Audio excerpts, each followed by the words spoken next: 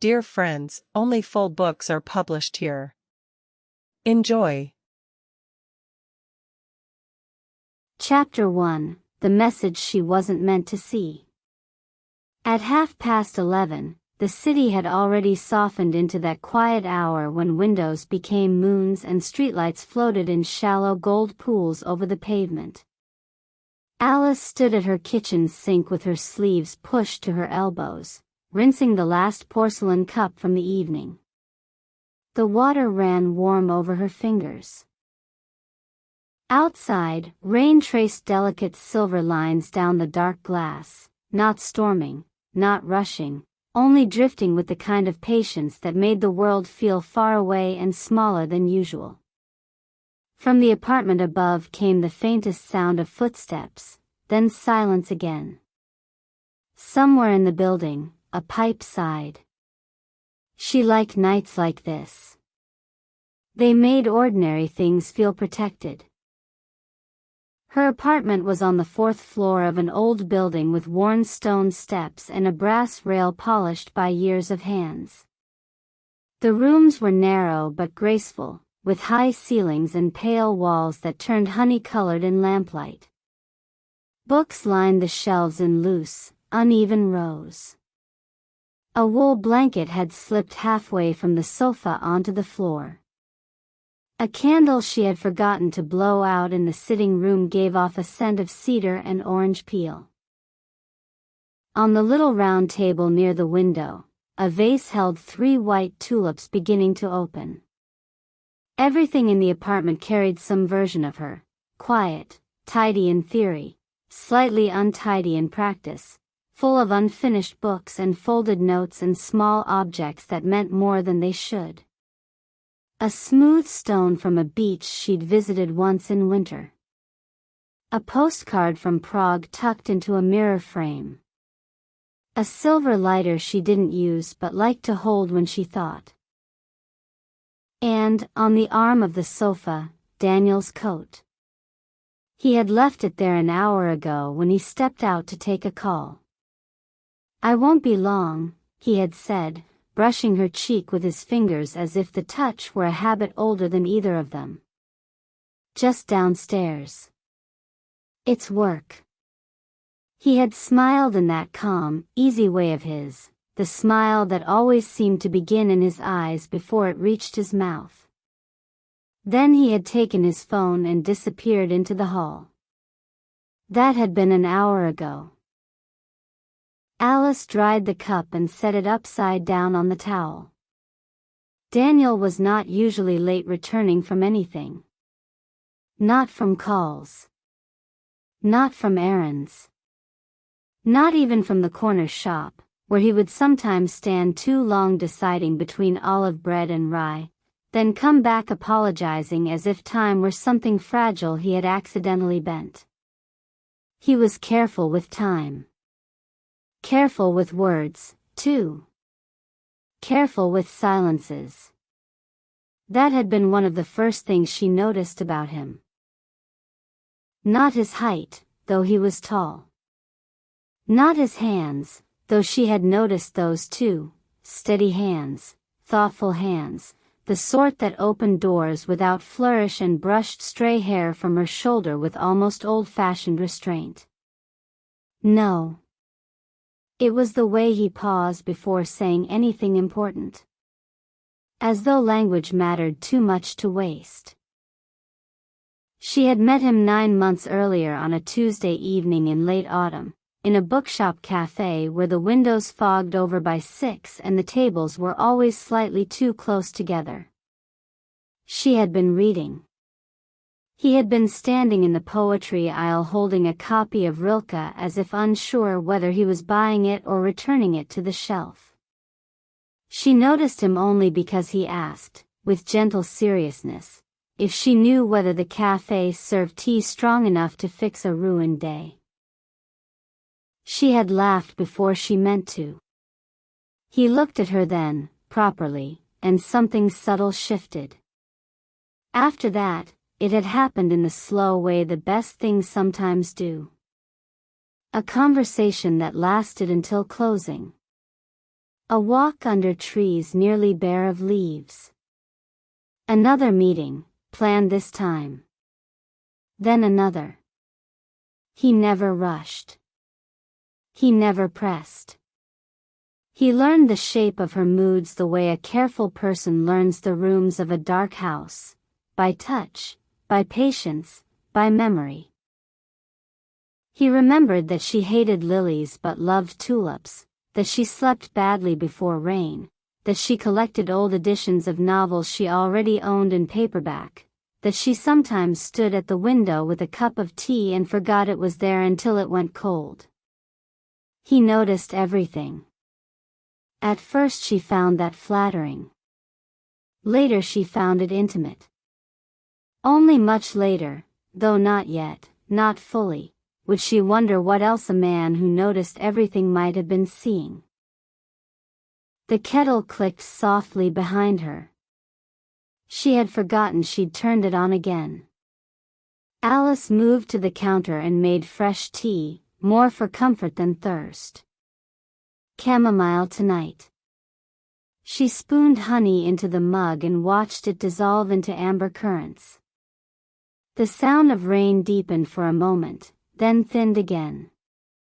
Still no Daniel. She checked the clock above the stove. 11:37. She told herself not to be dramatic. He was downstairs.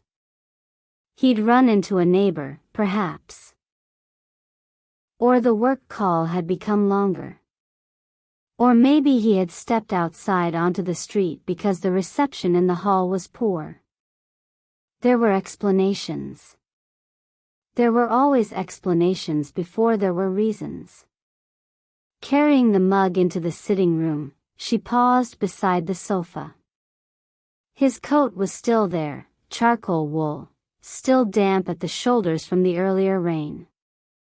Beside it sat the book he had been reading, face down in a manner she always scolded him for. On the coffee table rested her own phone, a glass dish of almonds, a folded newspaper, and the candle burning low. Everything looked undisturbed. Almost too undisturbed. Alice sat down and tucked her feet beneath her. She tried reading 2 pages of the novel open in her lap and absorbed none of it. Tried listening to the rain and found herself listening instead for footsteps in the hall. Tried not to feel the small, hard beat of unease rolling slowly through her chest. It was not fear. Not yet. Only that subtle sensation of a pattern interrupted. She put the book aside and glanced toward the coat again.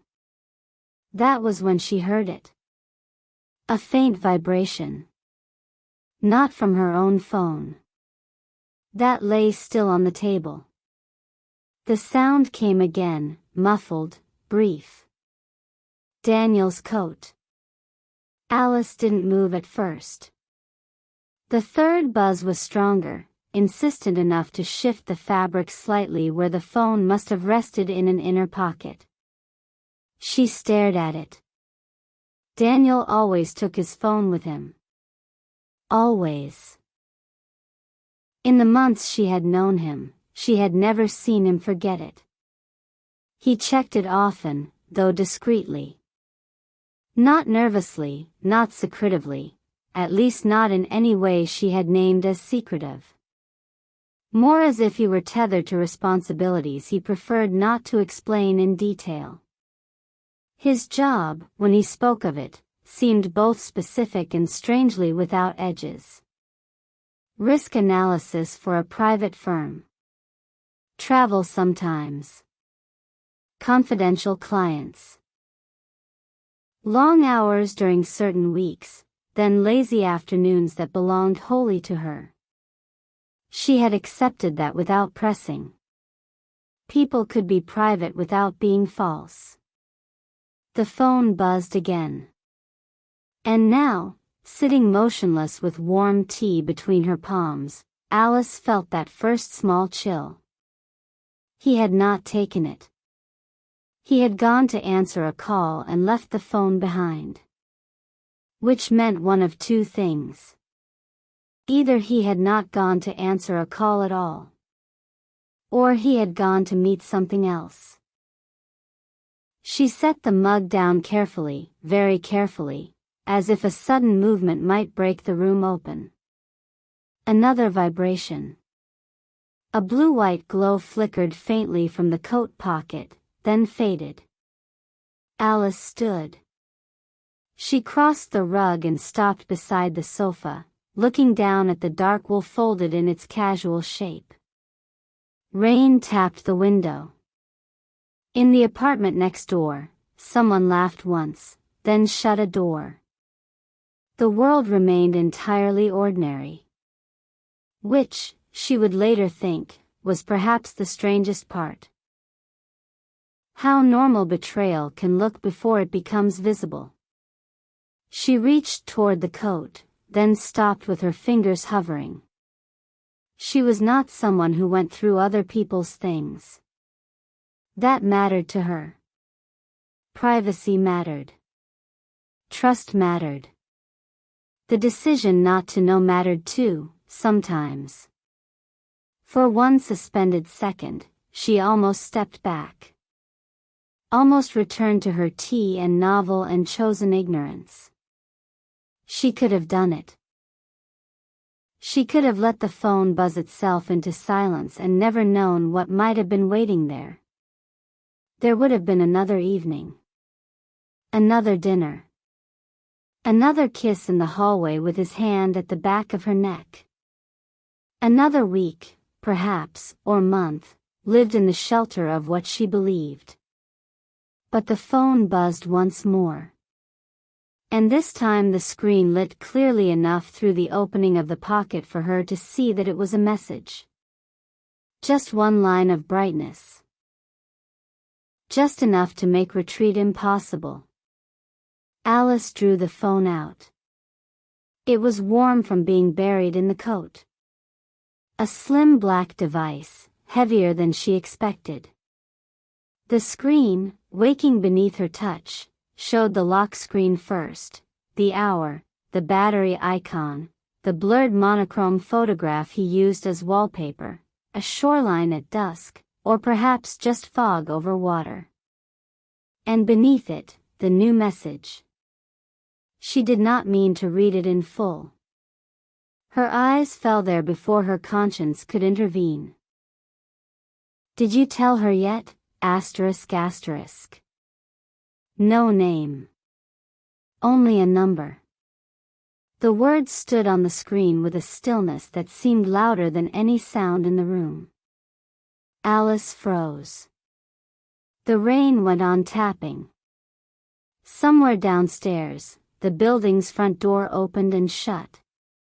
Her heartbeat became suddenly so distinct that it felt separate from her, a knock from another person inside her chest. Did you tell her yet? She read it again. And then a third time, because language changed under fear.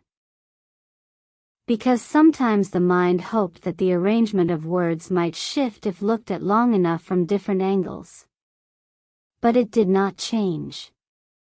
It remained plain, intimate, and terrible in its simplicity. Tell her what? The first thought came sharp and childish. This isn't about me. Then came the second. Of course it is. She sat down without realizing she was sitting, Daniel's phone in her hand, her own untouched tea cooling on the table. The room seemed both too close and far away, every object gaining strange detail. The edge of the rug. The wax pooling around the candlewick. A thread loose on the armchair. Her own breathing, shallow now. Did you tell her yet? There was no tenderness in the question. No friendliness either. It carried impatience. Familiarity. The tone of someone waiting too long for a promise to be fulfilled. She looked toward the door. Still nothing. He should have been back by now. Unless he was deliberately giving himself time. Unless he had discovered the phone missing and was downstairs in the hall searching pockets, retracing steps, calculating. Unless he was already on his way up the stairs. Alice's fingers tightened around the phone. She should put it back. That was the reasonable thing. Return it to the coat pocket. Forget the message. Ask him casually, perhaps, when he came in. Watch his face. Listen. But another thought had already entered and would not leave.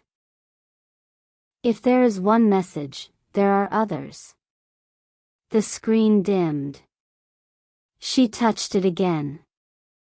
There it was, the lock screen, and beneath the message notification the soft invitation to open. She knew Daniel's passcode. Not because she had asked. Because she had seen him use it enough times. Noticed the movement. 4 digits, entered carelessly when he did not imagine himself watched. She had not meant to memorize them. But she remembered things. Numbers, pages, gestures. The way he once said her name in a train station full of strangers and somehow made it sound like a secret. Alice held still for a long moment.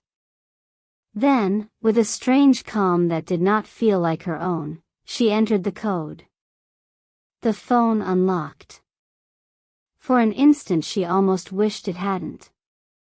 The home screen appeared. Dark wallpaper. Orderly folders. No clutter.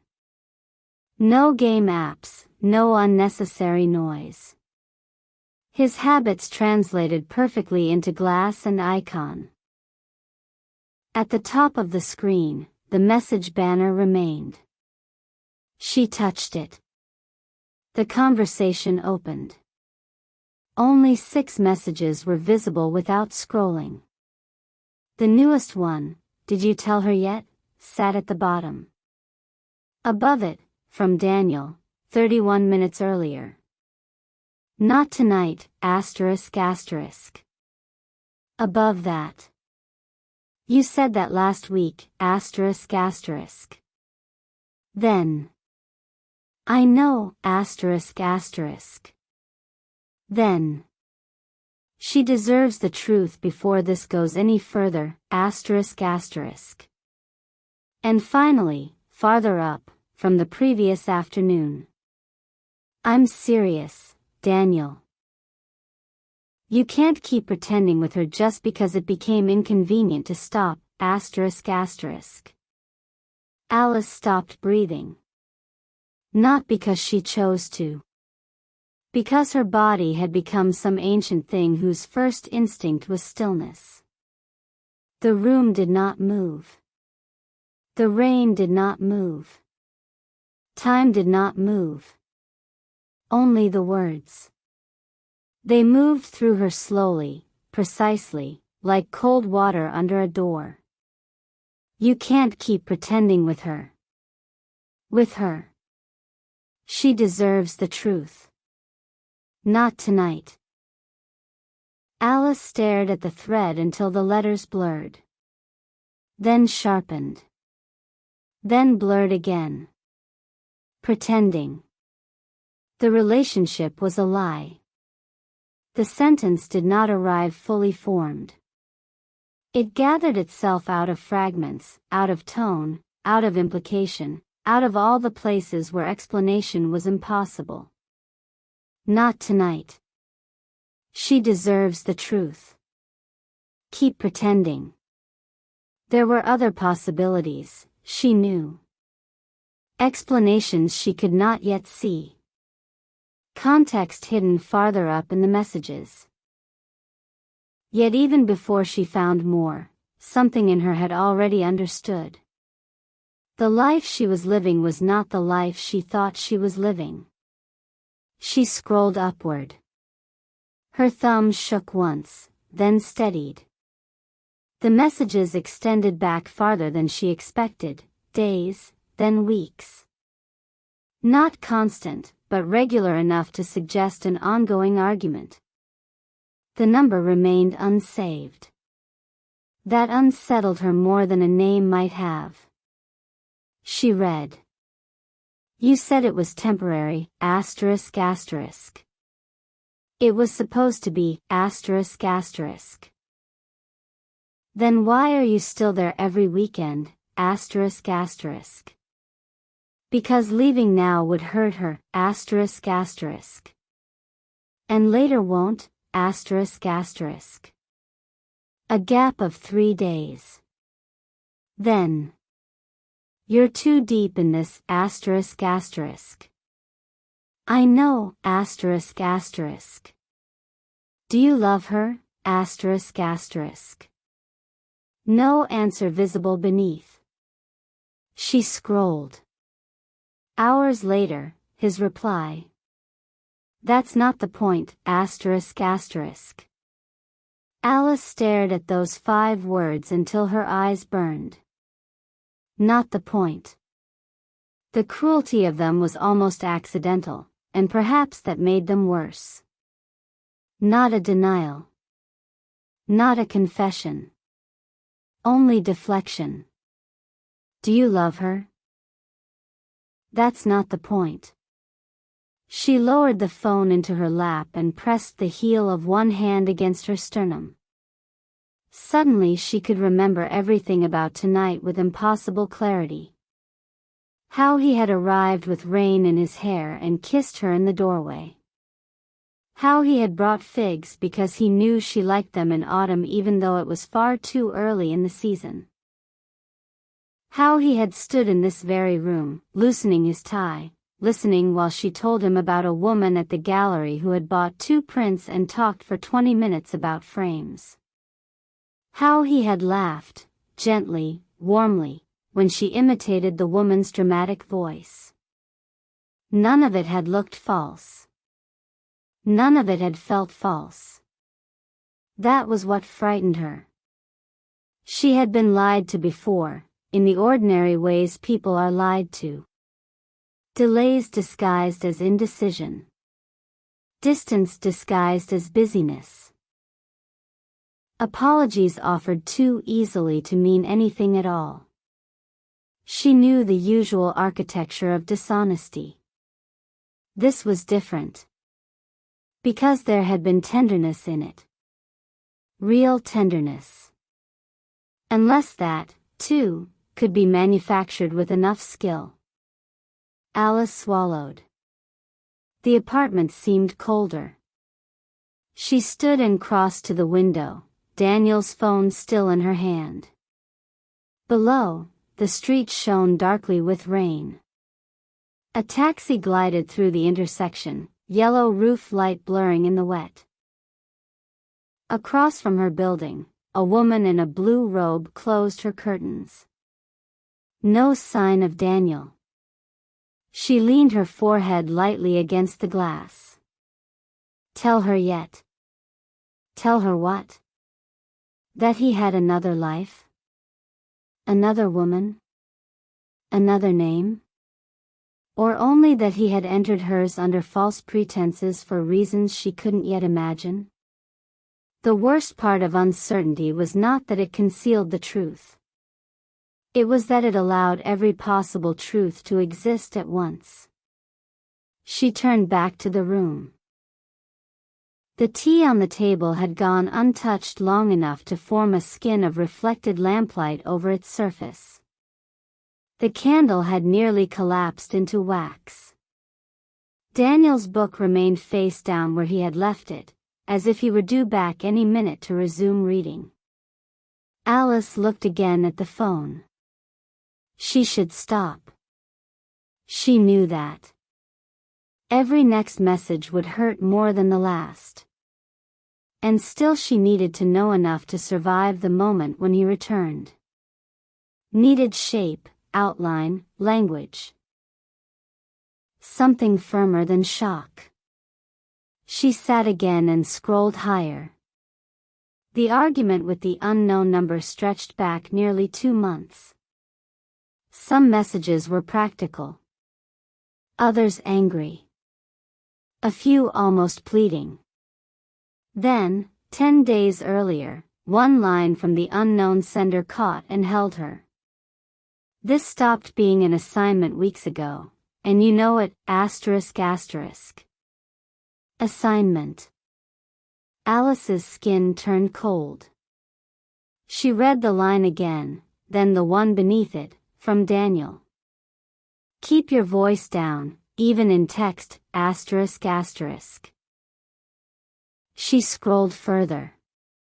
I warned you not to get personally involved, ***. You warned me too late, ***. Then finish it, ***.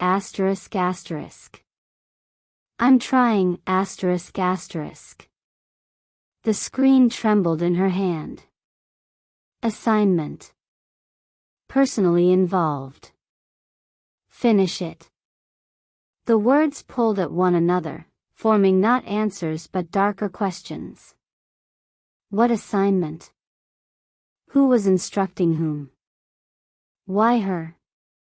Alice realized with a faint, disconnected clarity that she was afraid now in a different way than before. Not only heartbroken. Afraid. Until this moment, there had still been space for the most ordinary of betrayals. A hidden engagement. A complicated past. A long-kept lie of affection. But this language, assignment, personally involved, finish it, belonged to something else. Something colder. Something planned. Rain shivered harder against the windowpane. Alice looked toward the front door again. Still quiet. A memory surfaced without asking permission. 3 months ago, on a Sunday, she and Daniel had taken a train out to the coast. The day had been windy and bright, the sea rough enough to turn white over the black rocks. They had walked for hours. At one point she had asked, laughing, if he always noticed every exit in every room. He had smiled slightly. Occupational habit. And what occupation is that exactly? He had looked ahead toward the water. The tedious kind. She had let him evade it because his hand was warm around hers and because trust often disguises itself as generosity. She thought she was being kind by not prying. Thought love meant letting certain doors remain closed until the other person opened them willingly. Now she wondered how many doors she had mistaken for walls. She set the phone down on the table as though it might burn her. For several seconds she simply listened. The refrigerator hummed softly in the kitchen. Water ticked in the radiator. Somewhere below, a television murmured through old plaster. The world remained determinately gentle, and the gentleness felt almost obscene.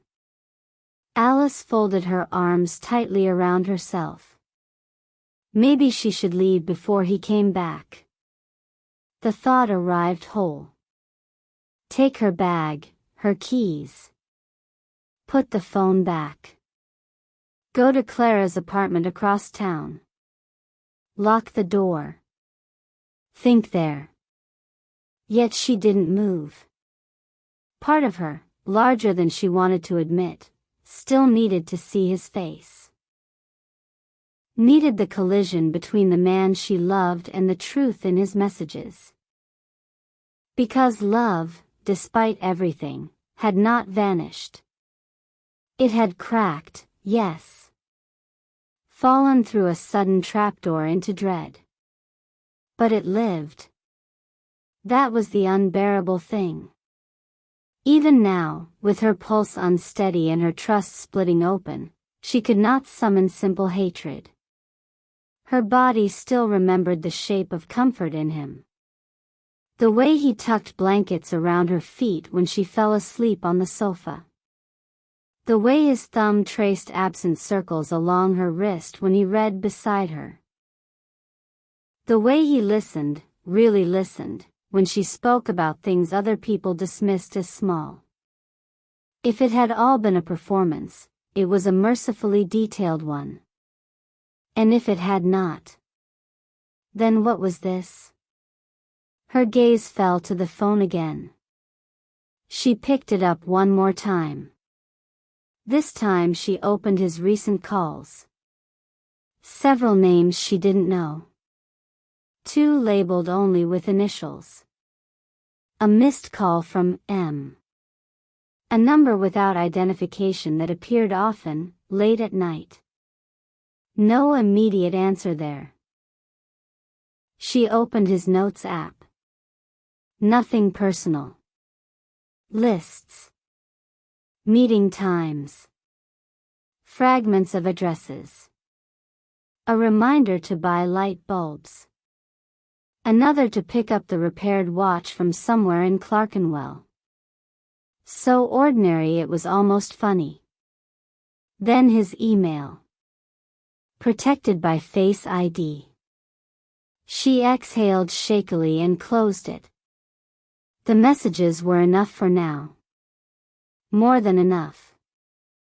As she returned to the conversation thread, one thing caught her eye near the top, an older image attachment.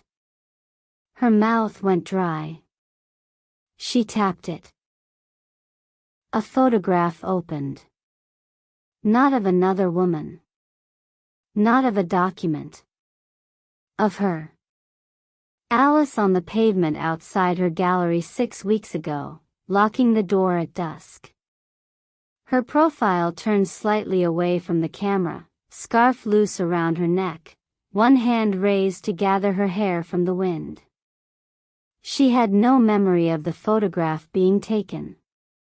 No memory at all. Below it, the message attached from the unknown number. You're not supposed to be sending me this. And Daniel's reply. Delete it. Her hand flew to her mouth. Every part of the room shifted. The candlelight. The rain. The tulips. None of them belonged to the life she thought she inhabited anymore. Because that was not a romantic photograph. It was not intimate, not the sort lovers keep when they miss one another. It was observational. Taken from a distance. Taken without her knowledge. An assignment. Alice set the phone down so fast it clattered against the wood. She stood and backed away from the table as if distance might restore proportion to things. Her heart pounded so violently that she thought for a moment she might faint. The window behind her felt suddenly too exposed. The front door too thin. The apartment no longer a sanctuary but a place someone had studied. Had he watched her before he met her? Chosen her? For what? Questions rose faster than thought could shape them. She pressed her palms hard against the edge of the mantelpiece and tried to breathe. 1, 2, 3. She was not weak. She was not foolish. Shock was simply the body registering that the map it used had been torn apart. Focus. What did she know? Daniel had messages suggesting he had been pretending with her. Someone had referred to an assignment. He had sent a covert photograph of her. He had left the apartment and forgotten his phone, or pretended to forget it. No. That last thought stopped her. Pretended. Was it possible? Alice looked slowly at the phone on the table. Could he have left it on purpose? To be found? To be read? The idea seemed absurd, then less absurd the longer she held it. If he had wanted to tell her and couldn't. If not tonight meant he was delaying, trapped. If leaving the phone behind had been an act of cowardice or mercy. Her mind recoiled from hope even as it produced it. Because hope, in moments like this, was dangerous. It built ladders over abysses that had no bottom. Still, she could not ignore the possibility. Daniel forgot nothing. Not his keys. Not a detail from a conversation 6 months old. Not her birthday. Not the way the bathroom tap needed a firmer turn to stop dripping. And yet tonight he had supposedly left behind the one object he never misplaced. Alice closed her eyes. She saw him as he had been an hour ago in her doorway, shaking rain from his coat, smiling softly, saying, "I won't be long." There had been something in his expression then, fatigue, perhaps. Or sadness. Something she had registered without naming. Had he known this moment would happen? The thought altered the shape of her fear. Not softened it. Only changed its edges. She opened her eyes and returned to the phone. She looked for the time stamp on the latest messages. 11:06 p.m. 11:08 p.m. 11:09 p.m. He had been sitting here, beside her, later than that. Had he sent them while she was in the kitchen? While she cut figs and cheese and told him about the gallery? The intimacy of that, his hidden conversation unfolding inside their evening, made nausea ripple through her. Another sound in the hall. Alice spun toward the door. Footsteps, distinct now, climbing. Slow. Measured. Not one of the neighbors with their heavier tread or hurried keys. These steps paused briefly on the landing below, then resumed. Her whole body went still. Daniel. There was no time to think. Only time to choose. She crossed the room, took his phone from the table, and for 1 second stood holding it at her side, unsure whether to replace it in the coat pocket or keep it visible. Her instinct said hide what she knew. Her anger said no. The footsteps reached her floor. A shadow darkened beneath the door. The key did not enter immediately. Instead there was a small silence on the other side, so slight it might have been nothing, might have been him standing with his hand on the knob, gathering himself. Then the lock turned. The door opened. Daniel stepped in, bringing with him a draft of cool air and the faint scent of rain and night pavement. His hair was damp at the temples. His shirt collar had come loose. His face, when he lifted it toward her, held the look of a man who has been thinking too hard in the dark. Then he saw her. Saw that she was standing in the middle of the room, not on the sofa where he had left her. Saw the phone in her hand. And stopped. For a moment neither of them spoke. The hallway light framed him from behind, turning his outline darker than the room.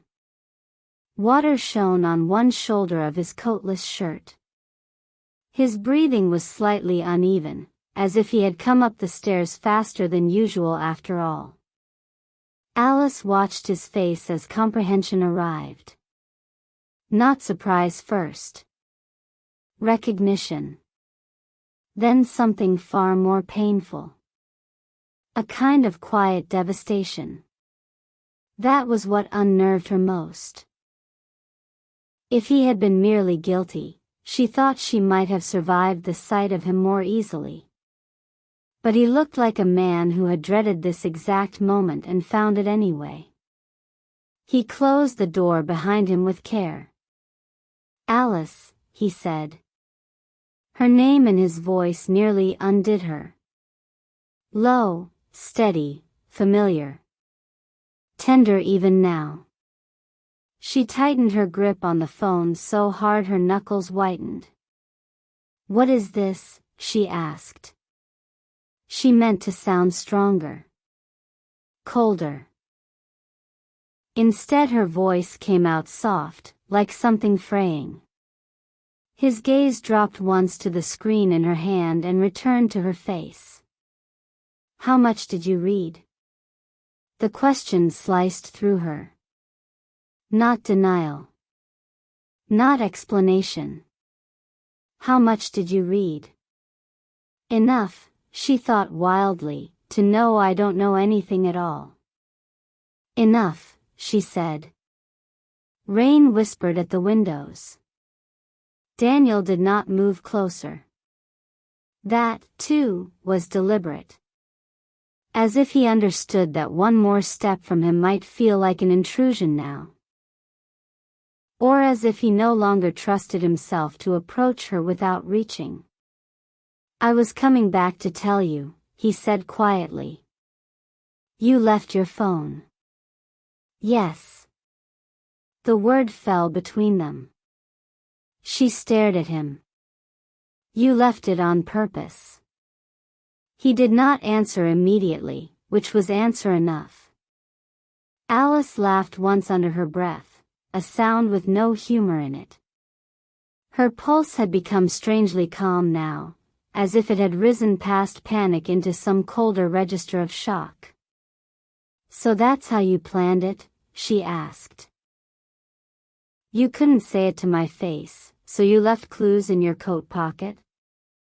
His jaw tightened. "It wasn't supposed to happen like this." "Then how was it supposed to happen?" He looked at her for a long moment, and in that look she saw too many things at once: regret, exhaustion, something protective, something broken. "I don't know anymore." Her eyes burned.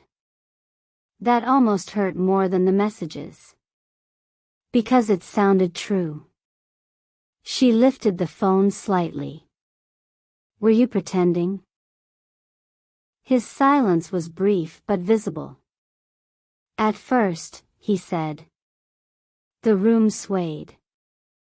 Alice did not move, but something within her seemed to slip a few inches downward, as if the floor inside her had given way. At first. Such a small phrase. Such an immense ruin. She should have shouted then. Thrown the phone. Ordered him out. She knew, abstractly, what dignity might require.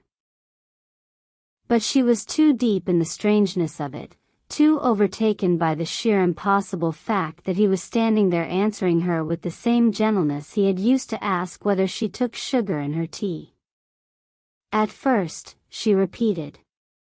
So it was true. He closed his eyes briefly. Yes. The candle guttered on the table and went out, leaving only lamplight and rain and the trembling quiet between them. Alice thought of the first night in the bookshop cafe. Of the coast. Of winter mornings when he made coffee in her kitchen as if he had always belonged there. Of his hand warm at the small of her back on crowded sidewalks. Of the tulips. And underneath all of it, another thought moved slowly into place. But the feelings are real. She did not know why she thought it then.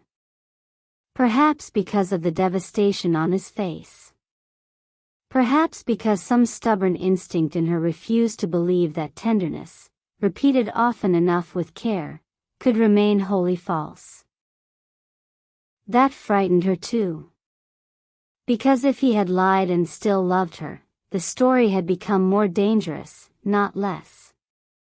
Her throat tightened. "Who are you, Daniel?" He looked at her with such sorrow that for one unbearable second she wanted him simply to lie. To offer some smaller betrayal she could understand. An affair. A fiancé. Debt. Anything human-sized. Instead he said, very softly, "That's what I was trying to tell you." And Alice, standing in the center of her once safe room with his phone in her hand and the rain writing silver lines down the dark window behind him, understood that the night she had thought was ending had only just begun. Chapter 2: The Words That Changed Everything. For a long time after he said it, neither of them moved. Alice stood in the center of the sitting room with Daniel's phone in her hand, and the silence between them seemed to gather weight, as if every object in the apartment had turned toward it. The lamp near the window cast a low amber pool over the rug. Rain slid in slow, glassy threads down the panes. The tulips on the table had opened further in the warmth, their pale petals almost luminous in the dim room. Somewhere in the building, a door closed with a muted thud, then all was still again. Daniel remained near the entryway. His face had changed in some subtle but unmistakable way. The expression she knew best, composed, attentive, gentle, was still there, but behind it now there was strain, and something older than strain. The look of a man who had been walking for too long with a wound pressed beneath his coat and had finally run out of ways to hide the blood.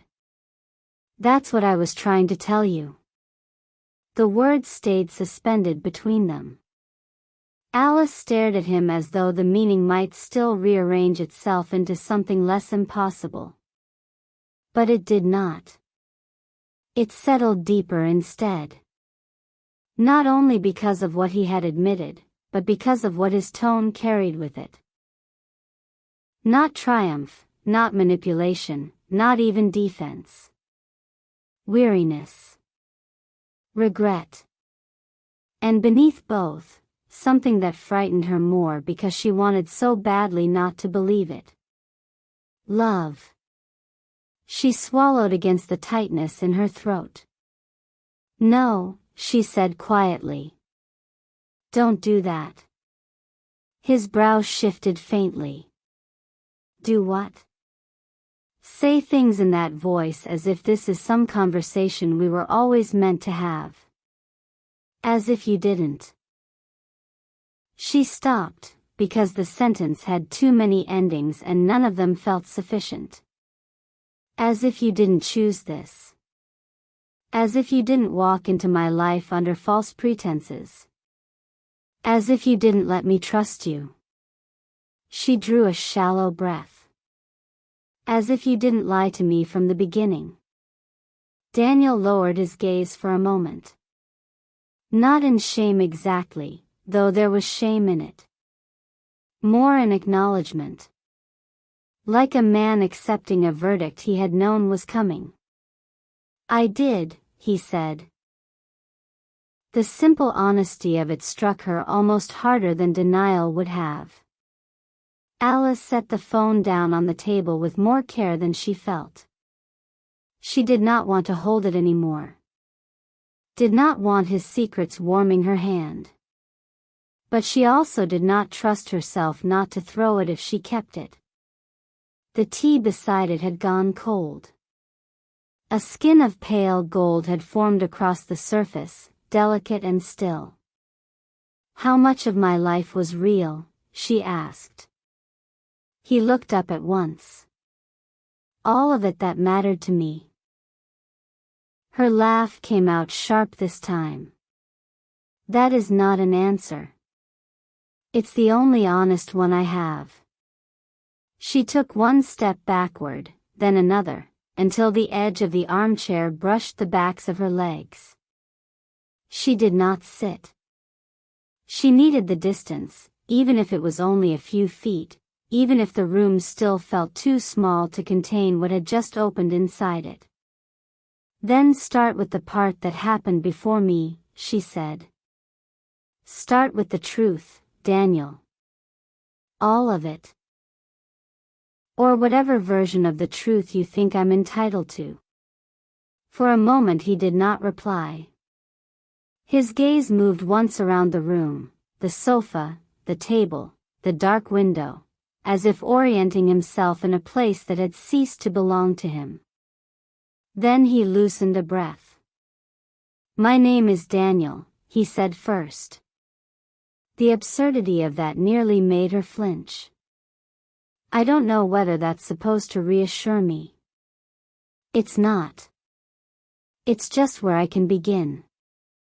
He was still standing by the door. Come farther into the room or leave, she said. I can't bear you standing there like a stranger. Pain crossed his face so quickly she might have imagined it. Then he stepped forward, slowly, until he stood near the far end of the sofa. Not close enough to touch. Not close enough that she had to smell rain on his skin. But close enough that the years, or months, she corrected herself bitterly, only months, between them rose again with dangerous clarity. He stopped there. Alice had the sudden, surreal thought that if she reached out now she could smooth the damp curl at his temple, the way she sometimes had when he came in from bad weather. Her body remembered the tenderness before her mind could forbid it. She folded her arms tightly across herself. Tell me who took that photograph, she said. He looked at her, and for the first time his composure flickered. I did. The answer landed cold. She had suspected it. Still, hearing him say it made her stomach turn. Why? His jaw tightened once. Because at that point I was reporting. The room seemed to narrow around the word. Reporting. Not following. Not observing. Reporting. Alice stared at him. To whom? He hesitated. I can't give you a name. Can't or won't? Both. The steadiness in his voice was not defiance. It was something more infuriating, certainty. As though there were lines even now he would not cross, even standing in her apartment with the ruins of trust at his feet. She looked at him with disbelief. You think there are still things you get to keep from me? No, he said softly. I think there are things that could put you in more danger if I say them badly. The sentence sank into her. Danger. She should have rejected it outright as melodrama, as one more tactic, one more layer of mystery designed to keep her off balance. But the messages had already broken the world of ordinary explanations. She couldn't pretend she was still standing inside it. From what? She asked. His silence was answer enough. From you? She pressed. No. The swiftness of that response was the first truly instinctive thing he had said all night. No. No hesitation. No careful calibration. It came from someplace deeper than strategy. Alice hated that it affected her. Hated that one part of her had listened for exactly that. She turned away from him and walked to the window. The glass was cool through her sleeve when she rested her fingertips against it. For floors below, the street shone under rain and street lamps. A solitary man with an umbrella crossed at the corner and vanished from view. The city felt both impossibly near and very far away. When did you first see me? She asked. Behind her, he did not answer immediately.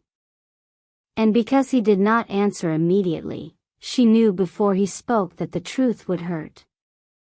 Before the bookshop. She closed her eyes. Of course. The cafe, the Rilke, the ruined day and the tea. None of it had been coincidence. How long before? A little over 3 weeks. Alice let out a breath that seemed to scrape on the way up. 3 weeks. 3 weeks of being watched without knowing it. 3 weeks in which he had learned the cadence of her days before he ever said her name. "What did you know about me?" she asked. There was a slight pause, the sound of him shifting his weight.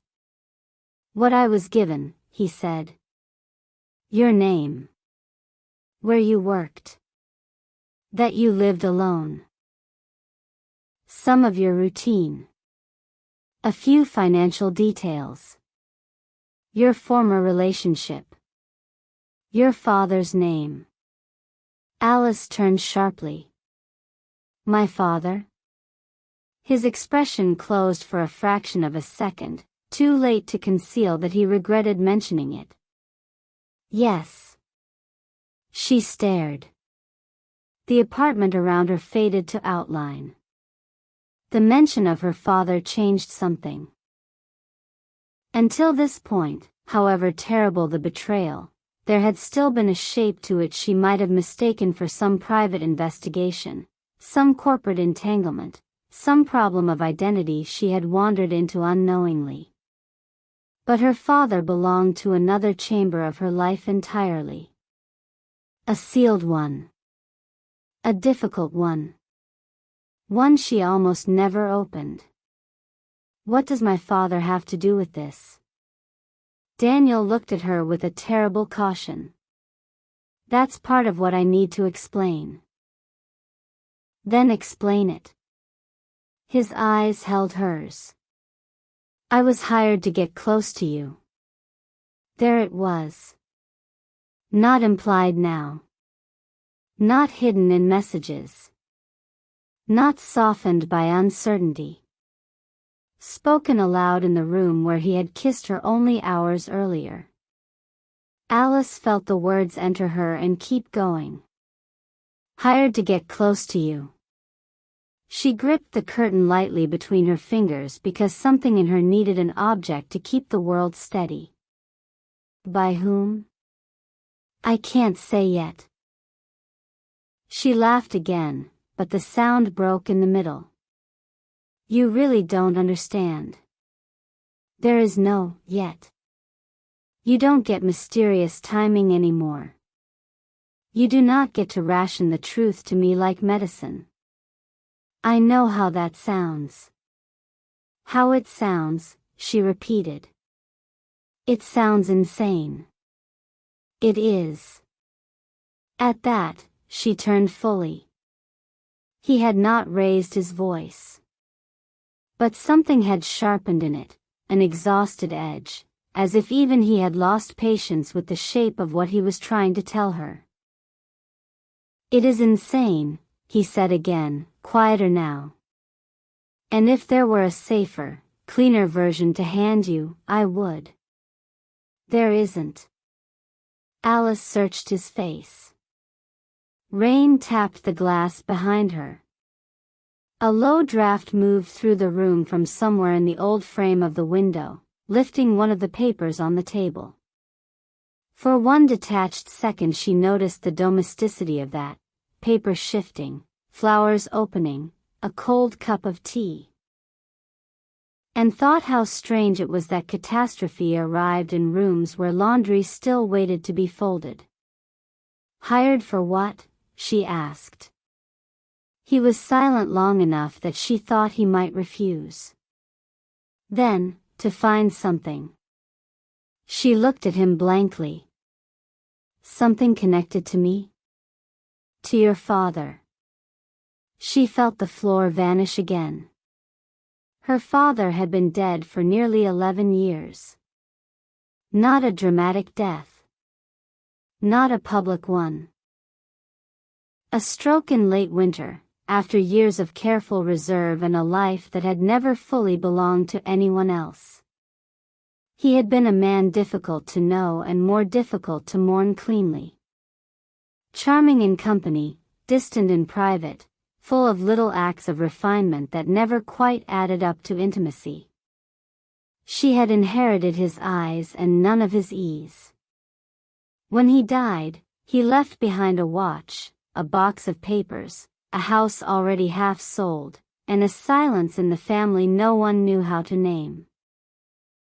Alice had loved him, in the complicated daughterly way one loves a parent who remains partly elsewhere even while sitting across from you at the breakfast table. And now Daniel was standing in her apartment saying that a dead man's shadow had somehow reached forward and arranged itself into her love story. "That's not possible," she said, though she no longer meant impossible in the literal sense. "Only unbearable." He did not contradict her. "I thought it was about documents at first," he said. "Letters. A ledger, maybe. Something he might have left behind without understanding its value. I was told you might have it." Alice shook her head slowly. "I don't." "I know." The certainty in that answer made her pulse hitch. "You know because you searched for it?" "No." "Then how?" He met her gaze. "Because if you had it, none of this would have happened the way it did." The room went very quiet. Alice stepped away from the window and came back toward the armchair, then stopped, restless and unable to settle. She felt too full of adrenaline to sit and too unsteady to remain standing. Every question seemed to split into three more the moment she touched it. "Start over," she said. "No euphemisms. No careful phrasing. Say it plainly." His face softened in a way that made her want to strike him and weep at once. "I was approached because of your father," he said. "A private client believed he had hidden records before he died. They believed you either had them or could unknowingly lead someone to them. I was asked to observe you, gain your trust, and report anything that might point to where those records were." Alice listened without moving. The words were clear. Their meaning was not. "What kind of records?" "I wasn't told precisely." "That's convenient." "It is infuriating," he said. "Not convenient." She searched his face for any sign of irony, any trace of performance. There was none. Only that same terrible earnestness that now seemed both precious and dangerous because she no longer knew when it had begun. "What did you report?" "At first?" "Your schedule. Who you met. Whether anyone from your father's life still contacted you. Whether you ever mentioned old papers, a storage unit, a key, a safety deposit box. The names of places you visited more than once." He stopped. Alice's skin prickled. "You mapped my life." "Yes." She stared at him. The brutality of his honesty was almost surreal. It gave her nothing to push against. No lie to expose. No evasion to punish. Just truth laid down cleanly like a blade. "And then?" she asked. His eyes shifted briefly to the table where the phone lay. And then it stopped being simple. Her throat tightened again. Because she knew what he meant. Or thought she did. And because a cruel, treacherous part of her wanted him to say it plainly anyway. "When?" He exhaled. At the cafe, I think. You expect me to believe that? No, he said. But it's still true. Alice looked away. The memory of that first night came back to her in fragments made newly painful by context. The steam rising from their cups. The dim shop lights. The rain on the windows. His half-smile when she told him he looked like a man trying too hard to seem unimpressed by poetry. Had it been real for him even then? Or had reality only begun later, after enough imitation? You were assigned to me, she said slowly, and you fell in love by accident. His mouth tightened faintly at the word accident. It wasn't like that. How was it? He was quiet for so long she almost repeated the question. Then he said, it was gradual. Which made it worse. The room seemed to breathe around them. I kept thinking I could finish what I started without letting it become personal, he said. Then every ordinary thing became personal. The way you lined up your brushes by size without realizing it. The way you apologized to furniture when you bumped into it. The fact that you never let a wilted flower stay in water too long because you said it was cruel. Alice closed her eyes. She had said that once. Not as something important. Only idly, while throwing away roses gone brown at the edges. He remembered. I began knowing details because it was my job, he continued. Then I started collecting them for reasons that had nothing to do with work. That's the truth I didn't want to look at. Her eyes opened again. The pain in her chest had become oddly layered now, not diminishing but deepening. Betrayal beneath tenderness, tenderness beneath betrayal, until she no longer knew which one wounded more. And you said nothing, she whispered. No. You kept going. Yes. Why? Something moved across his face then, something darker than shame. Self-contempt, perhaps. Because I told myself I could protect you better from inside it than from outside. She stared at him. That is the most arrogant thing I have ever heard. I know. And absurd. Yes. And possibly monstrous. At that, his gaze lowered. Yes. The rain softened. The street below hissed once as a car passed over wet pavement, then the sound was gone. Alice pressed her fingertips to her temple. Her head ached. Not with confusion exactly, but with too much coherence trying to arrive at once. You said someone believed I could lead them to whatever this was, she said. How? You inherited more than you knew. I inherited a box of papers and a silver watch and a debt on a house no one wanted. There may be more. Maybe. He nodded once. They thought your father was careful enough to hide something inside something else. They believed if you ever stumbled toward it, it would happen naturally.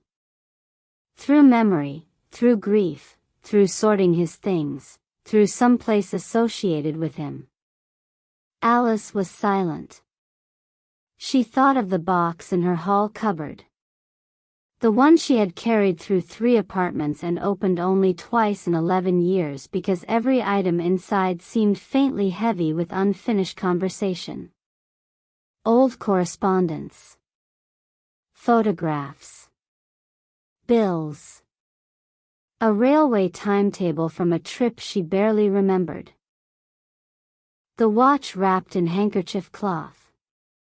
A fountain pen with a cracked cap. Half a dozen notebooks in her father's spare, precise hand, mostly dates and appointments and short observations about weather. Nothing of obvious value. Nothing worth this. At least nothing she had ever recognized. Daniel watched her face carefully. "You're thinking about the box," he said. She looked at him sharply. His expression changed at once. "I'm sorry," he said. "That wasn't." "No. Of course you know about the box." The bitterness in her voice was quieter now, which made it worse. Exhaustion had begun to settle over her shock like fine ash. Not enough to calm her. Only enough to make each emotion feel heavier. He said nothing. "Did you go through my things?" she asked. The answer came after one beat too many. "Not in here." "In here," she repeated. "You say that as if I should be relieved." His gaze held hers. "Once, before I met you. In your old flat." Briefly. Alice went very still. The old flat. The one with the leaky windows and the blue kitchen tiles and the warped floorboard near the bedroom door. The place she had lived before this apartment, before Daniel, before anything between them had a shape. He had been there. Not as a guest. Not invited. Her mouth went dry. "Was anything in my life mine?" she asked. And for the first time he looked like a man near breaking. "Yes," he said. "Everything I came to feel for you. Everything after the line I should have walked away from and didn't." That would have been easier to despise if he had said it less quietly. Alice turned from him again because she could not bear the sight of sincerity in the face of someone who had used deception to reach her. The contradiction was becoming intolerable. She needed him to be one thing or the other. Villain or lover. Fraud or fool. But he kept remaining both, and that made the world impossible. She moved to the bookshelf and rested one hand against the spines there. Old editions. Essays. Novels she had read in heartbreak and novels she had read in boredom. The tangible, innocent history of her own life. "I want to ask you something," she said without facing him. "Anything." She almost smiled at the absurdity of that word. "When you kissed me the first time," she paused, steadying herself, "had you already sent reports?" "Yes." The answer was immediate. That hurt. But then he added, just as immediately, "And I almost didn't kiss you because of that." She turned. "Almost?" His face was pale now in the low light. "I knew by then I should stop. I knew I'd crossed into something I couldn't excuse. But I wanted you. And wanting you had already become part of the problem." The honesty of that went through her like cold. Wanting you. Not theatrical. Not embellished. Only raw. Alice hated that her heartbeat changed. "You don't get to make this sound romantic." "I'm not trying to." "No?" "No," he said, and now there was strain in him again, visible and near the surface. "If I were trying to make it romantic, I would tell you I had no choice. That I was trapped from the beginning. That every wrong step was noble because it was for your sake. But that would be another lie. I had choices. I made the wrong ones. And then I kept making them because every day with you made the cost of telling the truth higher." She stared at him. The room felt warm and cold at once. A terrible memory surfaced, 2 months ago, waking in the blue hour before dawn to find him already awake beside her, looking at her with an expression she had been too sleepy to read. When she asked what it was, he had only said, "Nothing. Go back to sleep." She wondered now if he had been deciding whether to leave then, or whether to stay and deepen the wound. "What changed tonight?" she asked. At that, a different silence entered. Daniel glanced once toward the door, then to the dark window. "They were moving too quickly," he said. "I thought I had more time." "They?" "The people behind it." "Behind what?" His voice lowered. "Whatever your father took." Alice listened carefully now despite herself. The air in the apartment seemed finer somehow, thinner. The rain outside had dwindled almost to mist. The quiet that followed felt attentive, as though the city itself were listening. "My father didn't take anything," she said. "You don't know that." "I know him." Daniel said nothing. The restraint in that silence enraged her more than contradiction would have. "You think because he was reserved he must have been hiding secrets?" "I think reserved men are often trusted with the wrong things." She drew a sharp breath. "You don't know him." "No," Daniel said softly. "I know what other people were afraid he knew." The sentence sank slowly, sending out cold rings through everything around it. Alice looked at him across the room, her chest tight, her mind trying to assemble an image of her father that could hold both the man who corrected her grammar at breakfast and the man strangers might hunt a decade after his death. "Why me?" she asked. "If they wanted his papers, why not search the house? Why not search whatever storage you think existed? Why build a relationship around me?" "They did search," he said. "Years ago. More than once, I think. They found nothing. By the time I became involved, the theory was that he had access through memory rather than storage. Through someone rather than somewhere. Through me." "Yes." She let that settle. It sounded insane. It also sounded exactly like the kind of elaborate paranoia that grows when powerful people lose something and begin to suspect intention everywhere. A thought came to her then, cold and abrupt. "Were you the only one watching me?" Daniel's eyes changed. "No." The answer hit her harder than she expected. "How many?" "I don't know exactly." "That's not good enough." "I know." "Give me something." He hesitated. "At least 2 others over the last year. Maybe more intermittently. I only had direct contact with one." "The one texting you?" "Yes." Alice looked toward the phone on the table. That anonymous thread no longer felt merely invasive. It felt like a window into a machinery she could not yet see. "Who is M?" she asked suddenly. His gaze sharpened with surprise. "You checked my calls." She gave him a flat look. He nodded once, conceding the absurdity of the observation. "Mara," he said. "The one from the messages."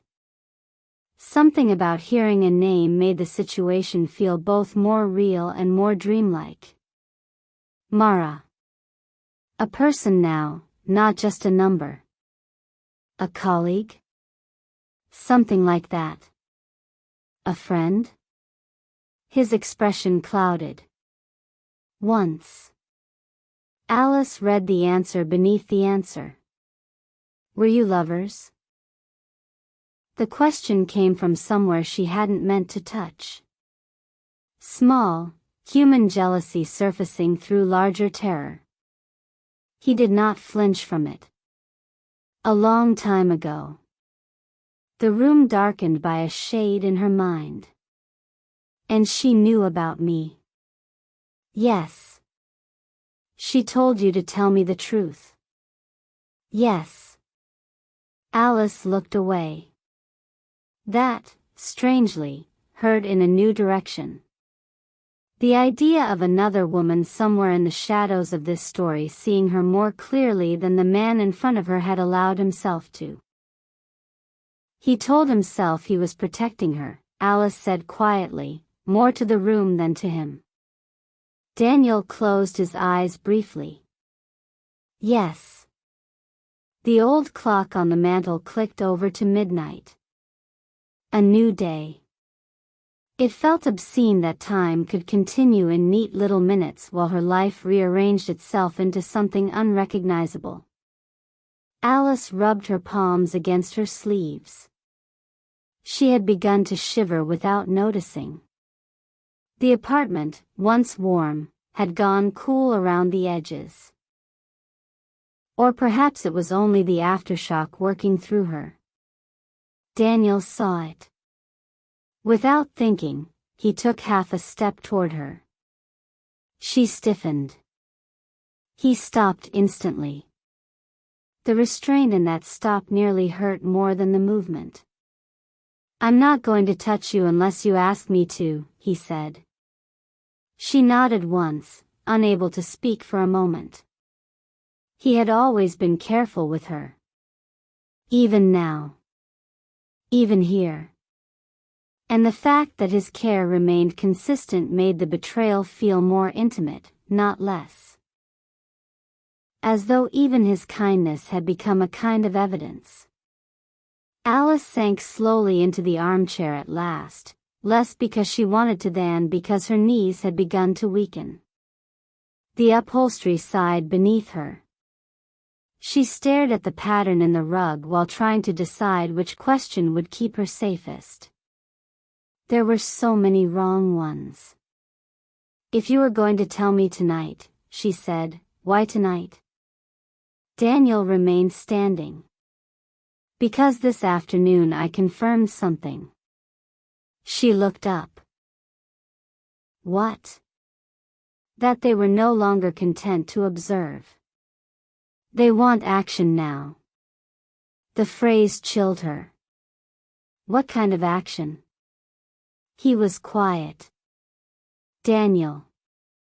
They think you're closer than you realize. To what? He shook his head slightly, as if disgusted by the limits of what he knew. Whatever it is your father left behind. Or took with him. Alice sat very still. The room around her felt suddenly like a stage set after the audience has gone. Familiar surfaces, false safety. She thought of all the nights she had fallen asleep here with the windows cracked open, feeling entirely alone in the best way. She thought of the lock on the door, of the path she took to work, of the little routines that made a life visible to anyone patient enough to watch. A strange numbness began to spread through her. What exactly were they asking you to do next? His answer came carefully. Push you. Her fingers tightened on the arm of the chair. How? Get closer to your father's effects. Encourage you to revisit old places. Ask better questions. She stared at him. And did you? No. How can I know that? You can't, he said. Not yet. The honesty of that was almost unbearable. She wanted certainty and he kept handing her truth instead, which was messier and less merciful. Alice leaned back and looked up at the ceiling for a moment.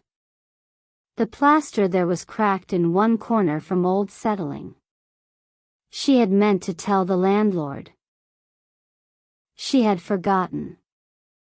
Such a ridiculous thing to think now, but thoughts will reach for the ordinary when the extraordinary grows too large.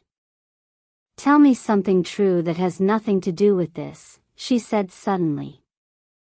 He blinked. "What?" "Anything. Something that wasn't part of your assignment. Something only you know because it mattered to you." A faint change came over his face, like grief lit from behind. "You grind coffee too fine when you're anxious," he said after a moment. "You don't notice you're doing it. The whole kitchen smells stronger on those mornings." She looked at him and felt the breath catch painfully in her chest. He continued, voice low. "You hum when you read, but only when you're alone enough to forget yourself. You keep the first page of every sketchbook blank because you hate the pressure of beginning well. You still sleep with one foot outside the blankets even in winter. You talk to your father in your head when you're angry, though you'd deny it if anyone asked." Alice went rigid. "How do you know that last one?"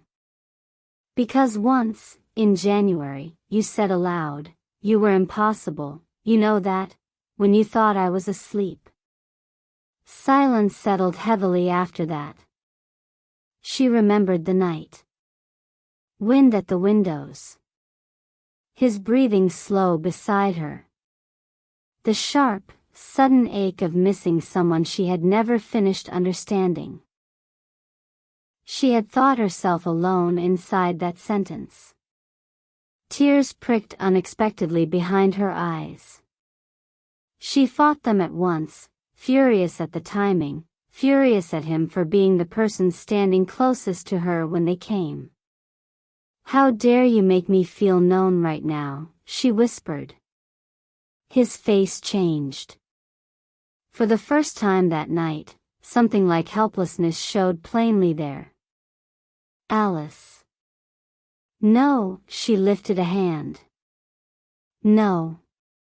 Don't use my name like that.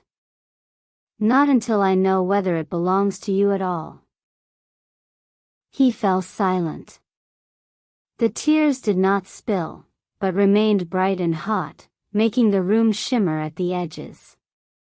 After a while she asked, "What did you think would happen when I found out?" Daniel looked at her for a long moment. "I thought you would hate me." "Do you think I don't?" He gave a small, sad shake of the head. "I think if you hated me simply, this would be easier on both of us." The terrible thing was that he was right. Alice looked at the phone on the table again. Mara's messages. The photograph. The thread of cold evidence winding through warm memories until she could no longer separate them cleanly. "Did you ever plan to leave before tonight?" she asked. "Yes." "When?" "Several times." "That's not an answer." "The first time was after the coast," he said. "The second was in December, when you gave me the key and I realized what I'd let happen. The third was 3 weeks ago." "And why didn't you?" His eyes held hers. "Because every time I tried, the thought of walking away without warning you felt worse than staying one more day." "One more day," she repeated faintly. "That's how people ruin lives." "Yes." He said it so quietly it barely reached her. Alice covered her face with one hand and breathed against her palm. Her skin smelled faintly of soap and cold tea. When she lowered her hand again, he was standing exactly where he had been, not moving, not crowding her. waiting with the stillness of someone who knows any motion might count as pressure. "Do you love me?" she asked. There. At last. The question she had been circling since the first message, since the first not the point, since the first impossible crack in the life she thought she understood. His answer was immediate. Yes. No qualifier. No strategy. Only yes. Her chest hurt. She almost wished he had hesitated, because then she could have dismissed it. But he did not. The certainty of him made it infinitely worse. Alice looked down at her hands. The relationship was a lie. But the feelings are real. That was the truth now, or some ruinous version of it. And because it was true, she could not sort herself into clean moral pieces. Anger remained. Horror remained. Betrayal stood like broken glass in every corner of the room. Yet beneath all of that there was still the terrible knowledge that if he crossed to her now and held out his hand, some lonely, disloyal part of her might still want to take it. That frightened her more than his secrets. "What do you want from me now?" she asked. He did not answer right away. When he did, his voice had gone softer still. "I want you to leave this apartment tonight." She stared. The shift was so abrupt that it took a second to register. "What?" "I want you somewhere they don't expect. Somewhere not tied to your known routine. With someone you trust." Her pulse quickened. "You think they're watching this building?" "I think there's a chance." "And you stayed away from your phone for an hour because?" "Because I had to make sure I wasn't being followed back up." The room seemed to contract around the words. Alice stood so fast the armchair rocked behind her. "You should have led with that." "I know. You always know after." Pain flickered across his face. "Yes." She began moving then without plan, driven suddenly by the need to do something. She went to the hall table, then the kitchen, then back again, mind racing ahead of itself. Bag. Keys. Coat. Clara. Too obvious. Hotel. Worse. Police. Her thoughts stumbled there. What would she even say? "The man I love infiltrated my life because of my dead father and now thinks shadowy people want me to open a box in my cupboard?" Daniel watched her, alert but not interfering. "Alice," he said. "Listen to me."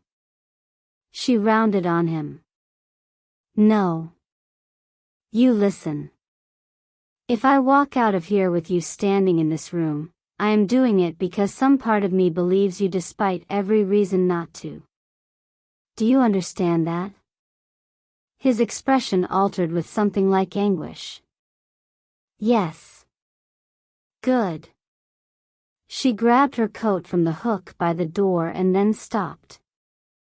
A new thought had entered, clean and chilling. "If I leave," she said slowly, "you'll come with me." He went very still. "No." Her eyes narrowed. "No? You'll be safer if I'm not beside you." That sounds noble. It's tactical. Or convenient. He shook his head. "If they know I turned, my being with you paints a target clearer, not smaller." Turned. The word lodged in her. As if there were a camp, a side, an allegiance he had now stepped out of. She hated that she understood it. Then what am I supposed to do? She asked. Trust directions from a man who built his way into my life under contract. Yes, he said, the word quiet and brutal. For tonight, yes. Alice stared at him. There was nowhere comfortable left to stand. Every possibility was an insult. Trust him and feel foolish. Refuse him and possibly walk into something worse. The old shape of the world had vanished. All choices now were made on unstable ground. Daniel took one careful step nearer the table and reached for a small paperweight there. Beneath it was a folded card Alice had not noticed before. He must have placed it there earlier in the evening, or perhaps during one of the moments she had been in the kitchen. He held it out. She did not take it immediately. What is it? An address. A place you can stay until morning. With whom? A woman named Evelyn Hart. She knew your father. She's expecting a call from you if it came to this. Alice looked at the card but not yet at him. You arranged this in advance. Yes. The knowledge stirred a fresh wave of anger. So while I was pouring tea, you were planning my evacuation. I was planning for the possibility that I failed to tell you well. Her hand shook once before she steadied it and took the card. The address written there meant nothing to her. A quiet street in Hampstead. An unfamiliar name. Elegant handwriting she did not recognize. She knew my father how? I can explain in the car. The car. Alice looked up sharply. No. He nodded once, already expecting it. Then I'll call one. No, she gripped the card harder. No cars arranged by you. No routes chosen by you. I'm not stepping into anything you control. He accepted that without resistance. That's fair. The reasonableness of it only made her more unsteady. The apartment had gone so quiet she could hear the little catch in the radiator before it warmed again. Midnight rain drifted softly at the windows. The whole night had become suspended around their breathing. Alice looked at him and saw not one man but several overlays of him at once. The stranger in the poetry aisle, the watcher with the camera, the lover in her bed, the liar by her door, the exhausted figure trying now to steer her away from danger he may or may not have helped create. I don't know what to believe, she said. His answer came low and rough. I know. That doesn't help. No. She closed her eyes briefly. When she opened them again, she was suddenly aware of how tired he looked. Not physically only. Though there was that too, the damp hair, the loosened collar, the strain in his shoulders. It was something in the eyes. The look of a man who had gone too long without rest because rest required innocence he no longer possessed. It softened nothing. But she saw it. And he saw that she saw it. Alice, he said, there isn't time for every answer tonight. Her anger flared again. Then you should have started sooner. Yes. He accepted that too. She let out a breath. Give me one reason, she said, one good reason, not sentimental, not about love, why I should believe that what you're doing now isn't just the final part of whatever you were sent to do. He looked at her steadily. Because if I were still doing what I was sent to do, I would never have let you see the phone. The answer struck her silent. There it was. The simplest truth in the room. If he wanted the game to continue, the last thing he would have done was fracture it this way. Unless... Her mind reached for the suspicion and stopped halfway. Because suspicion could multiply forever now if she let it. It could turn every possible act into performance until no reality remained at all. And though caution might save her, total distrust would drive her mad before dawn. She looked down at the card again. Evelyn Hart. A name from her father's world, perhaps. Another door opening in the dark. When she spoke, her voice was quieter. If I go there and this is another lie. I know. The answer was almost a whisper. She looked at him for one long second more. Then she turned away, crossed to the hall cupboard, and opened it. The box sat on the top shelf exactly where it always had. Brown paper, frayed string, her father's handwriting on one corner, A. Alice stared at it. All these years she had treated it like a relic of grief. A thing too heavy with unfinished feeling to examine properly. And now strangers had built a hidden architecture around it while she went on living as if the past were merely sad instead of dangerous. She lifted it down carefully. Behind her, Daniel said nothing. When she turned with the box in her arms, he looked at it with an expression she could not read. Not triumph. Not fear. Something nearer recognition, perhaps, or dread. You knew I'd take it, she said. Yes. I hate that. I know. She almost smiled then, but it would have been the smile of someone at the edge of tears, and she would not give him that. She set the box on the table beside the cold tea and the abandoned phone. The room suddenly seemed arranged around it, as if this modest packet of papers had been the true center of all things from the start. Alice drew on her coat slowly. Each movement felt detached, dreamlike. Sleeve. Collar. Buttons. Her fingers fumbled once at the second button and she had to start again. Daniel remained where he was. Not helping. Not touching. Only watching with a focus so careful it made her ache. When she was done, she picked up her bag and slid the card inside.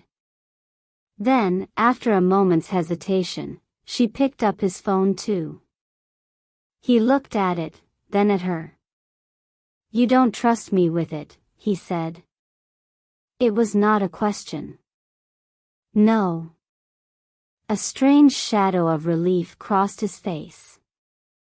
Good. She slipped the phone into her bag.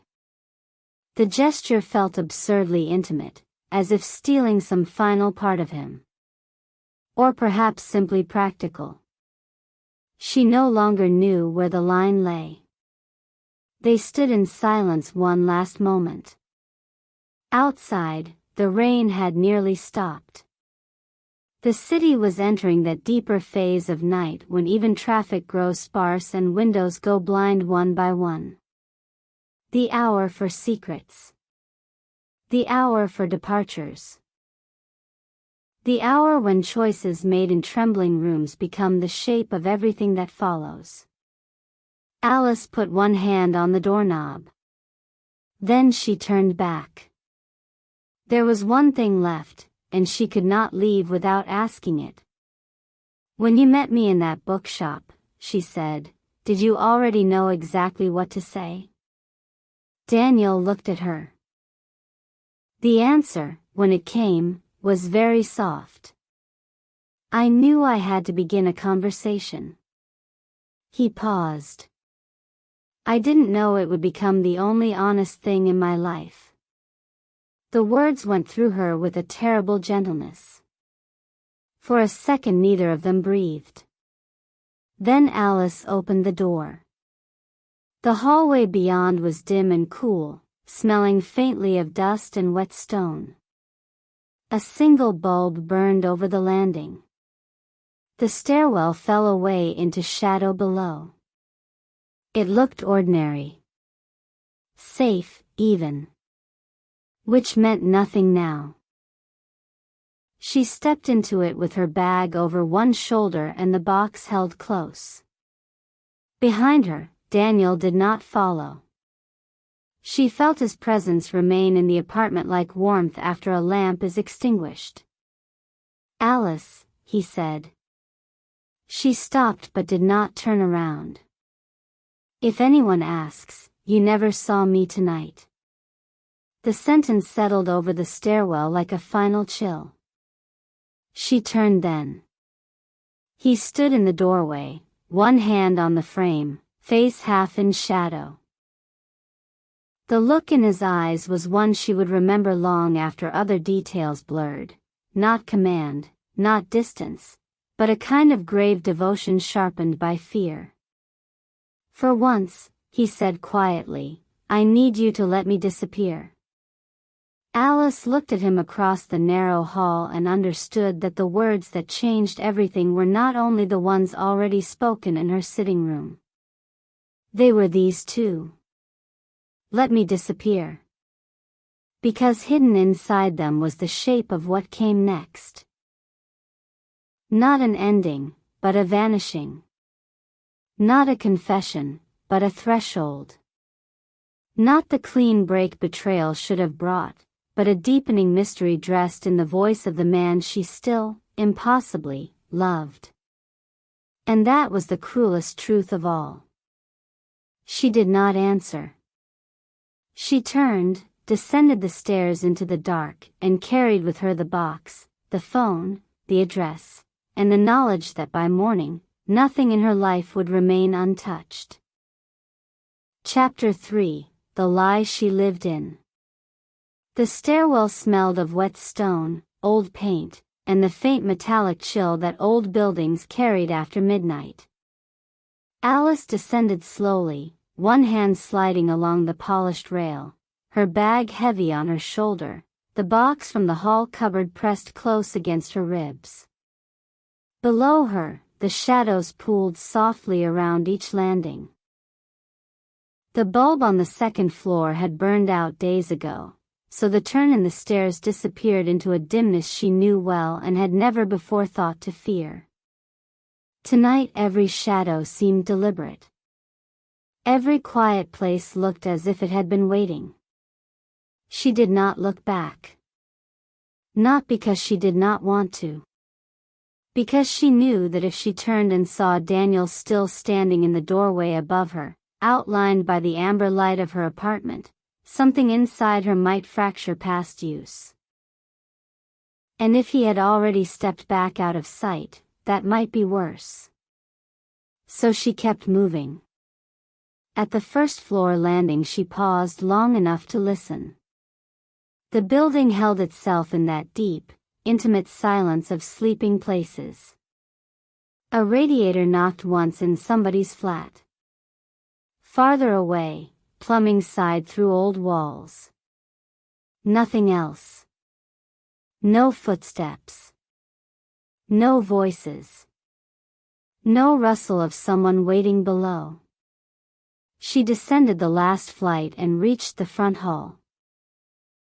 The tiled floor there gleamed with a few dark prints from earlier rain.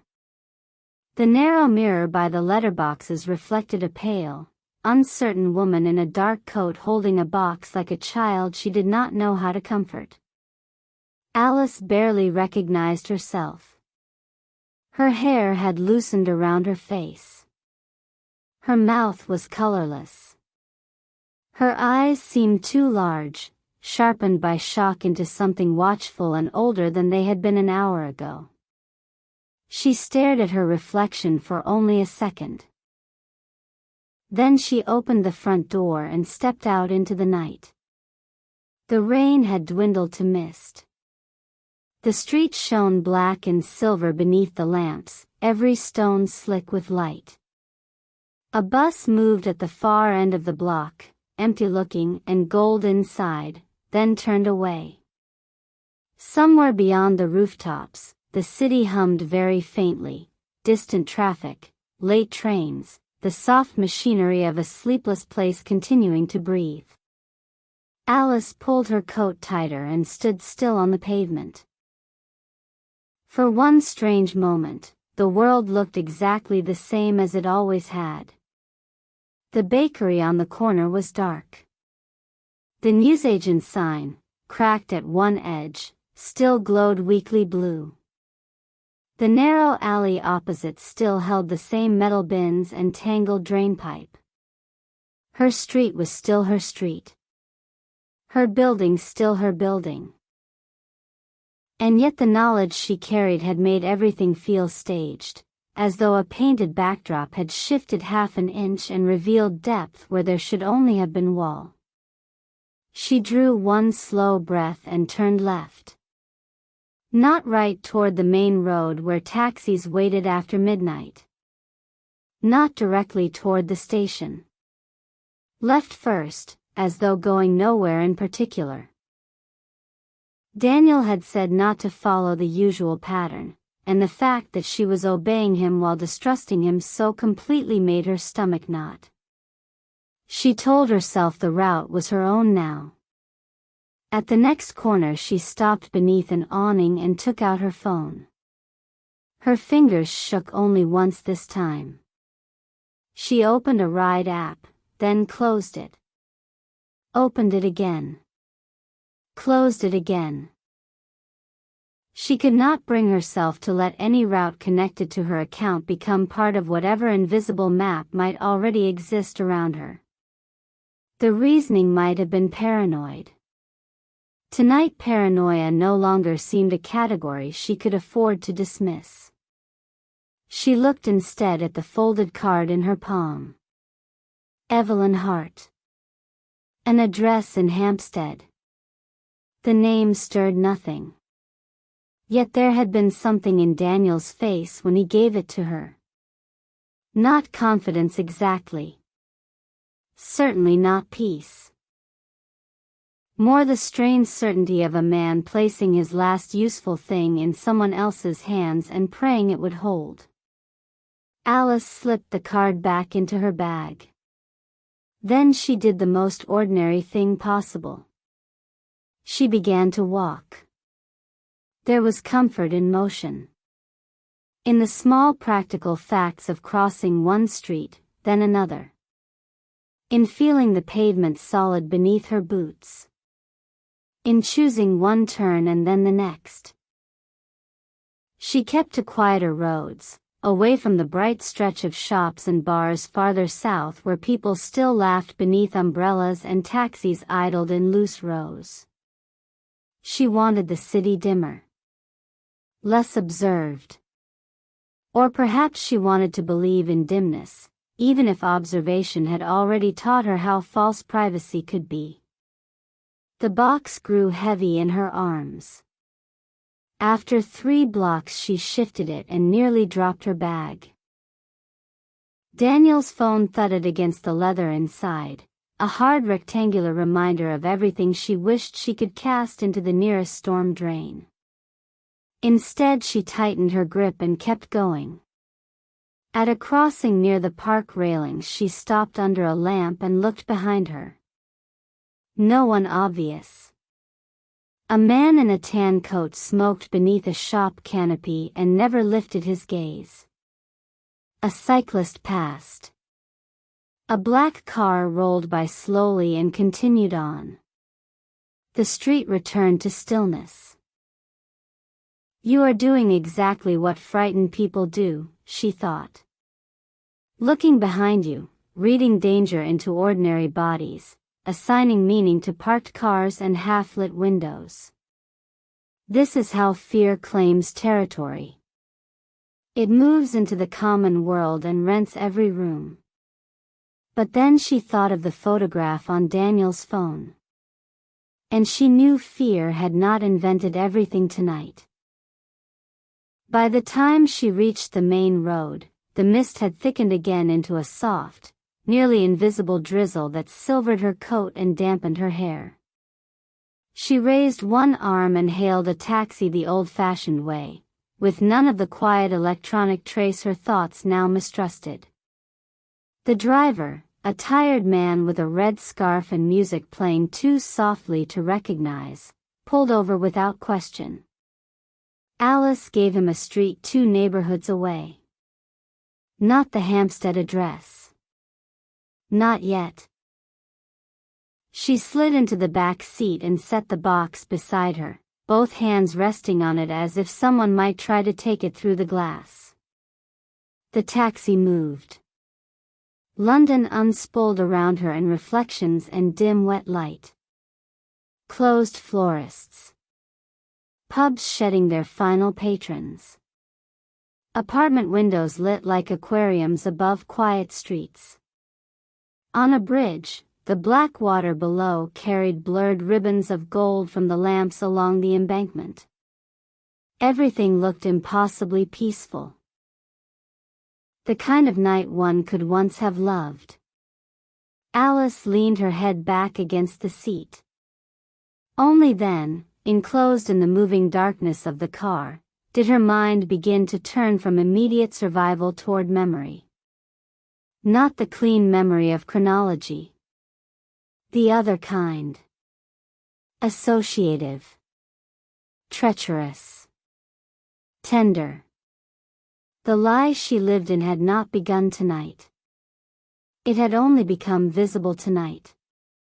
And visibility changed the temperature of everything that came before. She thought first of the bookshop cafe. Of course she did. Because beginnings are cruel once you learn they were staged. It had been raining that evening too, though harder than tonight, with wind that drove leaves in rust-colored spirals against the curb. Alice had gone there after work with damp hems and tired eyes and the vague intention of reading until she stopped thinking about a tedious conversation with a printer. She had chosen the table near the back shelves because no one wanted it. The radiator hissed too loudly and one leg of the chair caught against the warped boards. She liked it anyway. It felt unnoticed. She had ordered tea and taken out her book. Then, after 10 minutes of blessed silence, a male voice nearby had said, with dry seriousness, "Do you know whether they make tea strong enough here to fix a ruined day, or is that too much to ask of leaves?" She had looked up. Daniel stood there holding a slim black volume of poetry as though he had been interrupted mid-indifference. His coat was damp at the shoulders. His expression carried the shadow of amusement, but also hesitation, just enough of it to seem sincere. She had laughed. Not because the line was astonishing. Because of the way he said it, as if embarrassed by his own charm. Now, sitting in the back of the taxi months later, Alice pressed her mouth tight. Had he practiced that line? Had he chosen the book because it made him look harmless? Or thoughtful? Had he known already what kind of man she might trust? Had he watched her come there on previous Tuesdays and timed his entrance so neatly that coincidence would feel romantic instead of arranged? She shut her eyes. The taxi turned. Outside, rain feathered across the side window. At the time, what she remembered liking most was not the opening line itself but the conversation after. He had not dominated it. Had not pushed. He asked questions in a way that invited rather than cornered. He listened fully, not merely waiting for his next turn. When she admitted she mistrusted people who quoted poetry too beautifully on first acquaintance, he smiled and said, "Then I'll try to disappoint you gradually." It had seemed witty then. Now it sounded like prophecy. Alice looked out at the city again. The driver's profile reflected faintly in the rearview mirror. Streetlights moved in long bars over his hands. He was humming to the radio. Entirely ordinary. Entirely unconcerned with the fact that the woman in the back seat had just watched the narrative of her life split open into pretense and danger. She tried to hold on to that ordinariness. It was the only thing keeping the night from feeling unreal. At the first destination, a corner near a closed pharmacy in Bloomsbury, she paid, stepped out, and waited until the taxi pulled away. Then she crossed the road, doubled back once under the shelter of a colonnade, and stood still long enough to see whether anyone seemed to mark her movements. No one did. At least no one she could see. The knowledge no longer reassured her. After a minute she hailed a second cab. This time she gave the Hampstead address. The driver nodded and said nothing. As the city lifted northward around her, quieter and leafier now, Alice took Daniel's phone from her bag and held it in her lap. It remained dark. She could have turned it off. She did not. A part of her wanted it lit, active, wounded open. She wanted the evidence alive where she could see it. Another part of her, smaller, more secret, wondered whether he would try to call it. Whether there would be some message meant only for her now that the world between them had changed. The thought angered her the moment it formed. She turned the phone over and looked at its black reflective back. How many evenings had it lain on her table while he cooked in her kitchen or slept in her bed? How many times had she glanced at it without imagining that entire structures of deception sat folded inside? She thought of the intimacy of modern objects, how close they rest to the body, how warm they become in pockets, how they know more routes through a life than any diary ever could. When she unlocked it again, the thread with Mara remained open. Alice scrolled upward more carefully this time. There were long stretches with no messages at all, then clusters of tense exchanges. Whatever this was, it had not been monitored with mechanical regularity. That mattered somehow. It suggested argument, friction, delay, human failure. A message from 6 weeks earlier caught her eye. She's not what they thought. And Mara's reply. That's what you said about the last one. Alice's breath stopped. The last one. She stared at the screen until the letters doubled. Then, slowly, she scrolled farther, but there was no immediate explanation. Only a short answer from Daniel below it. This is different. Her pulse quickened in ugly, uneven beats. The last one.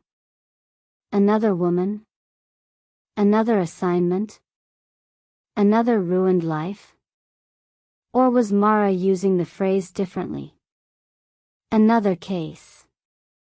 Another situation. Another name fed into the same machinery. It should not have mattered. Not with everything else already shattered. But it did. Because betrayal is greedy. It keeps reaching for new hurt. Alice locked the phone and put it away. She could not bear that line yet. The taxi moved through a district of large dark houses and garden walls made nearly invisible by wet hedges. Here the city sounded different. Softer. Less metallic. The streets rose and curved among old trees, their branches black against the clouded sky. The lamps were farther apart. Pools of shadow lay between them. At last the driver slowed. "That'll be the number, I think," he said. Alice looked up. The house stood back from the road behind a low brick wall and iron gate. Not grand, exactly, but gracious in the old London way. Pale stone steps, narrow windows, ivy darkened by rain, a brass knocker worn smooth by years. One upstairs light was on behind curtains. The rest of the house was shadow. She paid, took the box, stepped out, and waited until the taxi disappeared around the bend. Then she stood alone before the gate. What if this too was part of the design? The thought came not as panic but as exhausted logic. Daniel had lied from the beginning. He had admitted to entering her life under instruction. Why should this address be exempt from suspicion merely because he had handed it over with a grave expression and a soft voice? Yet if she rejected every offered path, she would end up wandering the city until dawn, clutching a box and a phone, mistrusting every lit window. There had to be a line somewhere between caution and madness. The brass latch clicked softly beneath her hand. She went in. The path to the front steps was lined with wet rosemary bushes whose scent rose sharp and green in the damp air. Alice climbed the steps and lifted the knocker. The sound carried into the house in two solemn echoes. For a moment, nothing. Then footsteps. Not hurried. Not startled. Measured, firm, older. The door opened. The woman standing there was perhaps in her late 60s, though there are faces that refuse easy arithmetic. She had silver hair drawn back at the nape, a dark wool shawl over a cream blouse, and eyes of such clear, direct gray that Alice felt herself understood before a word was spoken. In one hand she held a lamp. Its circle of golden light fell across the threshold, the steps, Alice's damp coat, the box in her arms. "You must be Alice," the woman said. Her voice was low and even, carrying neither surprise nor false warmth.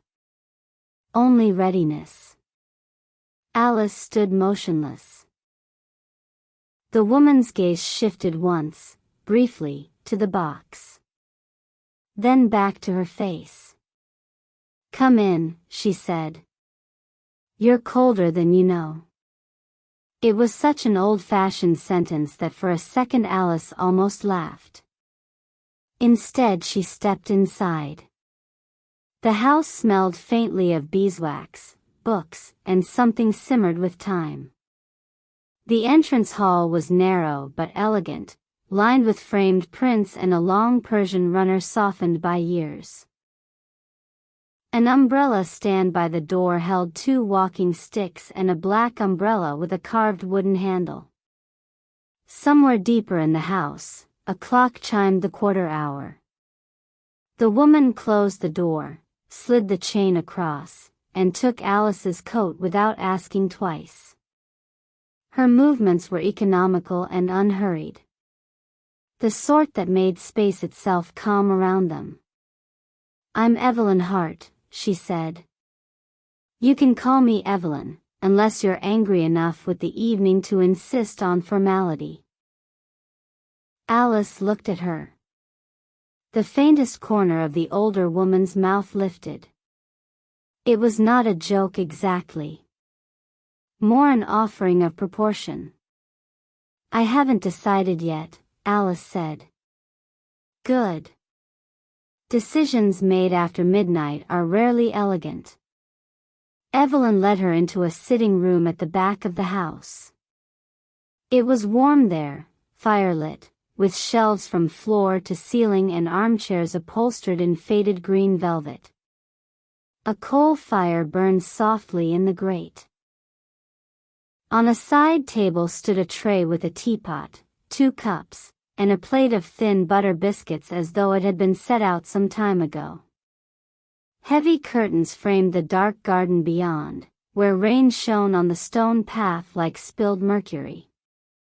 Alice stood just inside the room holding the box. Everything in her wanted to remain alert. To stay upright and braced and impossible to soothe. Yet the warmth reached her before resolve could organize itself. Evelyn gestured to the sofa. "Sit." Alice did not. Instead she asked, "How do you know my father?" Evelyn regarded her for a moment in the firelight. "That is the correct first question." She crossed to the tray and poured tea, unbothered by the tension in the room. "I knew him for nearly 20 years, she said. Some of them professionally. Some of them as a friend, though he was the sort of man one always had to put that word in careful quotation marks around."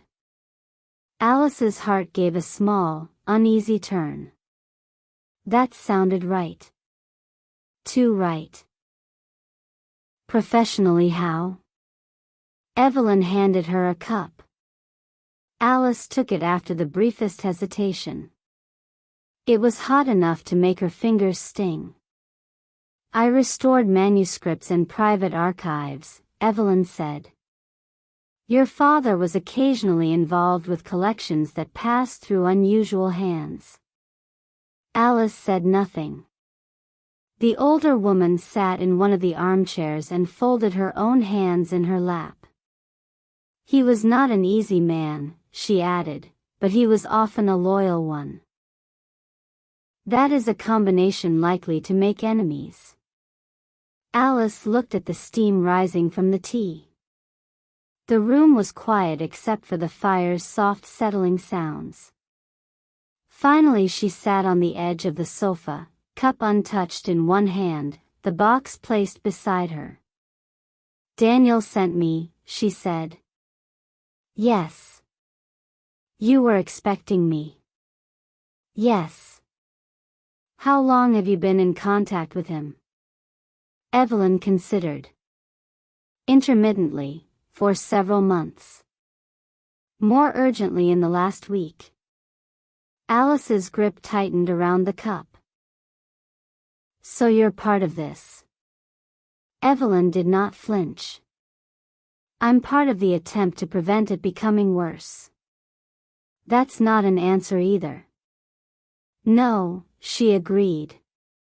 "It isn't." The fire shifted in the grate. Alice watched the older woman's face. There was nothing vague about it. Nothing slippery. Yet age sometimes grants people a manner of speaking that can sound like candor while still concealing a great deal. Alice had seen it in curators, lawyers, family friends. Precision used as veil. "Why should I trust you?" she asked. Evelyn's gaze moved once more to the box. "You shouldn't," she said. "Not quickly. But you may trust that your father knew me, that Daniel had only one safe place to send you at this hour, and that if I'd meant to hand you over to anyone, I wouldn't have waited for you to arrive under your own power." It was infuriatingly sensible. Alice looked down at her tea and, after a moment, took the first sip. It was strong, smoky, unsweetened. The warmth spread through her throat and chest with almost painful gentleness. Evelyn leaned back. "Now," she said, "tell me precisely what happened." So Alice did. Not elegantly. Not in order at first. She began with the phone message because that was where the world had frozen. Then the thread, the photograph, Daniel's return, his confession, the word assignment, the part about her father, the insistence that she leave. As she spoke, the events of the evening regained shape and weight. There was something frightening about hearing them aloud in a calm room. They sounded both more absurd and more real. Evelyn interrupted only once. When he said others were watching, did he imply recent physical surveillance or only past? Both, I think. Evelyn nodded, as though this confirmed something unwelcome. When Alice finished, the room grew still again. The fire sighed inward. At last Evelyn said, "He left the phone on purpose." "Yes." "And you believe that?" "I believed he meant me to see it." "Good." Alice looked up sharply. "Good?" Evelyn's expression did not change. Cowardly, perhaps. But good. It means he had crossed too far in one direction to remain useful to them and too far in the other to know how to speak plainly. Men in that state are dangerous, but sometimes still salvageable. Alice stared. The words should have shocked her more than they did. Perhaps she was too tired for surprise. Or perhaps some part of her had already known that Daniel had become not simpler but more dangerous the moment his feelings turned real. "You speak as if you know him well." "I know the type," Evelyn said.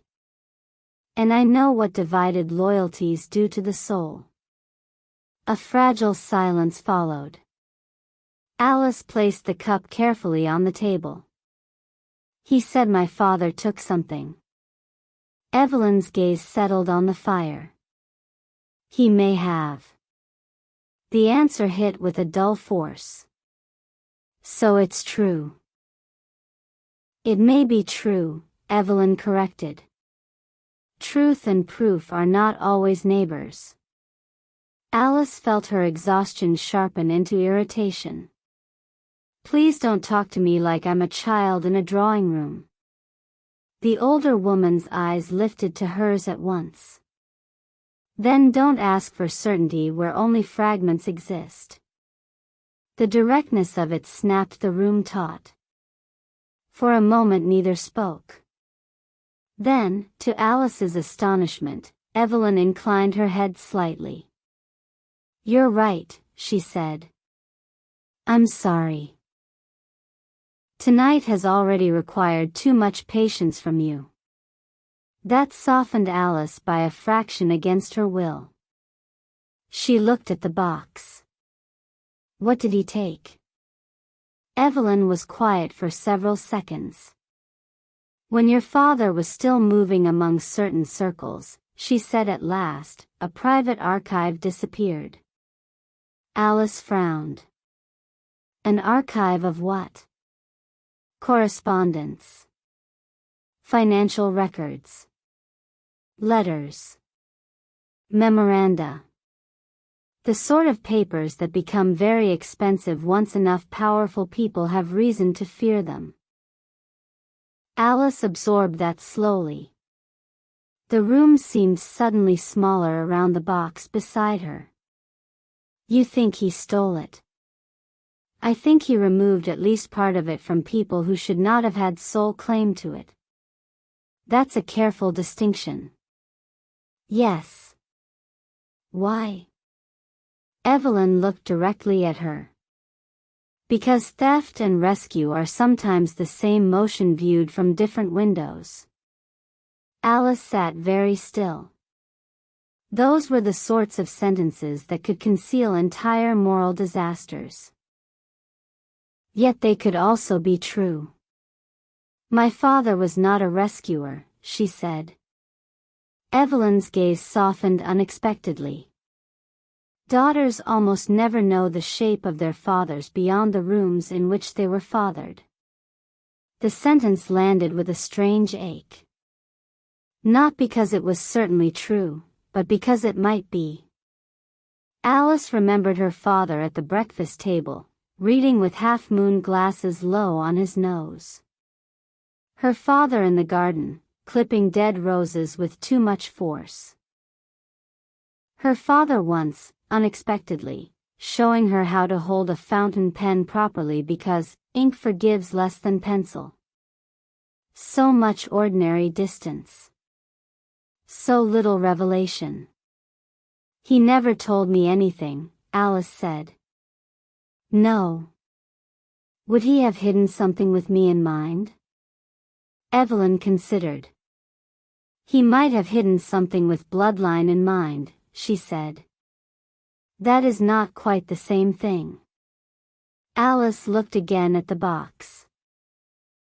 A faint crease ran diagonally across the brown paper where the string bit into it.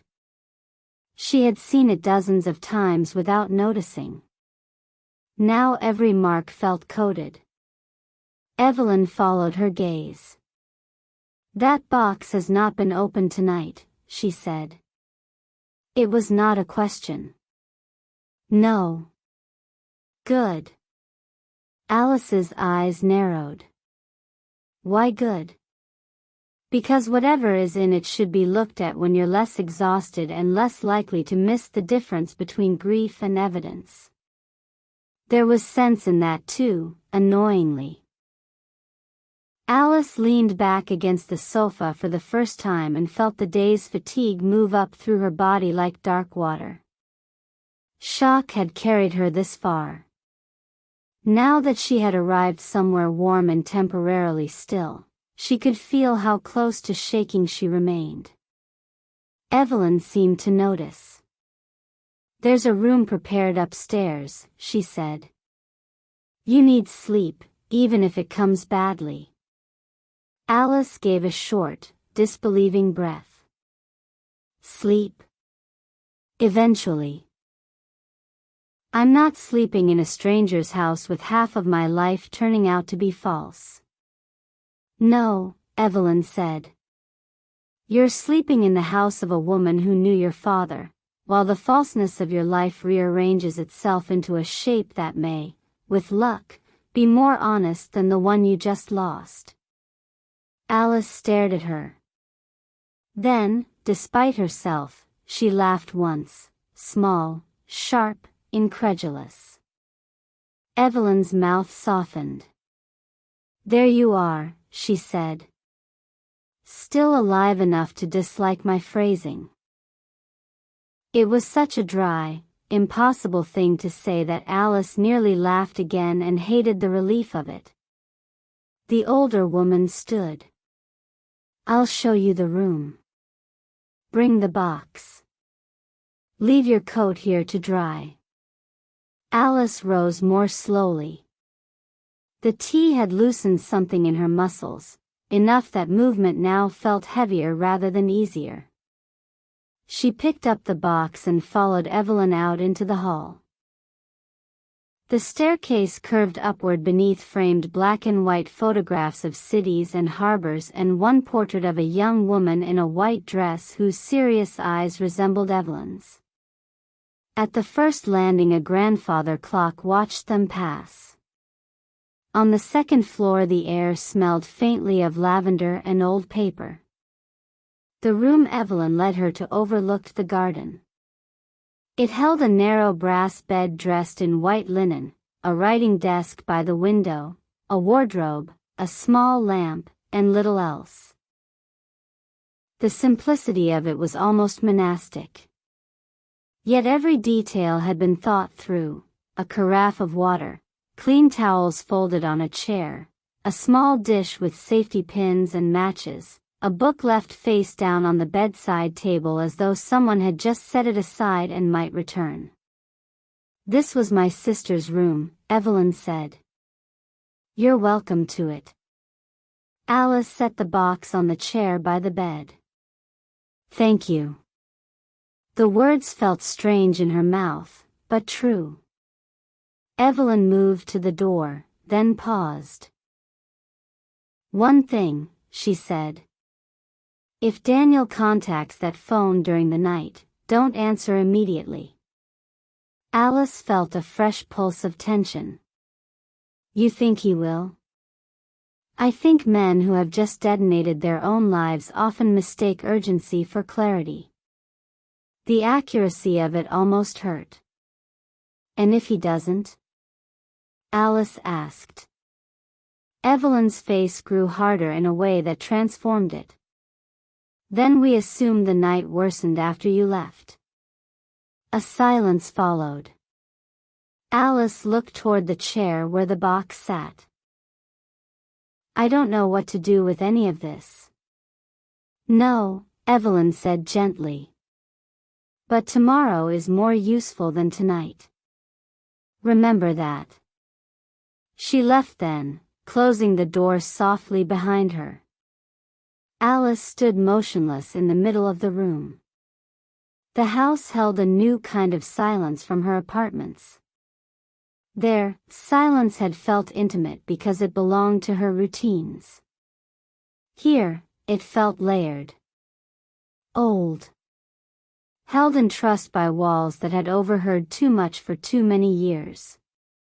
Somewhere below, a floorboard creaked. Then all was still. She crossed to the window. The garden beyond was black with rain, bounded by hedges and the pale suggestion of a rear wall. Water shone on leaves. A stone birdbath caught the weak spill of light from the room. No movement. No threat. Only wet darkness. Alice leaned her forehead against the cool pane. The lie she lived in. It had not been merely romance. That was the first, cruel realization. It had also been interpretation. She had been living inside a story she herself kept writing in the gentlest possible ink.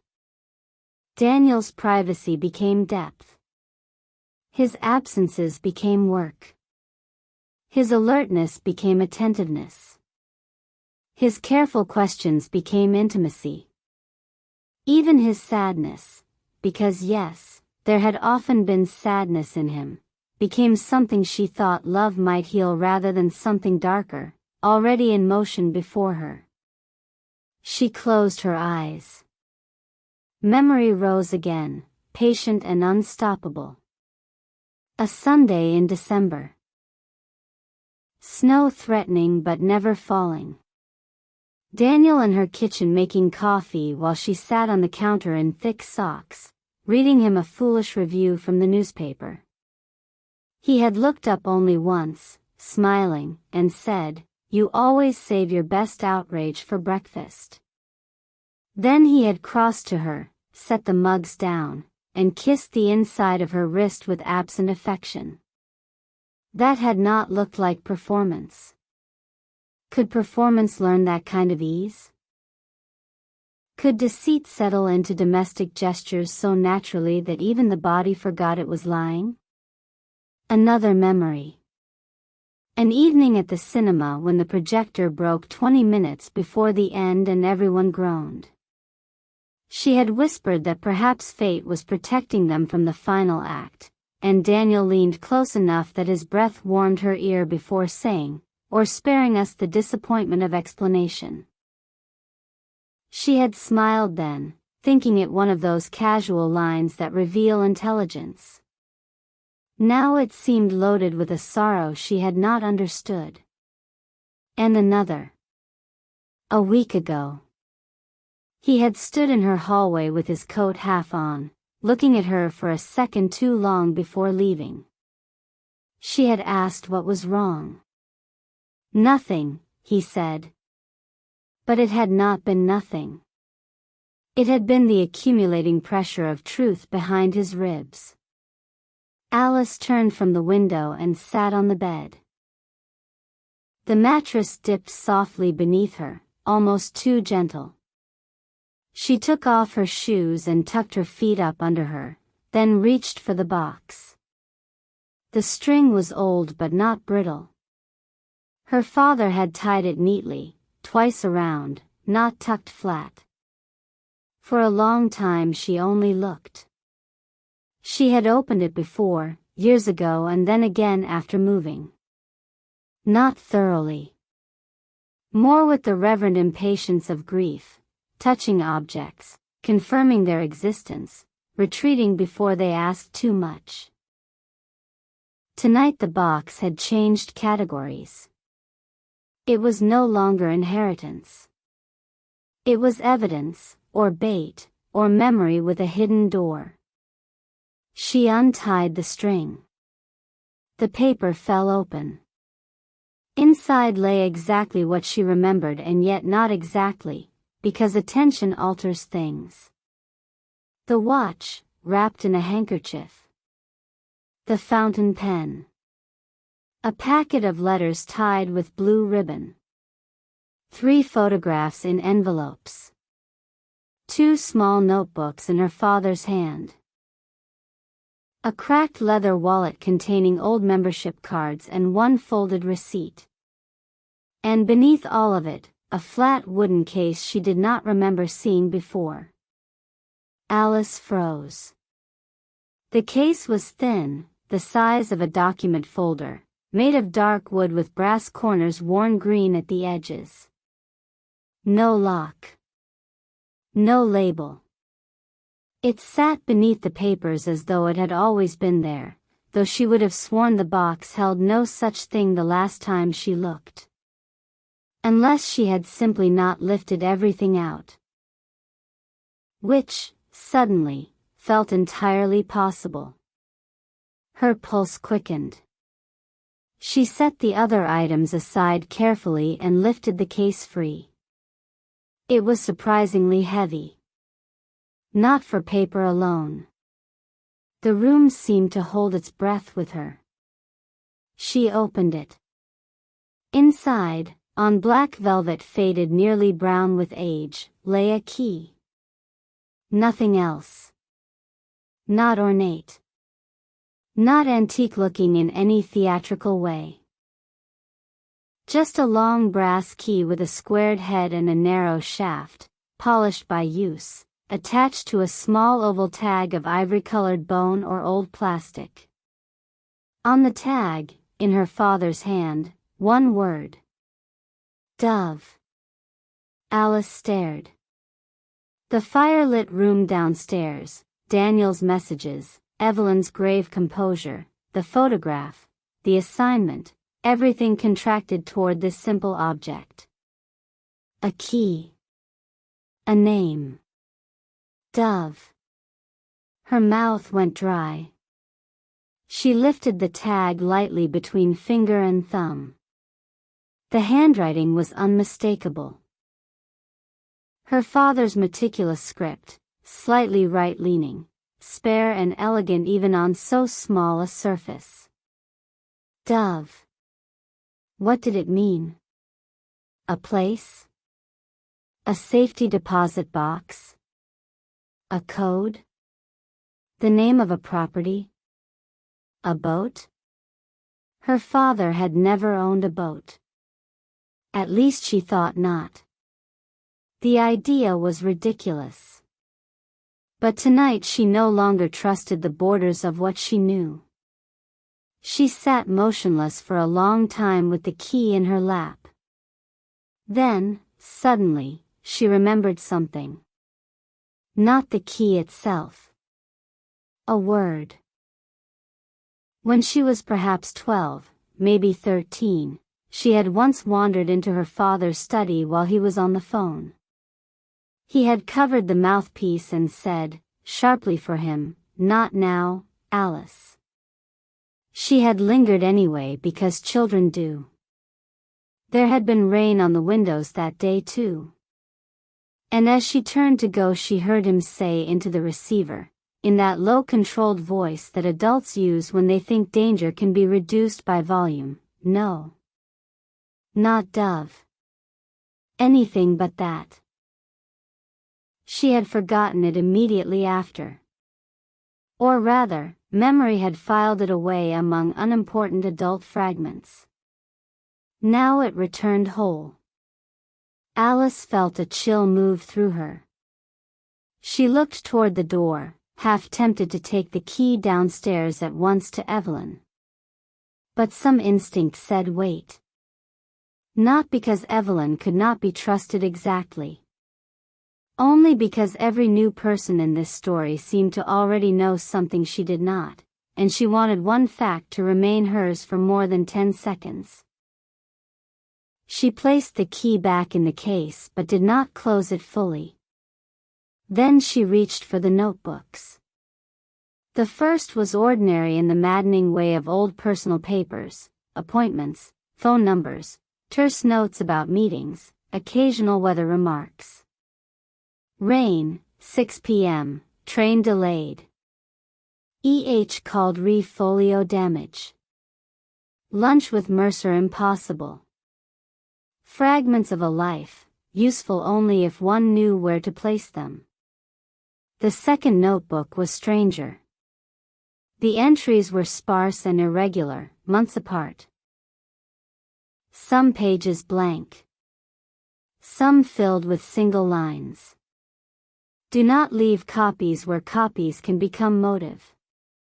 Heart believes conservation, I believe custody. A. Must never be asked. Alice's breath stopped on that line.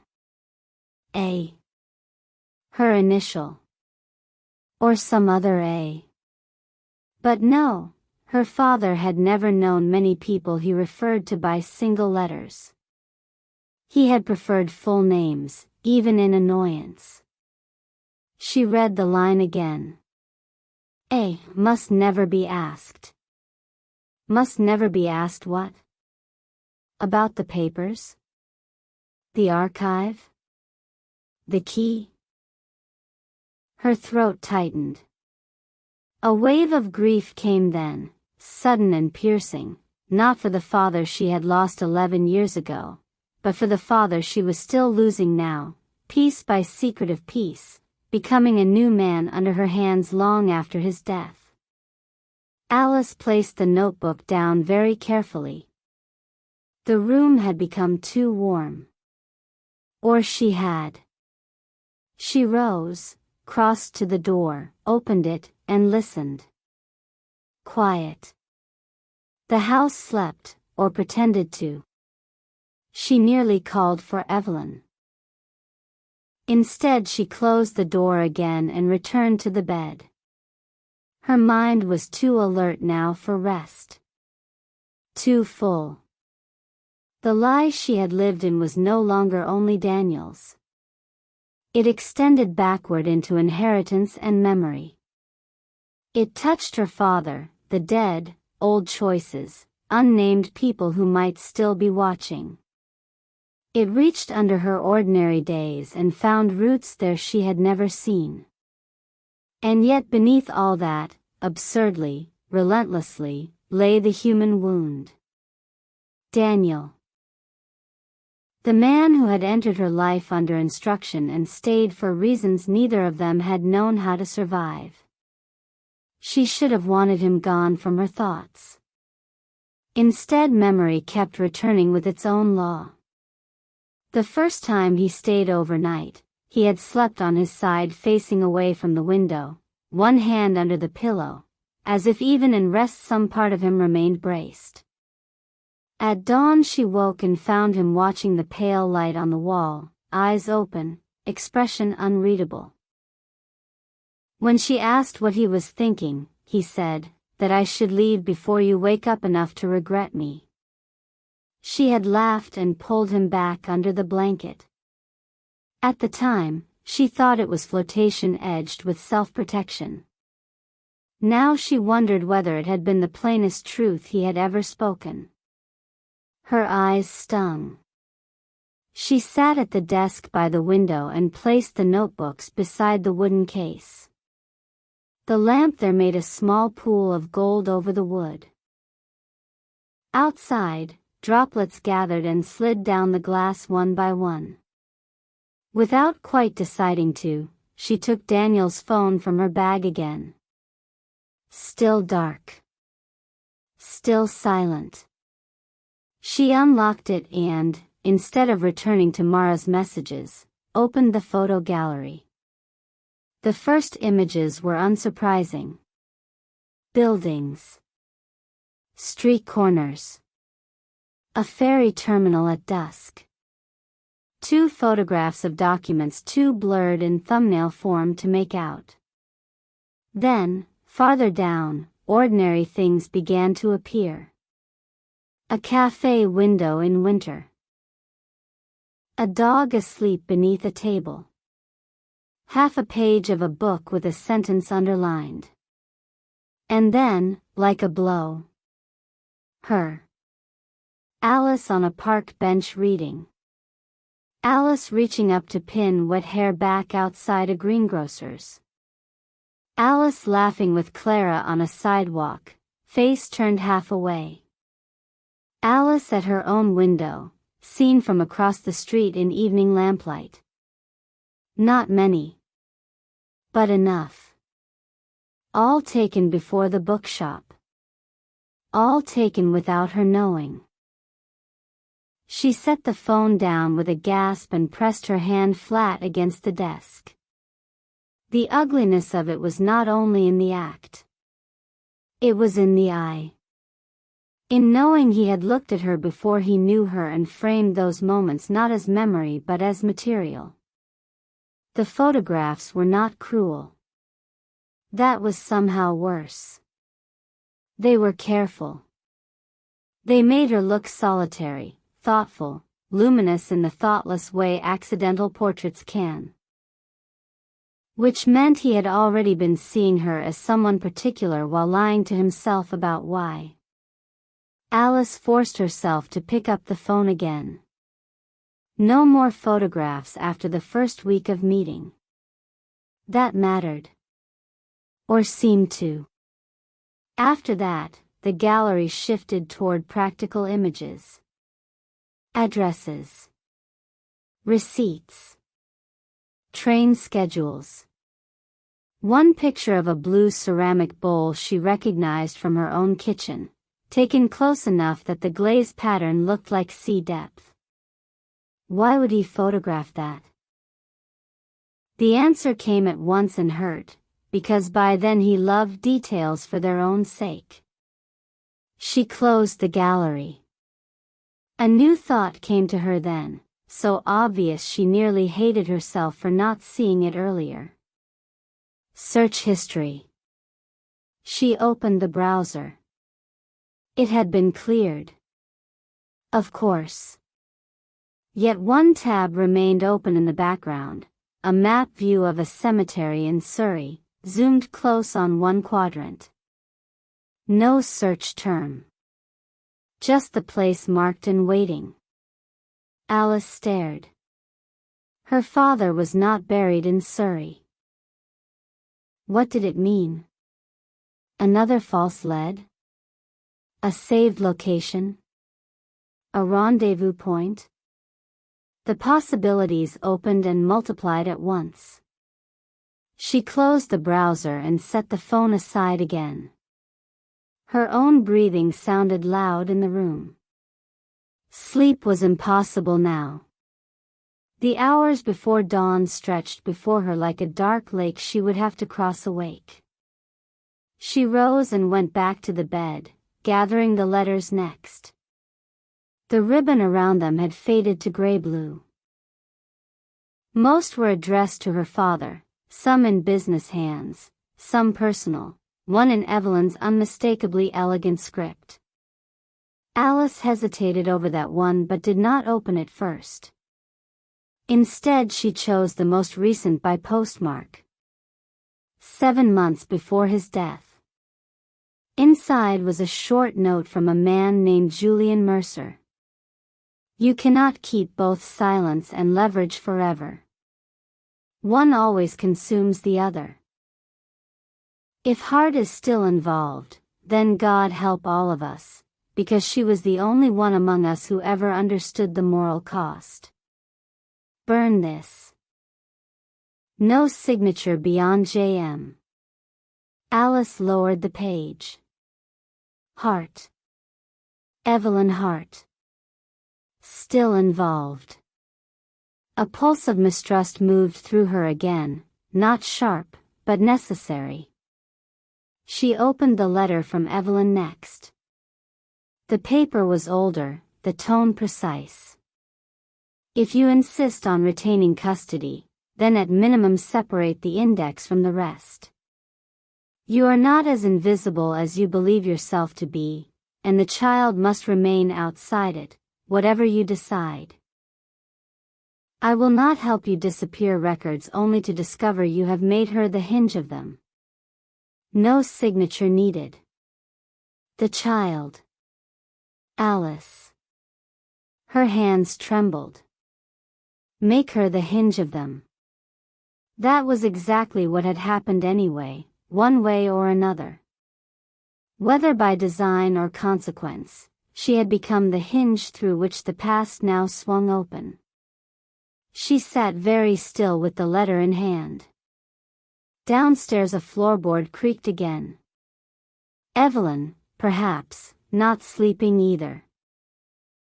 The house seemed to have entered that deepest part of night when silence becomes almost liquid, thick and slow around every thought. Alice read the note a second time. Separate the index from the rest. An index. Of what? The archive? The records? The names? Her gaze moved to the key case. Dove. A key and perhaps an index. A split inheritance.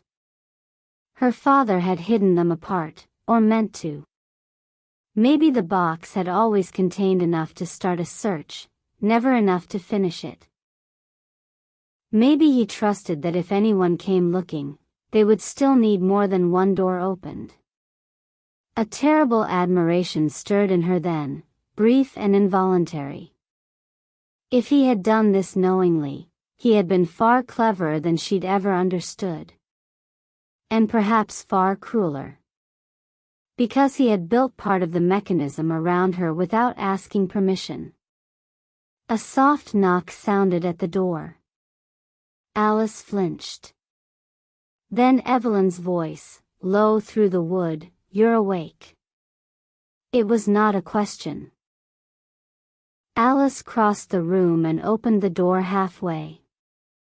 Evelyn stood in the corridor in a dark robe, one hand resting lightly on the banister. In the dim light, her silver hair looked almost white.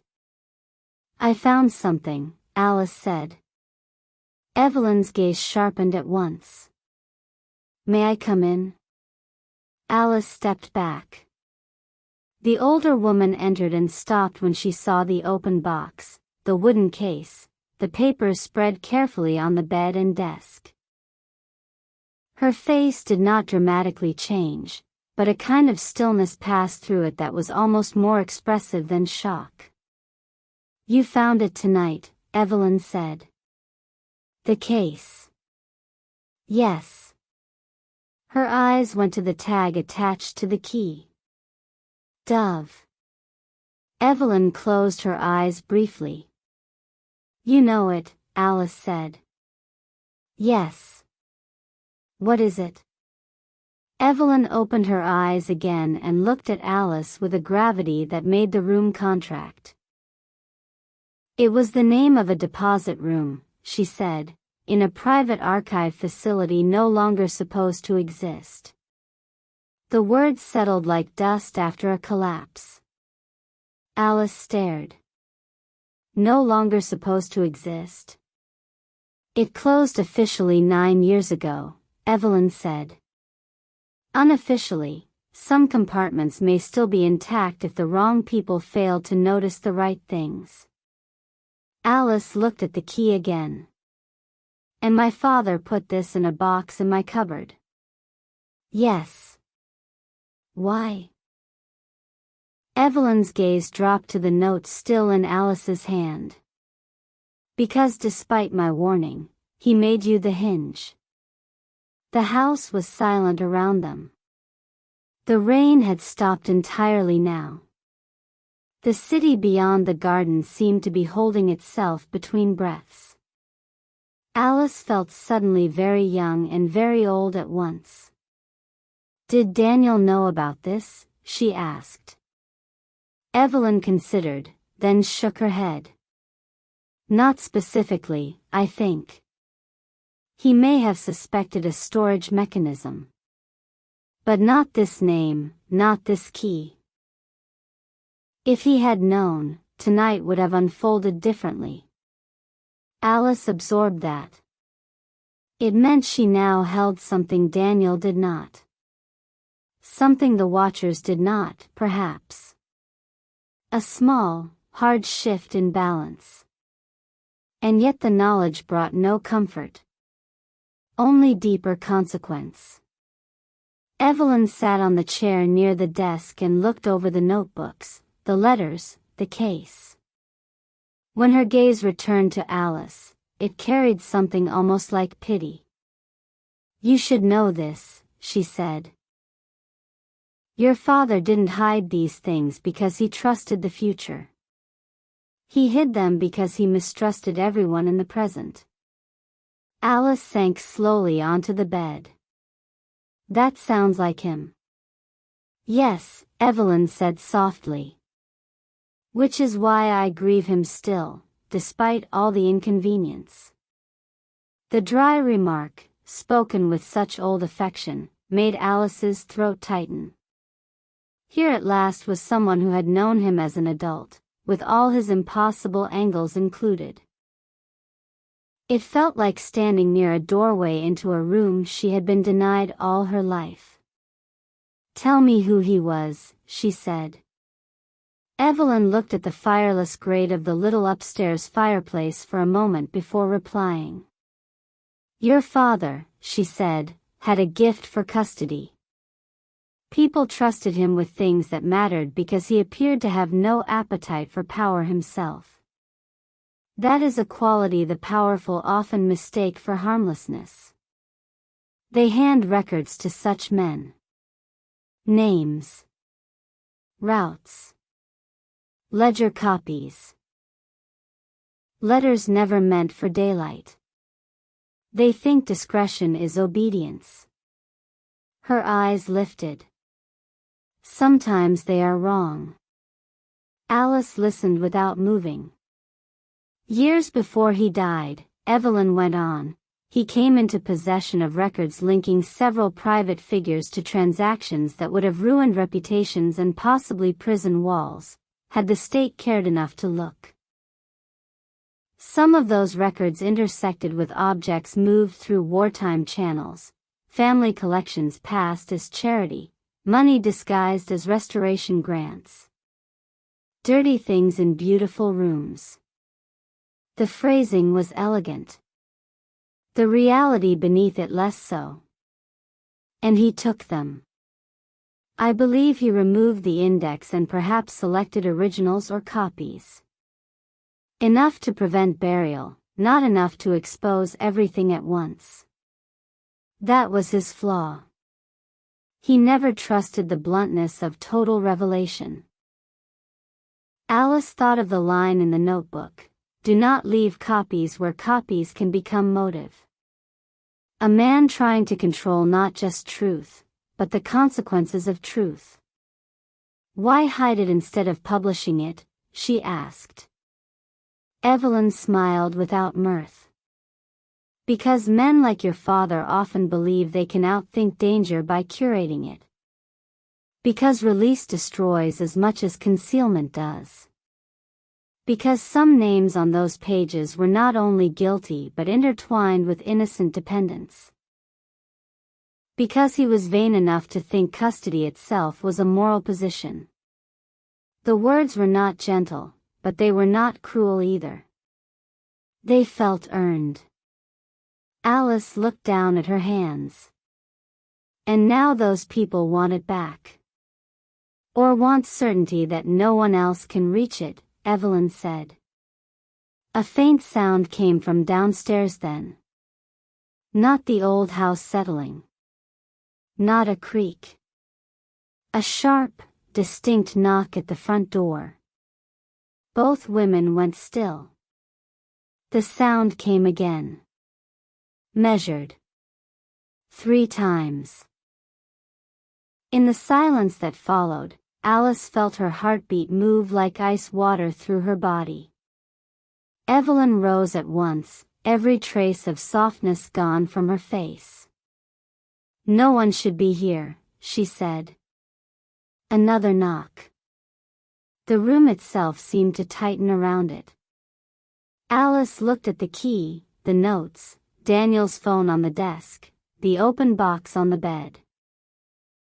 The whole hidden architecture of her life lay exposed in a borrowed bedroom at 2 in the morning while someone stood below in the dark, knocking like a person with every right to enter.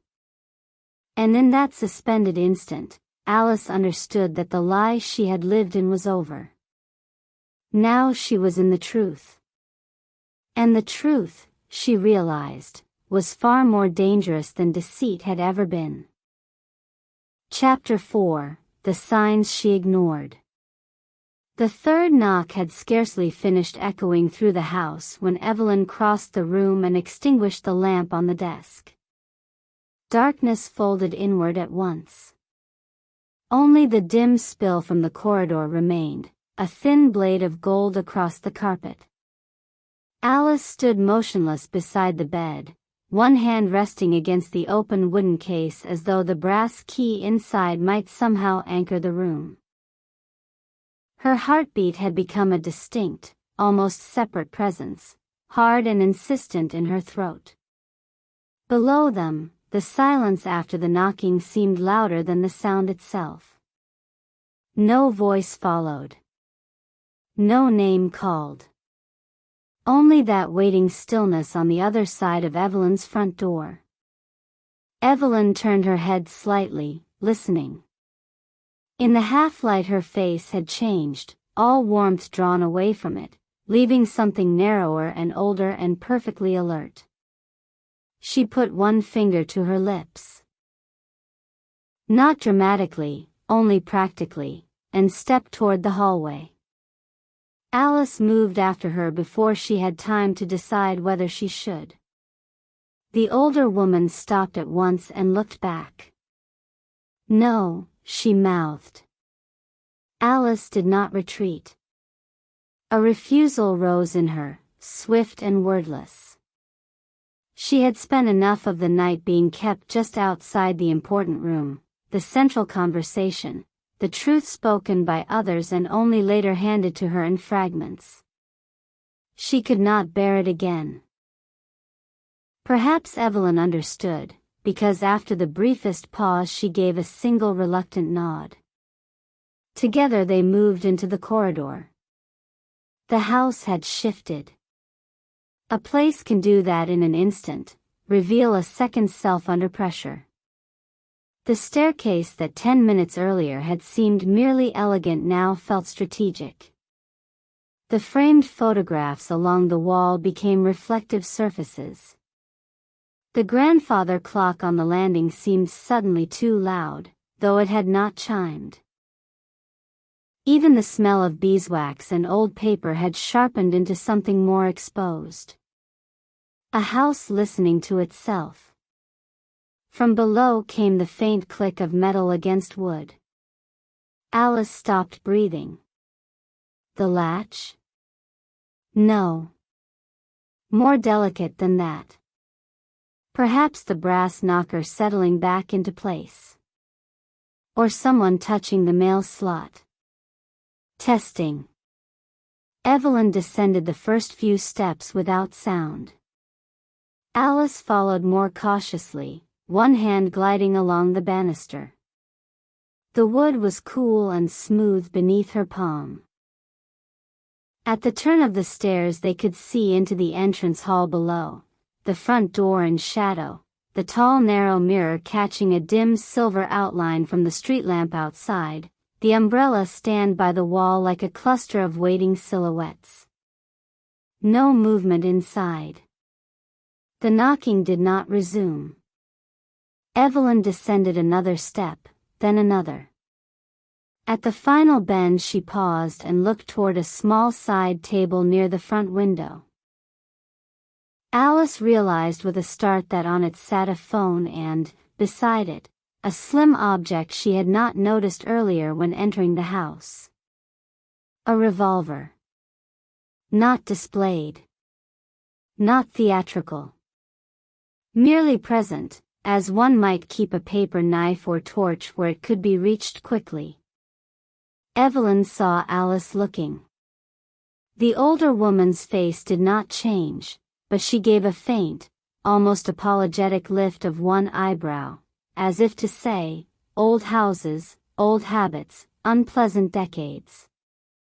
Another sound came from the door. This time unmistakable. The scrape of paper.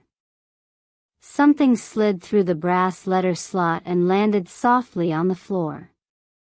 Then footsteps retreating down the front steps. They were measured. Not hurried. Not heavy. A single person, Alice thought, though she was no longer sure she trusted her instincts about such things. Evelyn waited until even the memory of the footsteps had dissolved before descending fully to the hall. Alice followed, every nerve braced. The letter lay on the patterned tiles just beyond the door, a white envelope with no stamp and no visible address. Only one word written across it in dark ink. Alice. Her name, in a hand she did not recognize. The sight of it sent a chill across her shoulders so sharp it was almost intimate. To see her name waiting on the floor of a strange house at 2 a.m, written by someone who knew where she was before she had spent an hour there, was to feel the last of ordinary privacy give way. Evelyn bent, picked up the envelope, and held it without opening it. "She shouldn't have your name here," Alice whispered. "No," Evelyn said. "She shouldn't." The pronoun slipped past Alice at once. She? Evelyn's gaze stayed on the envelope. "I'm making an inference." "Mara?" A pause. "Likely." Alice felt the night tighten again around the shape of that name. Mara, who had warned Daniel. Mara, who had said you can't keep pretending with her. Mara, whose shadow had hovered through messages and call logs and the cold architecture of Daniel's other life. Mara now at the door of Evelyn Hart's house. Or near enough. Evelyn turned the envelope over. No seal beyond a simple fold tucked into itself. No sign of tampering needed. It had been made to be opened. "Shouldn't you check the street first?" Alice asked. Evelyn glanced toward the narrow pane of glass beside the door. If someone meant to remain visible, she'd have remained visible. If she meant to vanish, we won't catch her through lace and darkness. Her composure was not comforting. It was too practiced for that. Evelyn slid one finger under the flap and unfolded the note inside. Alice watched her face. Nothing dramatic happened there. No widening of eyes, no visible shock. Only a subtle tightening at the corners of the mouth. Evelyn handed the note to Alice. It contained a single sentence. "Tell her he wasn't the first." No signature. No explanation. Alice stared at the words until they seemed to detach from the paper and hang in the air separately. He wasn't the first. The line from Daniel's messages returned at once, brutal in its clarity now. "That's what you said about the last one." A hot, nauseating wave moved through her. Evelyn watched her closely. "You didn't know," the older woman said. It was not accusation. Only assessment. "No," Alice said. Her own voice sounded far away. "He wasn't the first." "Not the first what?" "The first man sent near her? The first watcher?" The first person to blur duty and feeling? The first liar? The possibilities arranged themselves too quickly, too cruelly. Alice folded the note once and then again with care that bordered on violence. She came here to tell me that. Yes. Why? Evelyn's face gave nothing away. Because truth can be weaponized just as effectively as deception. That sentence landed hard, not because it was elegant, but because it was obviously correct. Mara, or whoever had left the note, had not come to protect Alice from falsehood. She had come to strike where the newly exposed wound was tenderest. And it had worked. Alice looked toward the dark glass beside the door. Beyond it the wet street lay quiet, washed silver under the lamps. She knows I'm here, Alice said. Yes. How? Evelyn was already thinking through the answer. Alice could see it in the slight narrowing of her eyes, the way the older woman's attention seemed to move through invisible lines. There are several possibilities, Evelyn said. None of them pleasant. Daniel. The name came out more sharply than Alice intended. Evelyn shook her head almost at once. Not necessarily. If anyone saw you leave your building and kept distance, or if the first taxi was watched, or if this address existed anywhere recoverable from older correspondence, the chain needn't run through him tonight. Tonight. A strange, bitter emphasis. As though his guilt might be distributed across evenings like installments. Alice pressed her thumb hard into the folded note until the paper bent. The signs she ignored. The chapter title of her life seemed suddenly to write itself. Because there had been signs. Of course there had been signs. Not enough to build certainty. Not enough to justify paranoia. But enough, perhaps, that another version of herself, harder, less hopeful, less willing to interpret silence as depth, might have noticed the pattern sooner. She leaned one shoulder against the wall in the dim hall and let memory come, not because she wanted it but because it had already begun.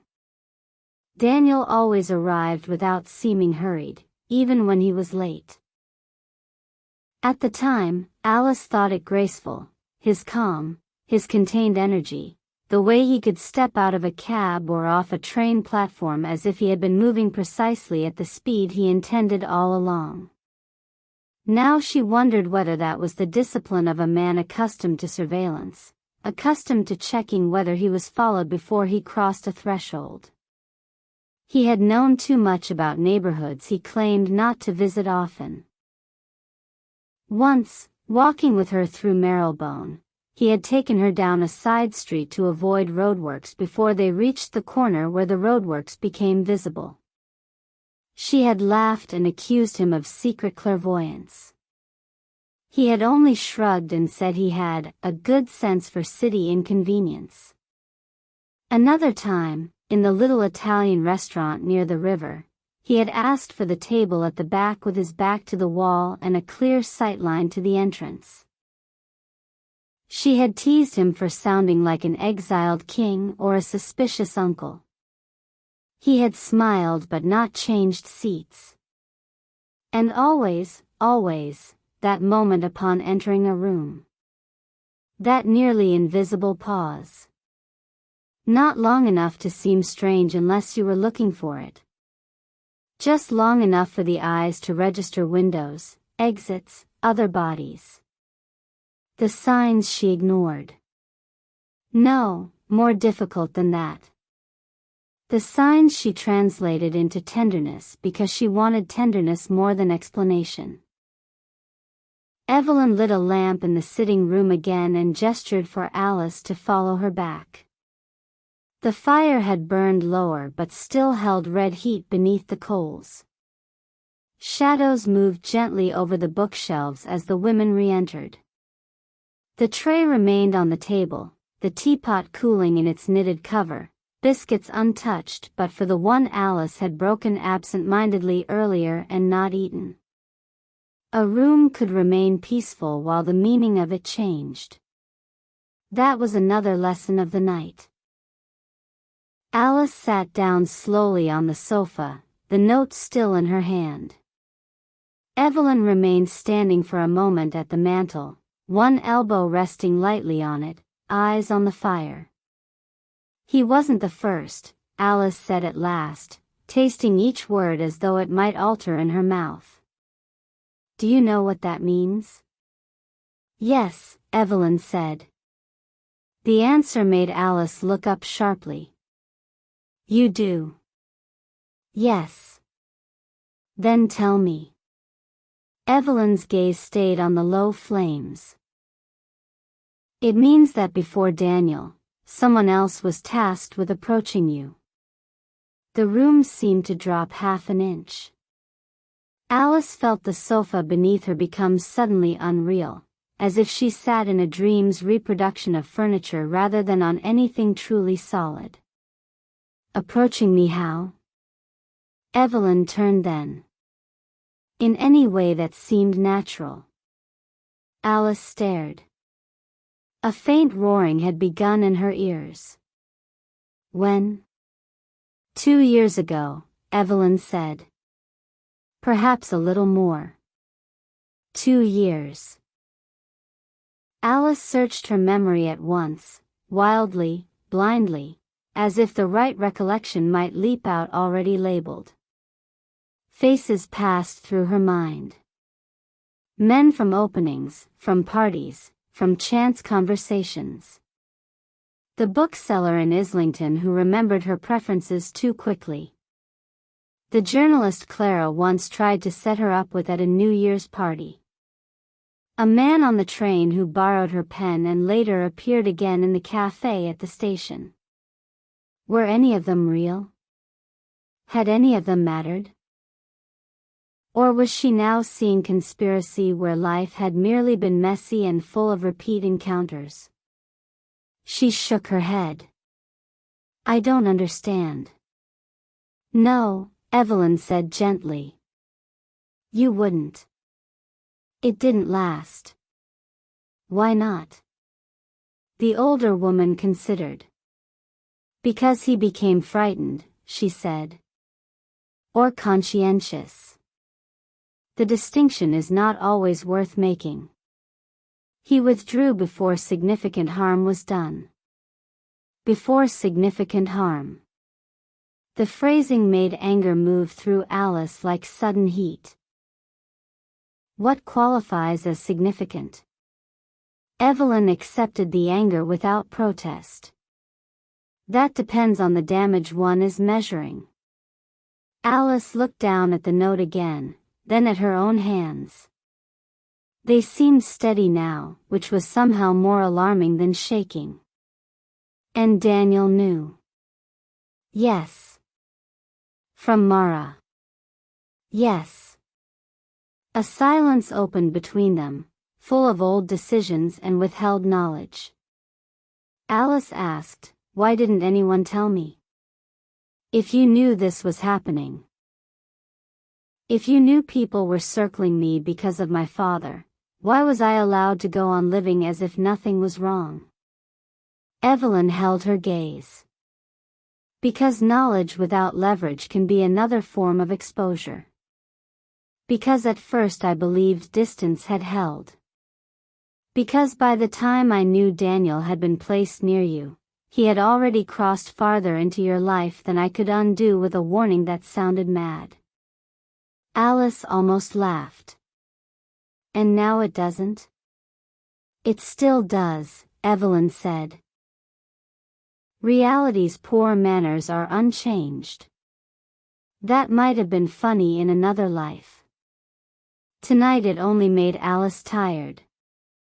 She set the folded note on the table as though it might stain the wood. The signs she ignored. Her mind kept returning there. Not because she believed herself foolish in the simple sense.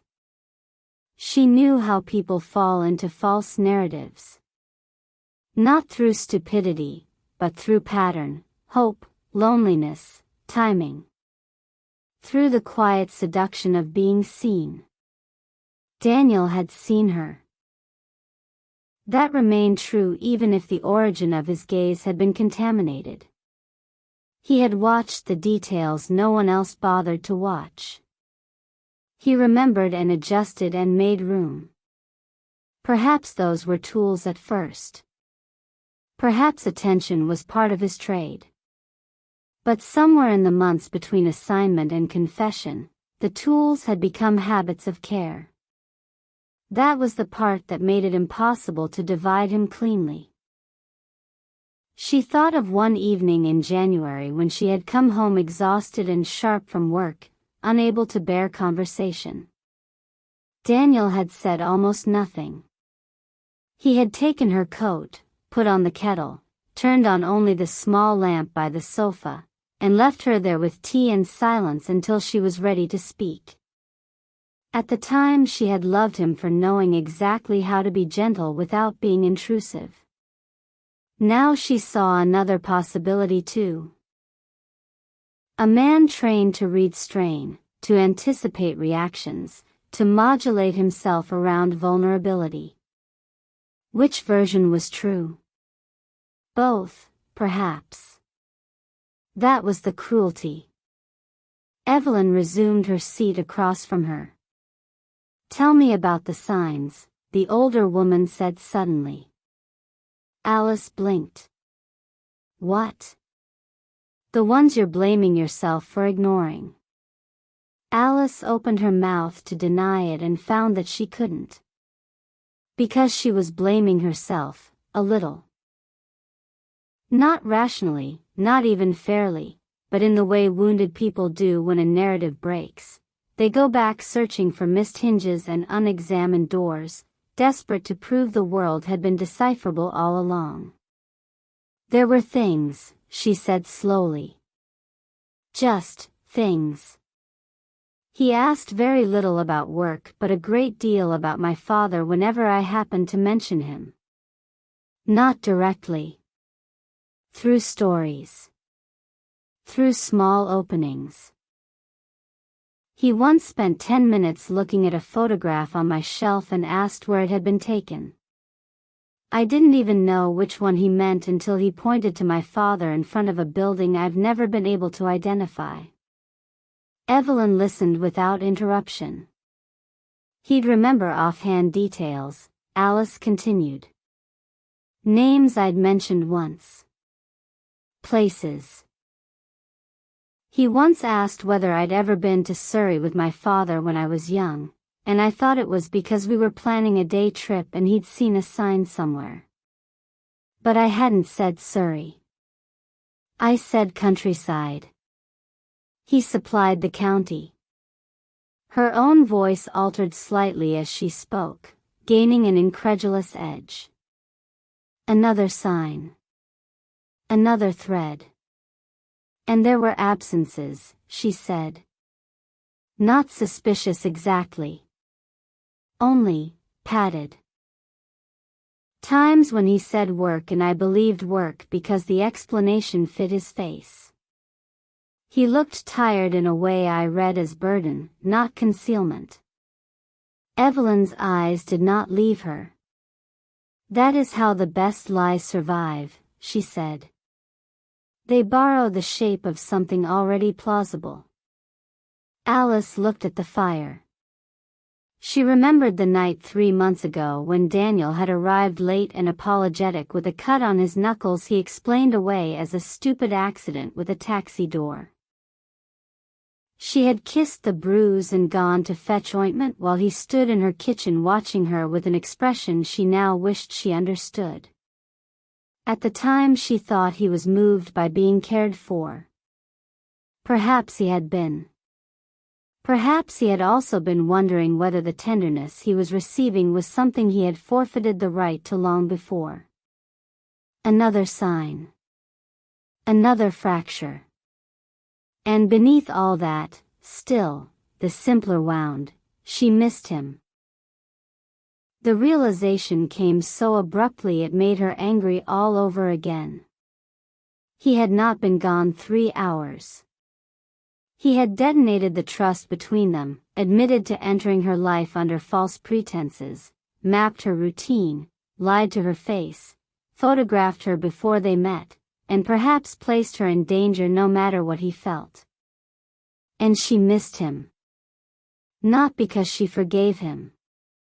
Because the body and the heart are humiliatingly slow to surrender their habits.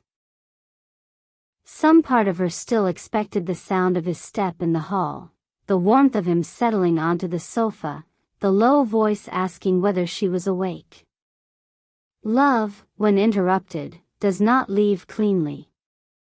It lingers in the architecture like heat after the fire is out. Evelyn seemed to sense the direction of her thought. "You still love him," she said. Alice's gaze lifted at once. It was not a question, and that made it intolerable. "I don't know what I feel." "Yes, you do." Something in Alice flared. "Please don't do that older woman thing where you tell me my own mind because you've survived long enough to find it efficient." To her surprise, Evelyn smiled faintly. "I stand corrected." The smile faded. "But love and trust are not the same organ," she said. "One may remain when the other has been surgically removed." The image was grotesque and oddly precise. Alice let out a breath that felt almost like surrender. "He said he loved me. And you believed him." It should have sounded naive. In Evelyn's voice it did not. Only sorrowful. "Yes." "Do you still?" Alice looked at the red heart of the fire. "Yes," she said, hating the honesty of it. "Which is the worst part?" "No," Evelyn said quietly. "The worst part is that it may also be true." Silence answered that. Alice rested her elbows on her knees and covered her face briefly with both hands. Her temples ached. Her eyes felt dry and hot. When she lowered her hands again, the room had not changed, but something in it had settled lower, heavier. "What happens now?" she asked. Evelyn reached for the note and smoothed it once on the table. "Now we decide whether this was merely a message or a move." Alice frowned. "What's the difference?" "A message wounds. A move reshapes the board." Alice nearly said she was too tired for metaphor, but she understood the distinction immediately. Mara had left the line for a reason. Either to unbalance Alice emotionally, or to push her towards some action: mistrust of Daniel, refusal of help, panic, flight, perhaps even curiosity about the first man if that trail still existed somewhere to follow. "What does Mara want?" Alice asked. Evelyn's gaze shifted to the rain-dark window. "That depends on how much of herself she has preserved." That is not reassuring. It wasn't intended to be. Alice leaned back, letting the sofa take some of her weight. Did Mara care about him? Yes. As a colleague? A pause. Once, more than that. Alice felt an old, ridiculous sting. Jealousy had no dignity in a room like this, and yet there it was, human and humiliating. And now? Evelyn's expression grew careful. "Now I suspect she cares enough to be dangerous." The answer sat uncomfortably in the air. Alice thought of the messages. "You can't keep pretending with her." She deserves the truth. Not the lines of a woman merely spiteful. Nor entirely compassionate. Something messier. Something with both warning and resentment in it. Did she leave him too? Alice asked. Evelyn studied her. You're not asking the relevant question. What is the relevant question? Whether he left her in the same way he stayed too long with you. That silenced Alice. Because it was possible. More than possible. It fit the pattern too well. Daniel, standing in doorways with too much conscience and too little courage, delaying pain until it ripened into damage. The signs she ignored. No, perhaps not ignored. Only misnamed. There was a difference, and it mattered to her now. She had seen sadness in him. Saw it often, really. He carried it like a hidden bruise. At times she thought it made him gentler. At times she thought it made him distant. She had even asked, once, lying beside him in the dark with rain ticking at the windows, "What are you always apologizing to yourself for?" He had gone still for just half a second before saying, "Things I should have done sooner." She had kissed his shoulder and told him that was most of adulthood. Another sign, yes. But one so human it could belong to anyone. Alice rose and began to pace the room, unable to remain still any longer. The carpet softened her steps. The bookshelves watched in silence. Outside, a single drop fell from the eaves onto stone in the garden with a sound like a distant tick. There was a man, she said suddenly. Evelyn looked up. 2 summers ago. At an opening. He spoke to me twice. Nothing memorable, really. Dark hair, pleasant face, a little too interested in an artist he clearly hadn't heard of until that week. Clara thought he liked me. I thought he liked the champagne. He asked about my surname in that careful way people do when they think they've placed you from somewhere. I never saw him again. Evelyn listened. Alice tried to summon the face and found only fragments. A tie slightly askew. Nice shoes. A way of scanning the room between questions that had seemed like boredom at the time. Could that have been him? She asked. Possibly. How would I know? You may not. The answer was almost kind, because false certainty would have been worse. Alice stopped pacing. On the mantel stood a photograph in a silver frame of Evelyn much younger beside a man Alice did not know, both wearing coats on a windy pier. The older woman in the picture was laughing at something beyond the frame. It startled Alice to see that expression on a face now so composed. Did you warn my father? Alice asked quietly. Evelyn followed her gaze not to the photograph but to the fire. Repeatedly. About what? About making himself indispensable to a problem that wanted only obedience. About believing he could hide fragments indefinitely. About tethering anything to inheritance. Alice thought of the line in the notebook, "Must never be asked." He did it anyway. Yes. Was it arrogance? Partly. And the rest? Evelyn looked at her fully. Love, she said. Alice stared. The word unsettled her more than accusation would have. My father loved me by turning me into a hinge. He loved you by trying to ensure that if everything failed, what remained would not belong to the men who created the damage. That is not the same thing. No, Evelyn said. It isn't. A quiet settled after that, not peace exactly, but a deeper exhaustion. Alice returned to the sofa and sat again.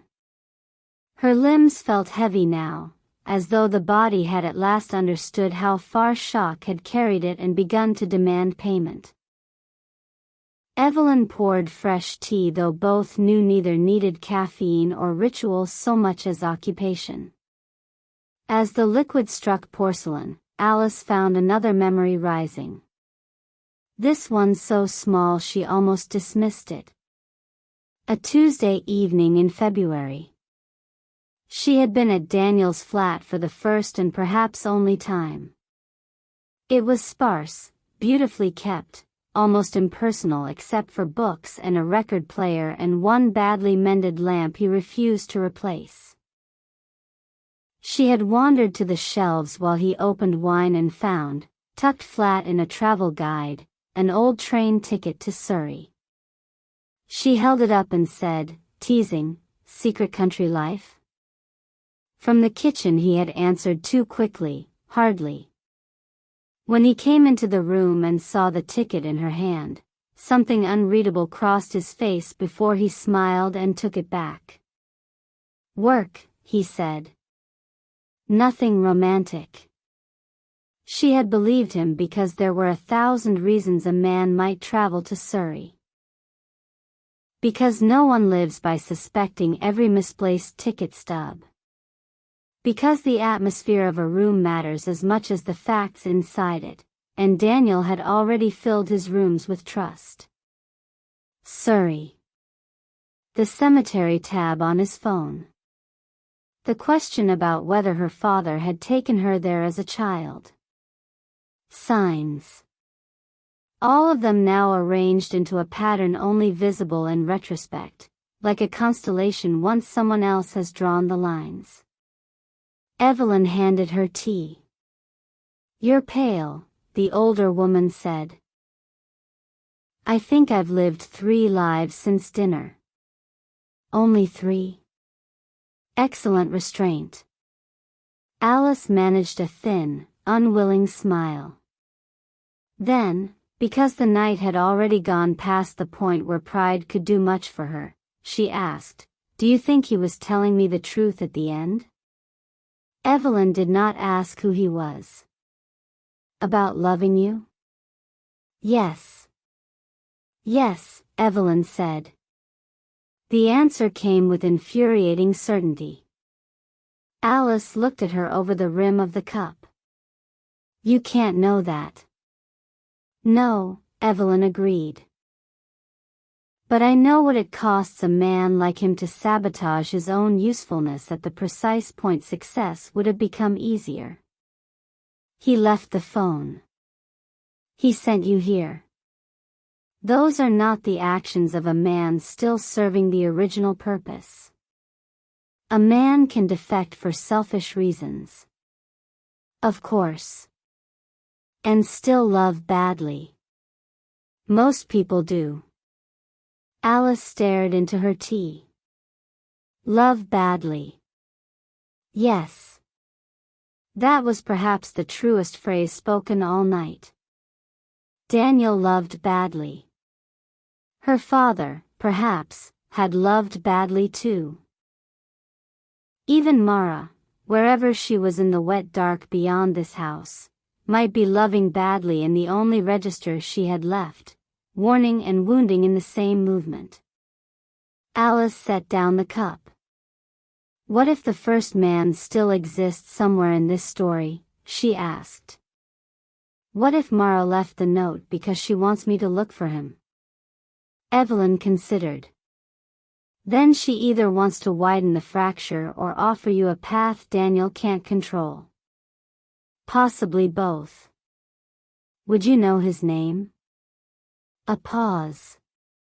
Yes. The answer came too slowly. Alice watched her. And?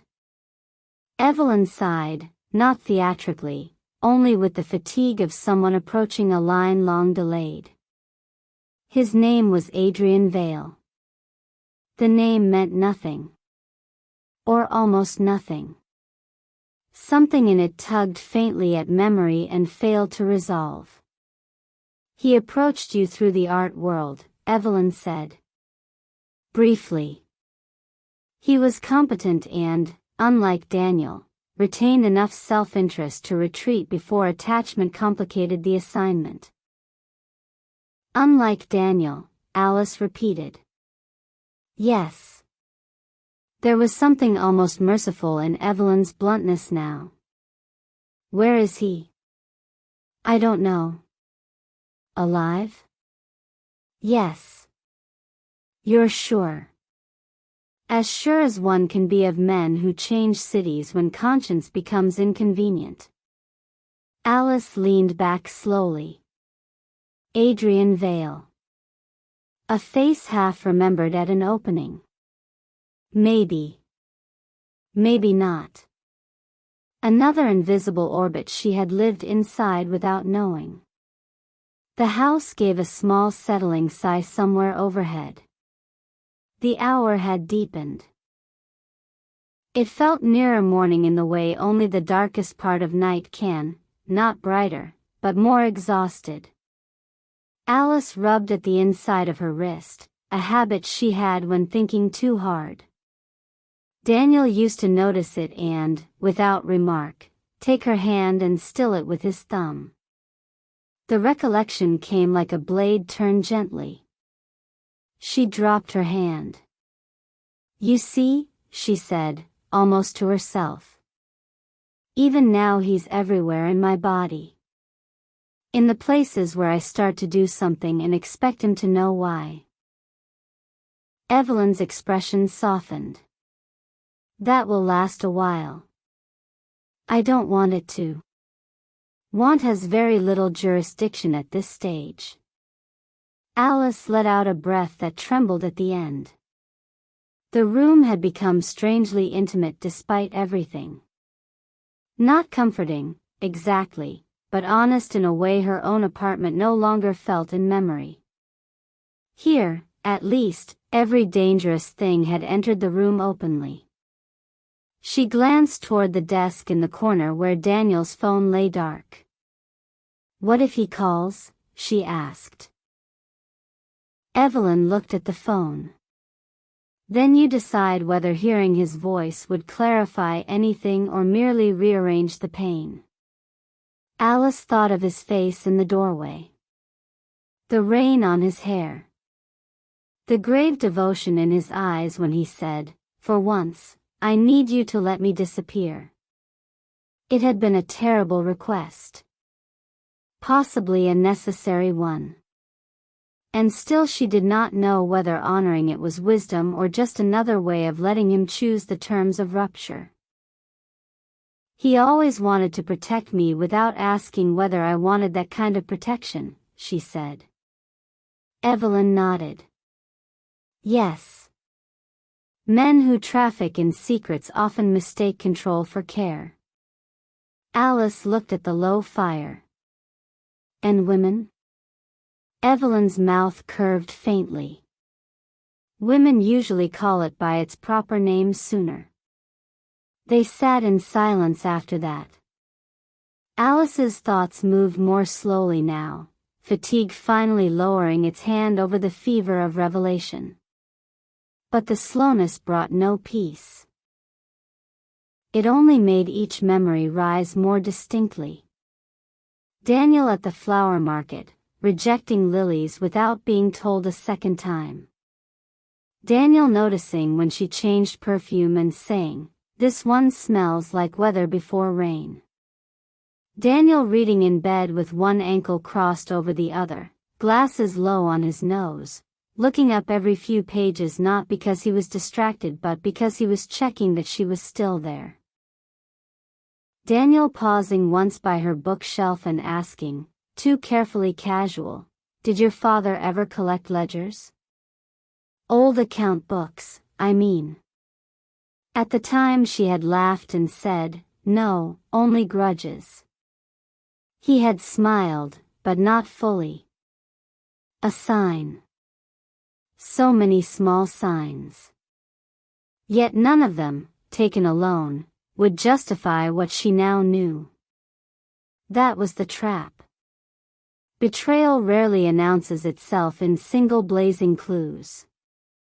It accumulates in ordinary details that only become legible when the story breaks. Evelyn rose at last and crossed to the window, drawing the curtain back the width of 2 fingers. The garden beyond lay wet and still. No one visible, she said. Alice almost asked whether that meant anything anymore. Instead she said, "Should we leave?" Evelyn let the curtain fall. Not in the dark. Not hurried. Haste is helpful only when the route ahead is already safer than the place behind. And is it? Not yet. Alice nodded. The answer made sense. Which was not the same thing as relief. Evelyn turned back from the window and looked at her for a long moment. You need some sleep before dawn, even if it's an hour and ugly. I'm not sure my mind understands sleep anymore. It will if the body revolts first. There was no arguing with that. Alice could feel revolt already in the ache behind her eyes and the strange cold heaviness in her limbs. She stood. At the same moment, Daniel's phone lit up on the desk. Both women looked at it. The screen glowed in the half-dark room like a wound reopening. No ringtone. Only the pale rectangle of a new message. Alice crossed to it before Evelyn could speak. One message. From Mara.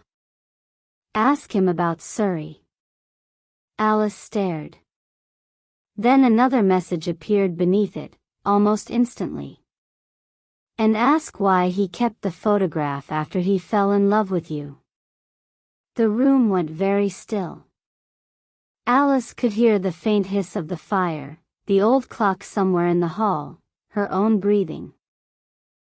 Mara's words sat on the screen with that peculiar flat brightness all messages have, as if they do not understand the damage they carry. Ask him about Surrey. Ask why he kept the photograph. Evelyn came to stand beside her, not so close as to crowd, but near enough that Alice felt the calm gravity of her presence. She wants to split your attention, Evelyn said quietly. Past against present.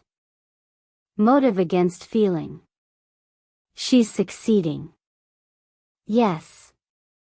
Alice looked at the second line again. Why he kept the photograph after he fell in love with you. There was accusation in it. But also, beneath the cruelty, a strange acknowledgement, after he fell in love with you. Mara believed that part too. That should not have mattered. It did. Because it complicated everything another degree beyond endurance. Alice picked up the phone. What are you doing? Evelyn asked. I don't know yet. She did, though. Or rather, her body knew before thought caught up. She opened Daniel's contact. No new messages from him. No missed call. Nothing. A raw, foolish disappointment moved through her before anger could cover it. Mara was needling from the dark while Daniel remained absent, leaving only instructions and silence. Perhaps silence was the only protection he had left to offer. Perhaps it was cowardice. Perhaps both. She set the phone down again without replying to Mara. Not tonight, Evelyn said. Alice nodded once. Not tonight. The same phrase Daniel had used in the thread. It carried a different meaning now, or maybe the same one. Some truths could not be survived all at once. Evelyn touched the back of a chair lightly. "Go upstairs," she said. "Bring the key, the notebooks, and the phone. Leave the rest here for now." Alice gathered the items obediently, too tired to resist. Daniel's phone felt heavier than it should in her hand. At the doorway she paused. "Evelyn." "Yes?" "If I had noticed sooner, if I'd named even half of it correctly. Would anything be different?" The older woman looked at her with a steadiness that seemed to make the room quieter. "You might have been lonelier," she said. "And safer. Or lonelier and not safer at all. We invent cleaner alternate lives than reality would ever permit." Alice let that rest in her. Not a comfort exactly, but an end to one useless form of blame. She went upstairs. The guest room held its small pool of lamplight, the bed turned back, the box still open on the chair where she had left it. Rain no longer touched the windows. The garden beyond had gone black and motionless. Alice placed the key case, notebooks, and phone on the desk. She undressed only as far as necessity required, keeping on the thin camisole beneath her blouse and pulling the blanket around herself once she slid beneath the cool white sheets. Her body met the mattress with the shock of tiredness too long denied. Sleep did not come. Instead there was that drifting edge state in which thoughts loosen but do not disappear. Memories surfaced without order. Daniel in the doorway of her flat with figs in a paper bag.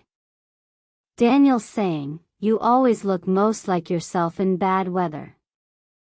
Daniel watching her across candlelight with an expression she had once named love and now had no better name for. Then older fragments. Her father's hand over the mouthpiece of the telephone, not Dove. Anything but that. Her father's study door shut more often in the last year before he died. A strange man at an opening asking whether she was Arthur Hale's daughter, with too much care in the tone. Had that been Adrian Vale? Or no one at all? She could no longer tell where memory ended and narrative began. At some point she must have drifted. Because when she next opened her eyes, the room had changed. Not dawn yet, but the first thinning of night at the edges of the curtains. The peculiar blue-gray hour when the world seems composed entirely of breath held too long. And on the desk, Daniel's phone was glowing again. Alice sat up at once. A call this time. Not Mara. Daniel. His name on the screen. The sight of it sent a swift, painful current through her, part longing, part fury, part fear so precise it felt almost like recognition. The phone vibrated softly in the dim room. Once. Twice. 3 times. Alice swung her legs out of bed and crossed to the desk barefoot, the floorboards cold under her feet. She stood over the glowing screen without touching it. Downstairs, the house remained silent. Daniel's call went on vibrating, insistent but not frantic. As if he knew she was awake. As if he could feel the exact point at which absence became unbearable and chose that moment to cross it with his voice. Ask him about Surrey. Ask why he kept the photograph. Ask him everything, she thought wildly. Ask him nothing. Let him vanish. Make him explain. Hang up before he speaks. Listen until it ruins you further. The phone buzzed again in her hand as she picked it up. And Alice, standing in the pale hour before morning with bare feet on old wood, and the man who had lied his way into her life calling from somewhere beyond the dark, understood that the signs she had ignored were over. Now there would only be questions. And answers, if they came at all, would not be gentle. Chapter 5, The Night She Couldn't Sleep. The phone vibrated in her hand like something alive. Alice stood in the dim, blue-gray light of the early hour, staring at Daniel's name on the screen as if it might dissolve if she looked long enough without answering. It didn't. It continued, steady, patient, insistent. Not desperate. Not frantic. Which made it worse. Because it meant he believed she would answer. Or at least hoped. Her thumb hovered over the screen. Ask him about Surrey. Ask why he kept the photograph. Mara's voice without a voice. The call rang on. Alice felt something inside her split into two distinct instincts. One said, don't answer. Protect what little ground you've gained. Don't let his voice rearrange you again. The other said, you need the truth. And the truth is not going to come to you gently, or later, or in clean pieces. The second instinct won. She pressed accept. For a moment, there was only silence. Not empty silence, breathing silence. Then his voice. Alice. It was lower than usual, roughened by exhaustion or cold or something else she could not name. But it was unmistakably his. Familiar in the way certain sounds become woven into the body, recognized before thought. Her throat tightened. She forced her voice steady. You said to let you disappear. I did. And now you're calling. A pause. Yes. The admission carried weight. Not defensive. Not apologetic. Just present. She closed her eyes briefly. Where are you? She asked. I can't tell you that. Of course not. Something sharp moved through her. Then what can you tell me, Daniel? Another breath on the line. I needed to know you got somewhere safe. I'm alive, she said. That's all you get for free. A faint sound, almost a broken exhale, came through the phone. That's enough. The quiet sincerity of it unsettled her more than anything louder might have. Alice moved to the window and rested her forehead lightly against the cool glass. Outside, the garden remained still, barely visible in the thinning dark. Somewhere far off, a bird tested the first note of morning and then stopped, as if unsure whether the world was ready. You left me in the middle of something, she said. I know. You don't get to know. You don't get to stand in that word like it fixes anything. You're right. The ease of agreement frustrated her. Stop agreeing with me. I'm not trying to calm you. What are you trying to do? A longer pause this time. Stay on the line, he said quietly. The simplicity of that answer made something twist painfully in her chest. You don't get that either, she said. No. Silence again. Not empty. Full. Alice realized she could hear faint ambient noise on his end, distant traffic, perhaps, or wind moving past something hollow. He was outside. Somewhere exposed. Ask him about Surrey. The thought rose again, sharper now. Why Surrey? She asked suddenly. The reaction was immediate. Not a gasp. Not a denial. Stillness. On the line, his breathing changed. Mara had been right.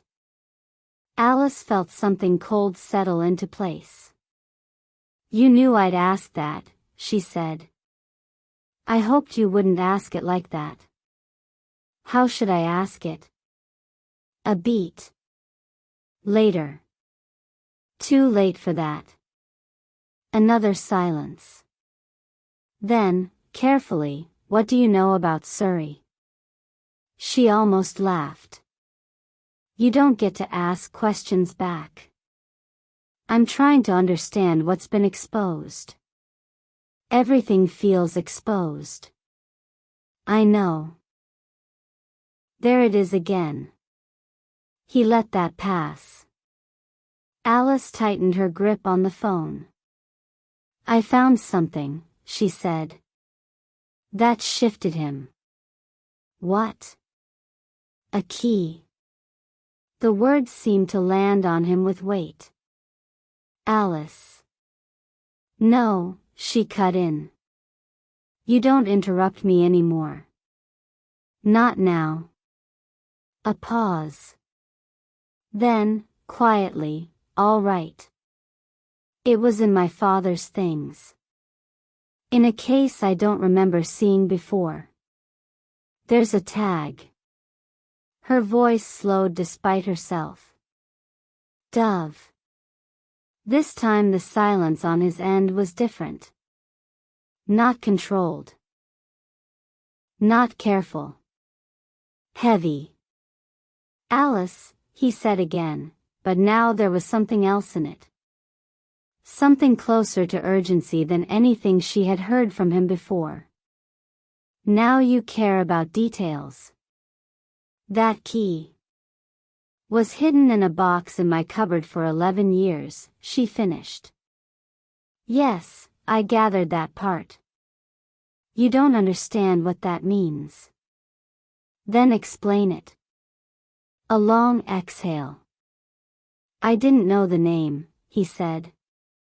Not until now. You knew there was a place. I suspected there was something like it. A storage point. A fallback. You suspected enough to send me here. Yes. And yet somehow not enough to tell me what I was walking into. His voice tightened slightly. If I'd known it was Dove, I would have told you not to open it. Alice went very still. Why? Another pause. Then, lower, because that name doesn't belong to a place that was ever meant to stay hidden quietly. A chill ran through her. Evelyn says it was a deposit room. Yes. Private. Yes. No longer supposed to exist. That's what they think. They. Always they. Alice pressed her fingers against the glass harder. Who are they, Daniel? The question hung. He did not answer. Of course he didn't. She almost laughed, but it came out hollow. You're still protecting them. I'm trying to protect you. Those are not the same thing. I know. Then stop pretending they are. Silence. Ask why he kept the photograph. The second line. It felt smaller than Surrey, and yet somehow more personal. More cutting. Alice turned from the window. Why did you keep the photograph? She asked. This time, the silence on his end stretched longer. Which one? He said at last. The first one, she said. The one outside the gallery. The one you sent. The one you told her to delete. A shift in his breathing. I forgot it was still there. No. The word came out sharper than she intended. Don't lie about something that's small. Not now. Another pause. Then, quieter, I didn't delete it. Why? She held the phone tighter, as if she could pull the truth through it by force. He took a long breath. Because by the time I was supposed to remove everything that tied me to the assignment, he said, it wasn't just part of the assignment anymore. The answer slid under her skin. Meaning? Meaning it had become something I didn't want to erase. Her chest tightened painfully. That's not an explanation. It's the only one I have. You kept it because, what? Sentiment? Yes. The word landed without defense. Alice laughed once, a small, incredulous sound. You kept a surveillance photograph of me because you felt sentimental. Yes. That's insane. Yes. You're admitting that very easily. I don't have the luxury of pretending otherwise. Her breath came faster now. That's not romantic, Daniel. She stopped, searching for a word that held the shape of it. That's distorted. I know. Do you? Yes. His voice had gone quieter again. I know exactly what it sounds like. Then say it. A long pause. Then, with difficulty, it means I crossed the line and then tried to pretend the line had moved. The honesty of it cut deeper than denial would have. Alice leaned back against the wall. You turned me into something personal after you'd already turned me into something operational. Yes. And you expect me to understand that? No. Then why tell me? Because it's true. Her eyes stung. She pressed her free hand against them briefly, as if that could stop the surge of emotion building behind her ribs. This was the part she hadn't been prepared for. Not the surveillance. Not the lies. This blurred space where something real had grown inside something false.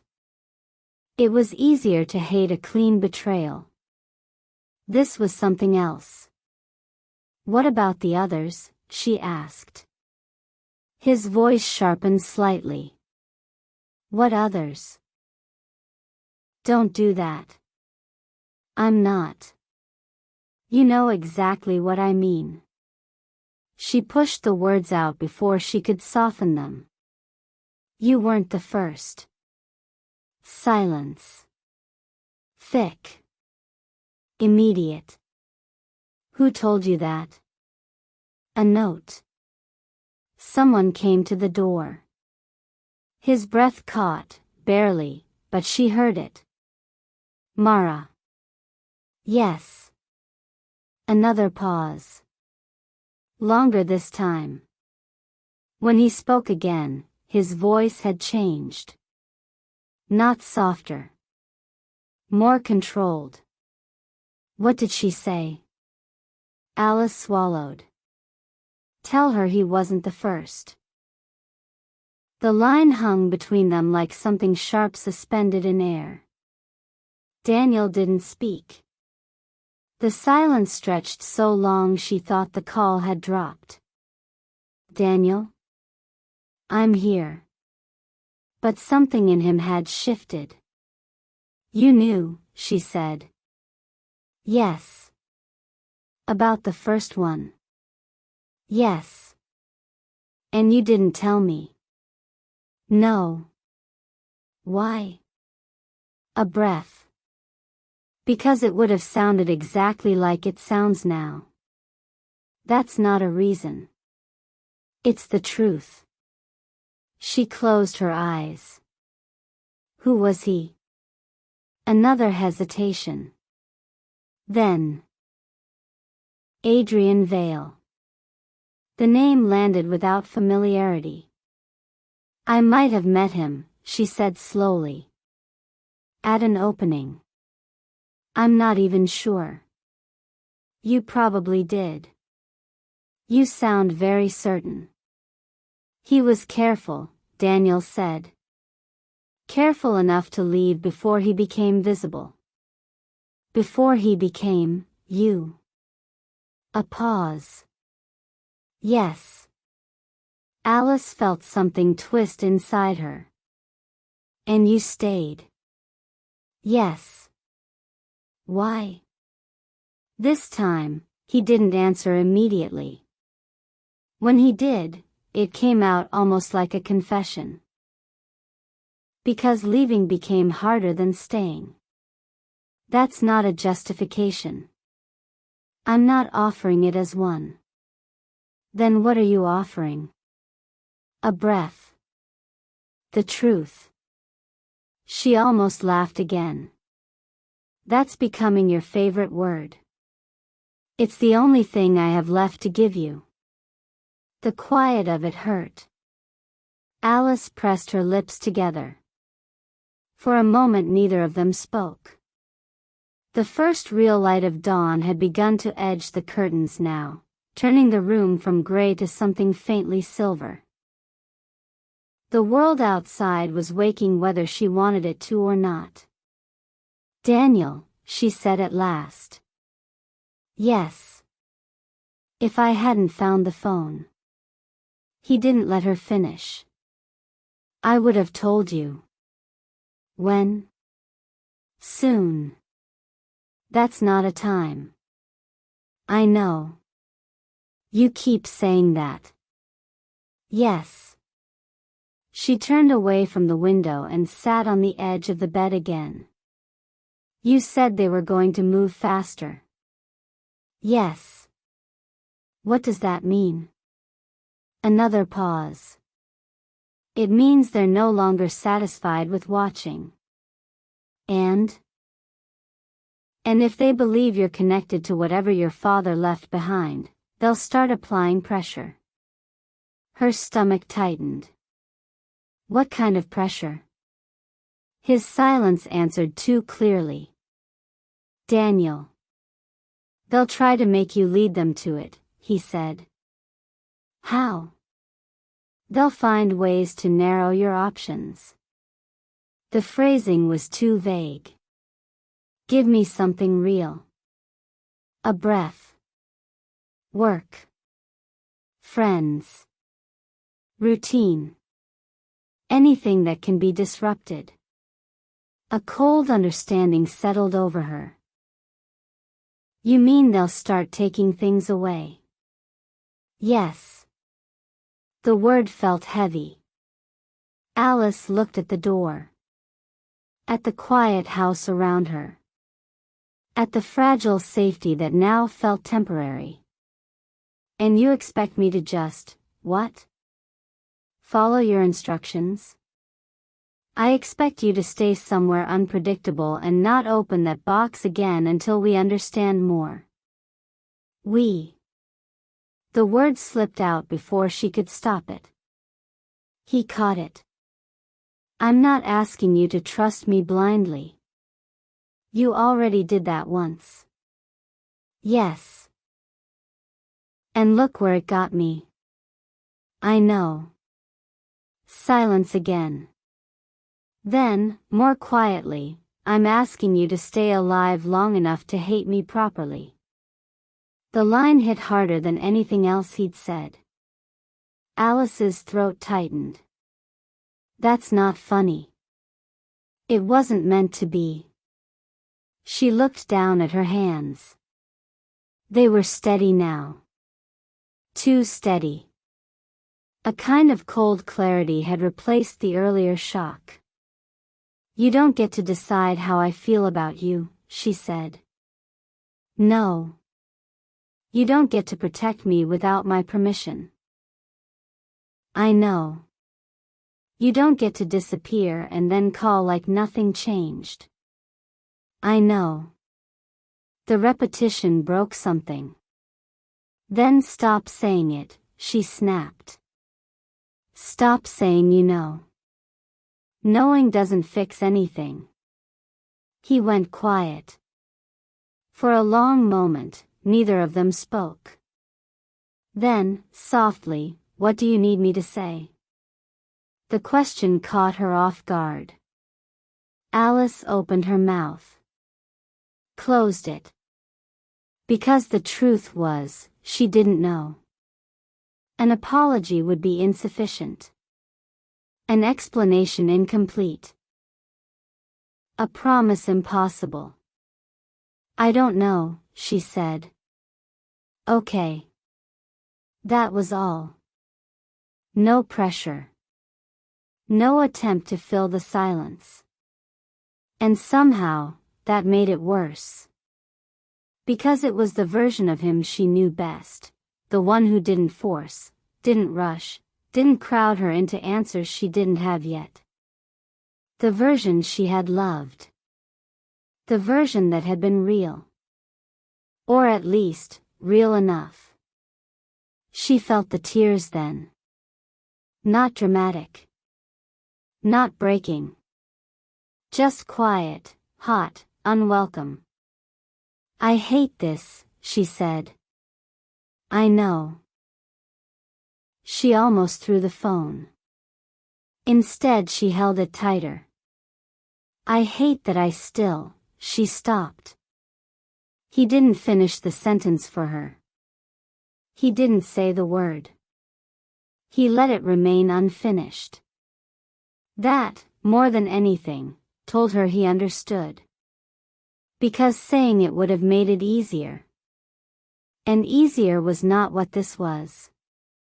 The sky outside had lightened further. A pale, fragile morning pressing at the edges of the world. Alice took a slow breath. "I'm not done asking questions," she said. "I know." She exhaled sharply.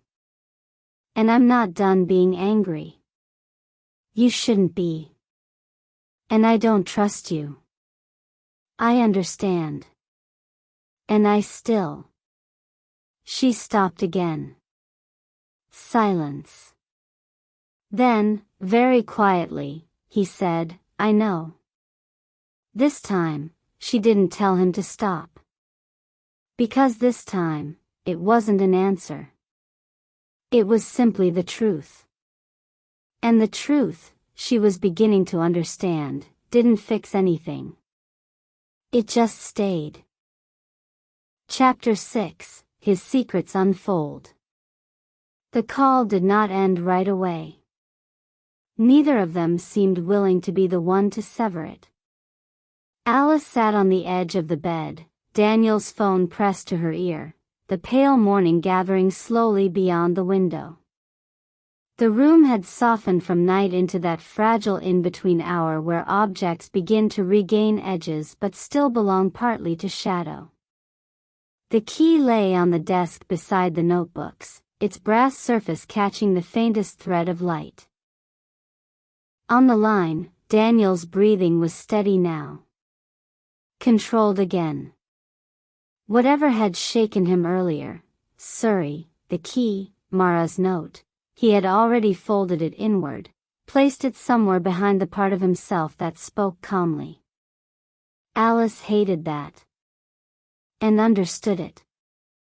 "Tell me something you haven't told anyone," she said suddenly. A pause.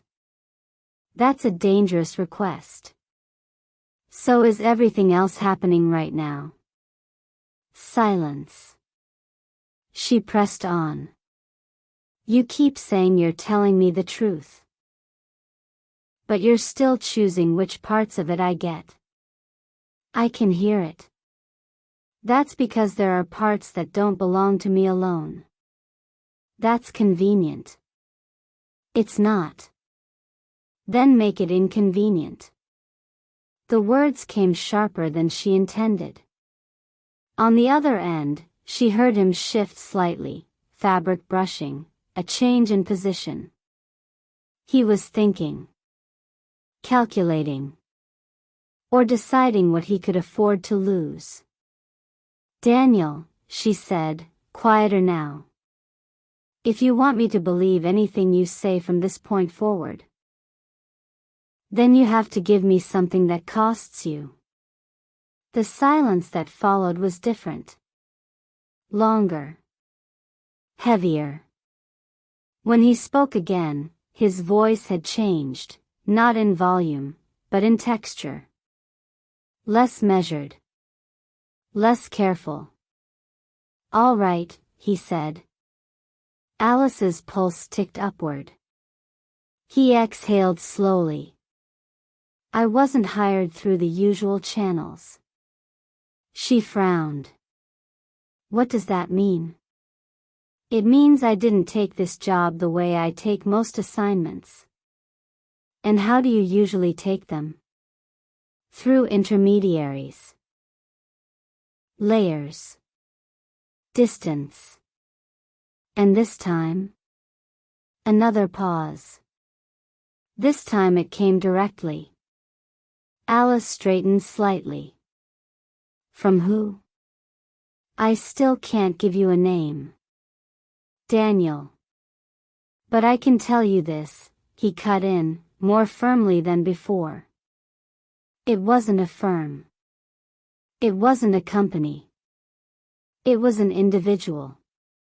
That shifted something. A client, she said. Yes. And they knew my father. Yes. The answer landed hard. Alice felt the room tilt slightly. Personally? Yes. How personally? Another breath. Enough to know what he had taken. Alice swallowed. And they came to you? Yes. Why you? A faint, humorless note entered his voice. Because I have a reputation for finishing things quietly. The words sat between them. Cold. Clean. Alice closed her eyes briefly. You make it sound like a profession. It is. She almost asked what that profession was, exactly, but something in his tone told her she wouldn't get a better answer than that. So this person, she said instead, wanted you to find whatever my father took. Yes. And they thought I was the way in. Yes. And you agreed. A beat. Yes. The simplicity of it still hurt. Alice let out a slow breath. Did you believe them? About what? That my father had something worth all this. Yes. No hesitation. That, more than anything, unsettled her. Why? Because I'd heard fragments before, he said. From other work. Other names. There was always something missing from certain accounts. Something that had been removed deliberately. And you thought he took it. I thought he might have. Alice looked at the key again. Might have. The uncertainty felt smaller now. Less hypothetical. What kind of fragments, she asked. A pause. Financial anomalies. Discrepancies in private holdings. References to letters that no longer existed in collections where they should have been preserved. Letters about what? Another hesitation. Then, carefully, transactions. Transfers. Ownership. Alice frowned. That still sounds vague. It is vague. Deliberately. Because you don't know, or because you won't say? Both. She exhaled sharply. This is exhausting. I know. She ignored that. So you took the job, she said. You started watching me. Yes. And then you met me. Yes. And then, what?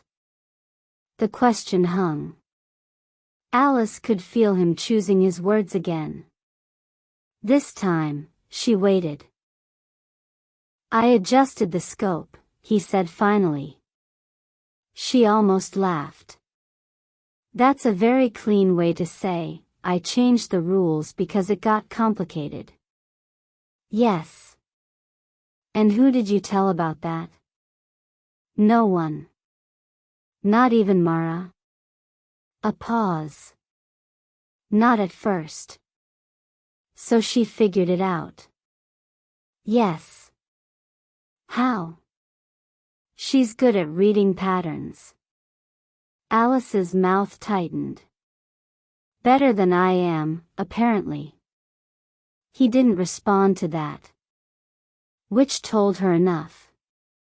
And when she figured it out, she told me to stop. And you didn't. No. Why? The question came out quieter this time.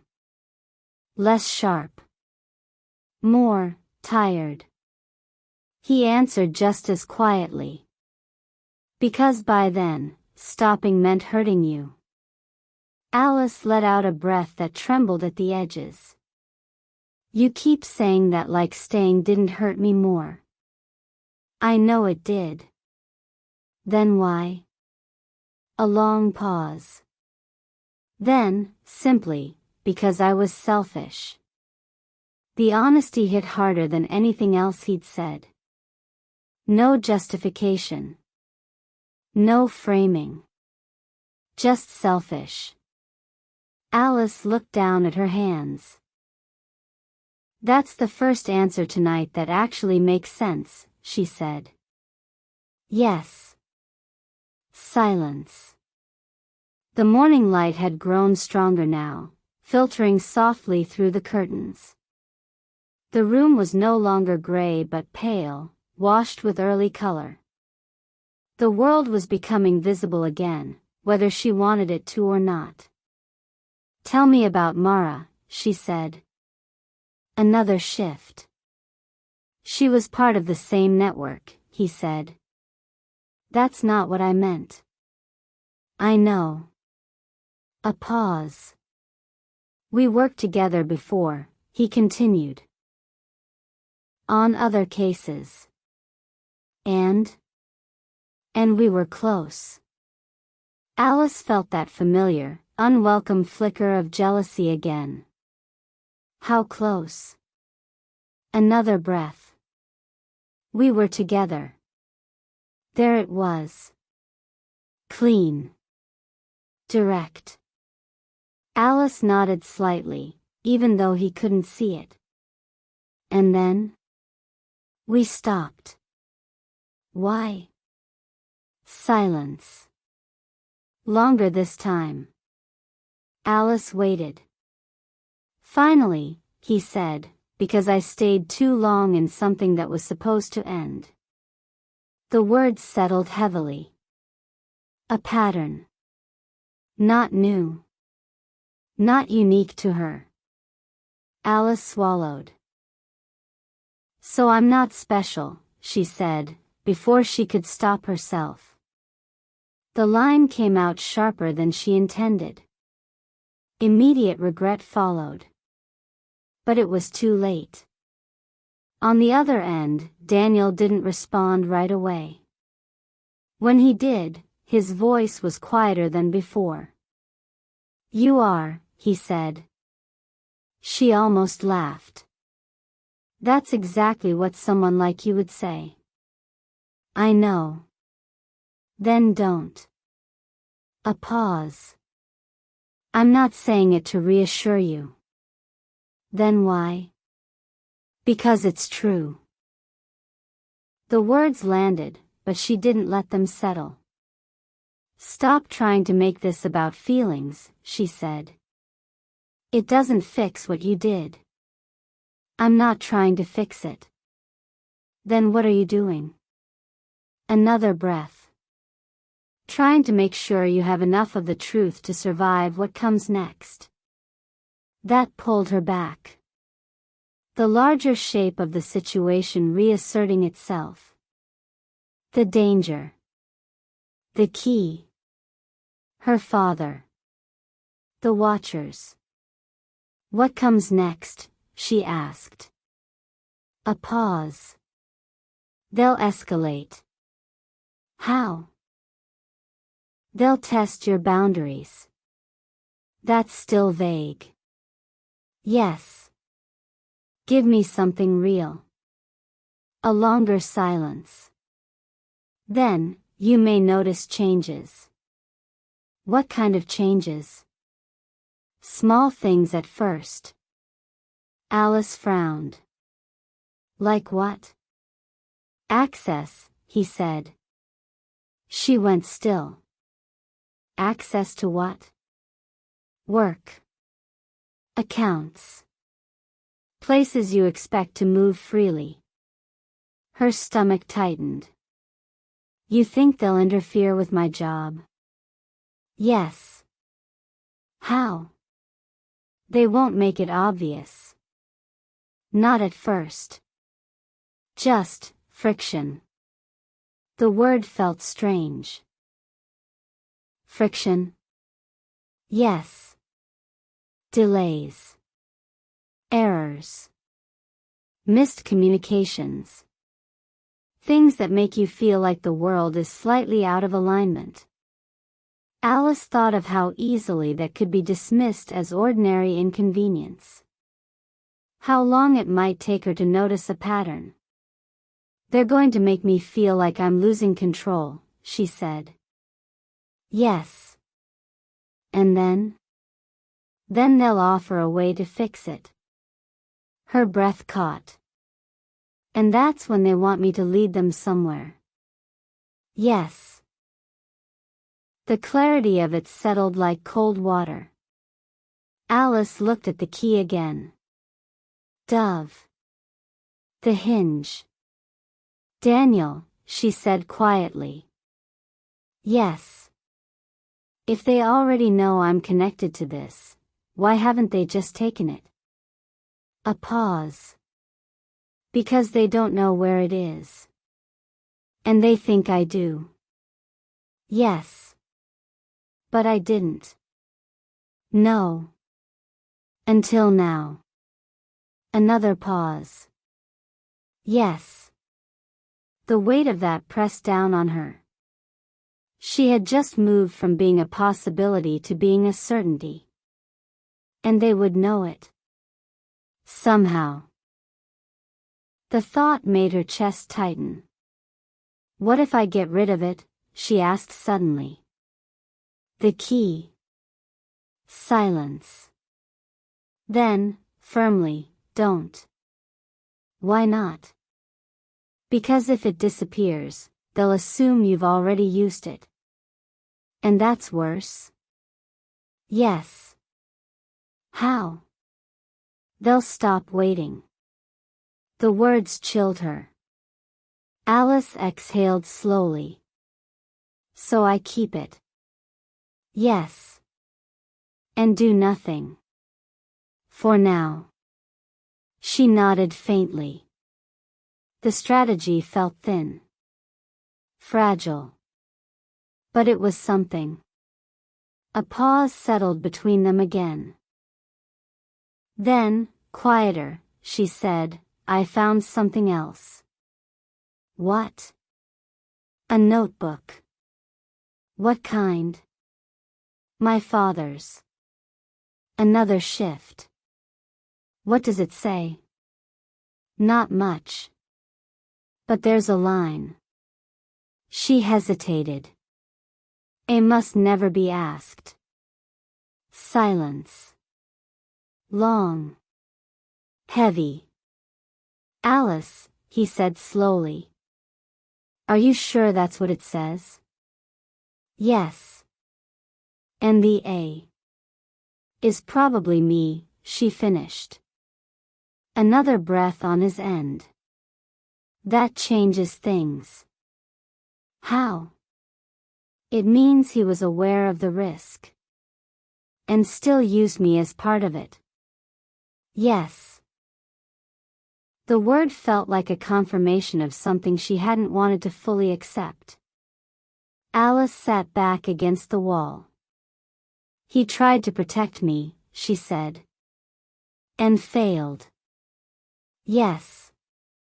The bluntness of it stung. But it also felt clean.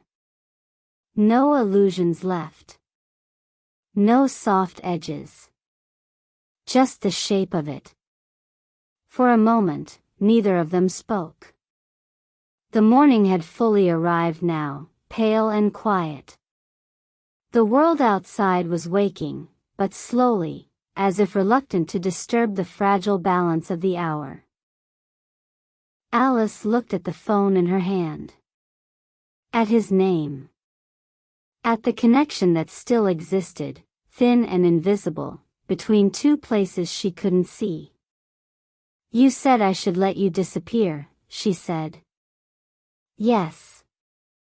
And yet you're still here. Yes. Why?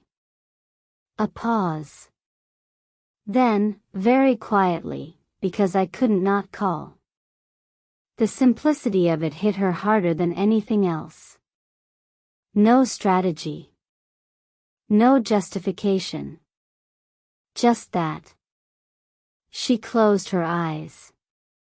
I don't know what to do with you, she said. I know.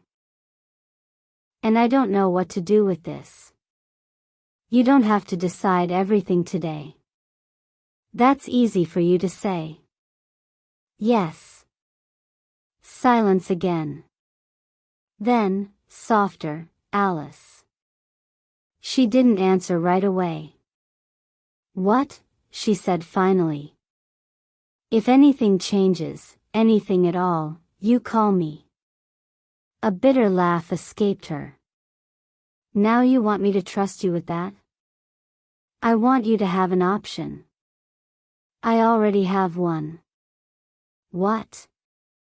She looked at the key. At the desk. At the room that wasn't hers. At least one person in this house hasn't lied to me yet. A pause. Then, quietly, good. No defensiveness. No argument. Just acceptance. It unsettled her. Daniel. Yes. If I find out you're still lying to me. I know. You don't know what I'll do. I don't need to. The line held steady between them. Then, slowly, she said, I'm going to hang up now. Another pause. Okay. She hesitated. Just for a second. Then. Stay alive, he said. The words came softly. Not dramatic. Not urgent. Just, real. Alice swallowed. You too. And she ended the call. The silence that followed was immediate. Complete. She stood there for a moment, phone still in her hand, listening to the absence of his voice. Then she set it down. On the desk. Beside the key. Beside the notebooks. Beside everything that now defined the shape of her life. And for the first time since the night began, Alice understood something clearly. This wasn't just about Daniel anymore. It wasn't even just about her. It was about something older. Something hidden. Something her father had tried to bury. And something that, no matter what she did now, was already starting to surface. Chapter 7: The Truth Behind His Love. Morning arrived without ceremony. Not a sunrise, not a moment of revelation, just a gradual lifting of shadow, as if the world were being remembered piece by piece. The garden outside Evelyn's window emerged first in soft outlines: wet stone, dark soil, the faint green of leaves carrying the last of the night's rain. Then the sky lightened to a thin, diluted gray, and somewhere nearby a bird committed to the day with a clear, unbroken note. Alice hadn't moved. She sat at the desk where she had ended the call, Daniel's phone still resting beside her hand, the key and notebooks arranged in a loose, accidental order that now felt deliberate. As if these objects had always belonged together and she had only just learned how to see it. The conversation lingered in her. Not the facts, those had already begun to settle into cold clarity, but the spaces between them. The pauses. The way his voice shifted when she said sorry. The way he did not hesitate when she asked if he loved her. The way he still spoke as if her safety mattered more than his own position. The truth behind his love. It wasn't a clean thing. It wasn't something she could hold up and examine without finding contradictions embedded in it. His love had begun inside a lie. Had grown around it. Had perhaps even depended on it, in ways neither of them could fully untangle. But it was there. That was the problem. Because if it had been entirely false, she could have discarded it. Filed it away under betrayal and moved forward with a sharper, simpler anger. Instead, she was left with something that hurt in two directions at once. A knock sounded softly at the door. Alice didn't startle this time. "Come in," she said. Evelyn entered carrying a tray, fresh tea, a small bowl of fruit, 2 slices of toasted bread with butter melting into their surface.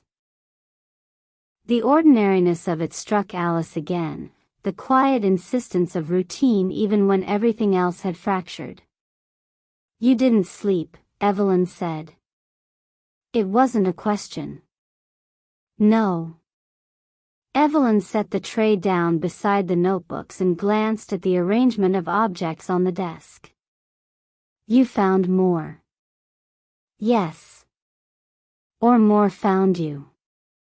Alice let out a faint breath. "That sounds about right." Evelyn took the chair opposite her. "You spoke to him." Alice nodded. "And?" The question carried no pressure, only readiness. Alice looked down at her hands. "I think he told me the truth." Evelyn waited.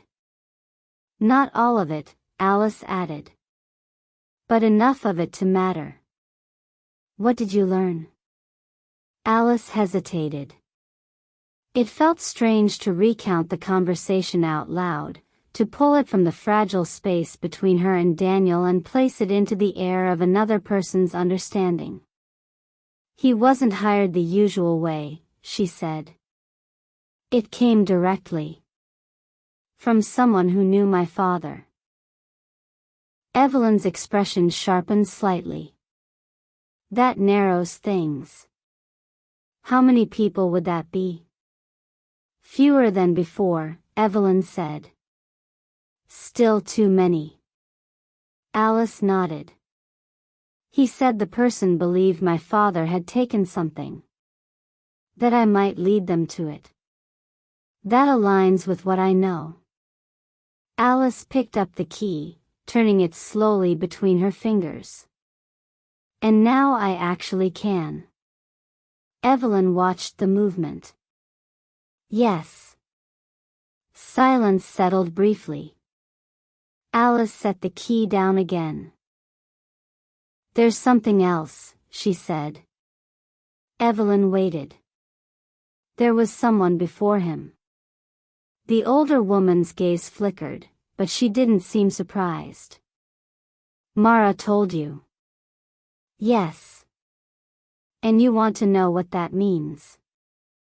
I want to know everything, Alice said, more sharply than she intended. Evelyn inclined her head slightly. That's understandable. It's also impossible.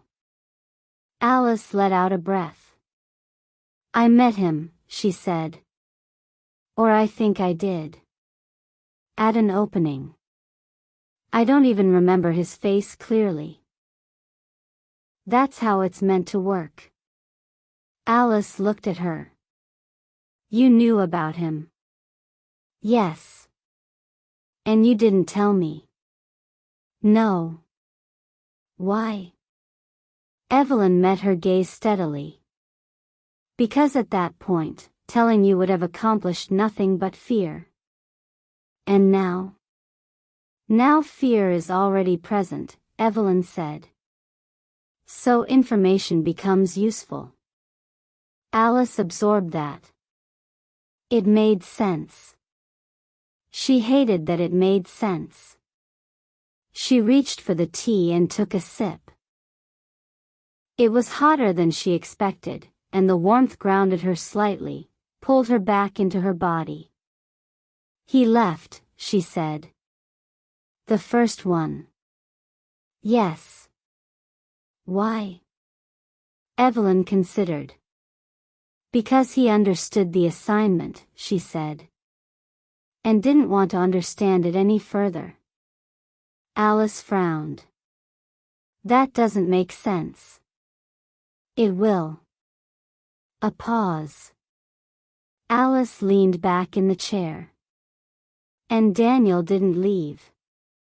No. Why? Evelyn's gaze softened slightly. That's the question you're really asking, isn't it? Alice didn't answer. Because yes. That was the question. Not just what he had done. But why he had stayed. Why he had crossed the line and then refused to step back. Why he had let something real grow inside something constructed. Evelyn folded her hands loosely in her lap. Men like Daniel, she said, are trained to observe without attachment. To remain outside the lives they enter. It's what makes them effective. Alice listened. When that fails, Evelyn continued, it doesn't fail cleanly. It doesn't turn into something simple or noble. It becomes conflicted. Dangerous. Not because they stop caring, but because they start caring in ways that interfere with their original purpose. Alice looked at the key again. He said he was selfish. Evelyn nodded. That's one way to name it. What's another? The older woman considered. Human, she said. Alice almost smiled. Those two don't feel very different right now. They rarely are. Silence. Alice turned the phone over in her hands. He could have left, she said. At any point. Yes. And he didn't. No. That doesn't make sense. It makes perfect sense, Evelyn said. Alice looked up. How? Evelyn leaned back slightly. Because leaving would have required him to accept that what he felt for you was incompatible with what he was doing. Alice frowned. And staying didn't? It allowed him to postpone that acceptance. The words landed with quiet precision. Alice felt something shift. "That's not love," she said. "No," Evelyn agreed. "It's not a good version of it." Alice exhaled slowly. "But it's still love." "Yes." The answer came without hesitation. Alice looked down at the phone again. At his name in the call history. At the fragile thread that still connected them. "He said he couldn't not call," she said. Evelyn's expression didn't change. "That sounds like him." "You know him." "I know enough." "How?" A pause. "Through Mara," Evelyn said. Alice's head lifted slightly. "They were together." "Yes." "And you knew her." "Yes." Alice absorbed that. The web of connections tightening. "How did they end?" she asked. Evelyn was quiet for a moment. "Poorly," she said. Alice almost laughed. "That seems to be a pattern." "Yes." "Because of this work?" "Because of how they carry it," Evelyn corrected. Alice frowned. "What's the difference?" "The work requires distance," Evelyn said. "The people who do it often convince themselves they can step out of that distance when it suits them. And they can't." "No." Alice leaned back, closing her eyes briefly. "So he did the same thing with me?" "Yes." "And Mara saw it happening?" "Yes." "And tried to stop it?" "Yes." Alice opened her eyes again. "And now she's, what? Helping me?" Evelyn's gaze sharpened slightly. "No." The certainty in the answer made Alice pause. "Then what is she doing?" "She's balancing something." "Between what?" Evelyn looked at the folded note on the table. "Between warning you and hurting him." Alice felt that settle. It fit. Too well. "She's not on my side," Alice said. "No." "She's not on his side." "No." "Then whose side is she on?" Evelyn's expression grew distant for a moment. "Her own."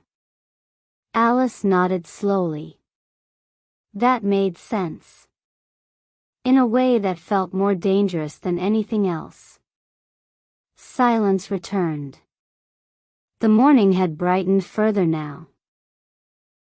The room was fully visible, every object clear and ordinary again. And yet nothing felt ordinary.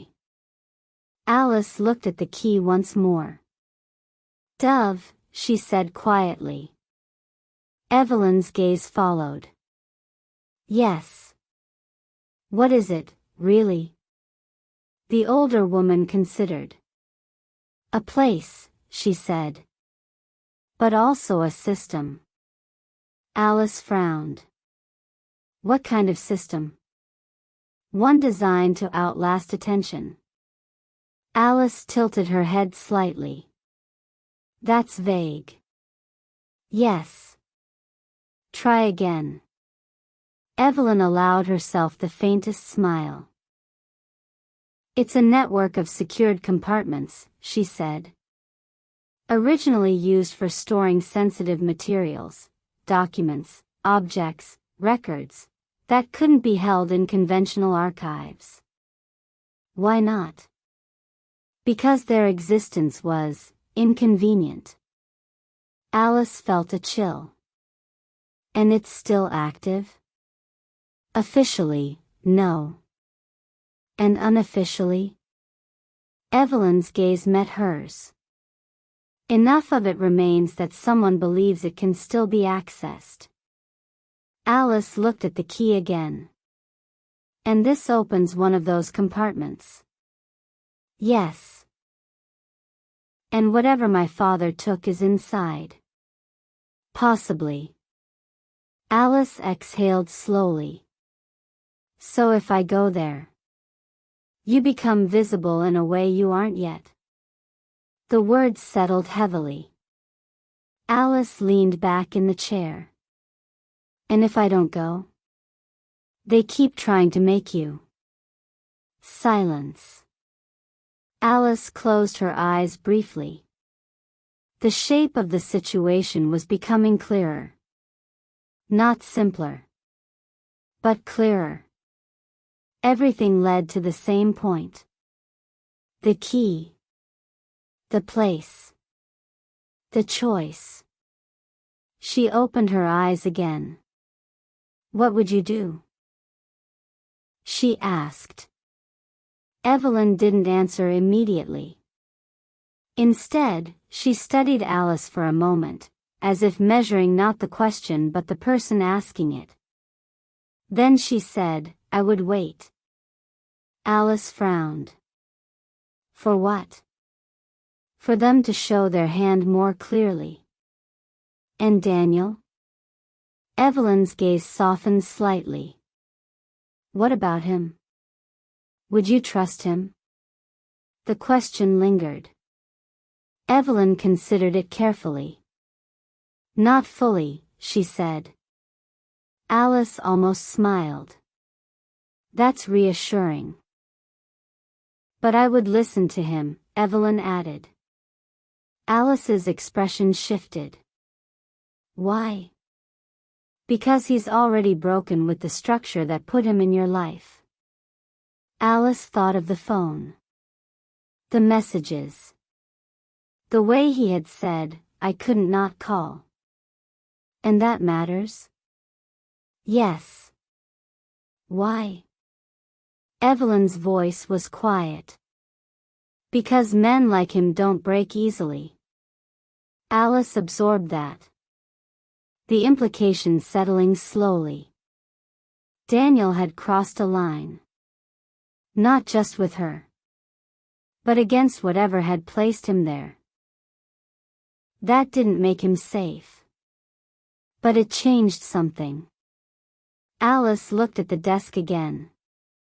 At the key. At the phone. At the thin, invisible threads connecting everything. The truth behind his love, she said softly. Evelyn looked at her. What do you mean? Alice shook her head slightly.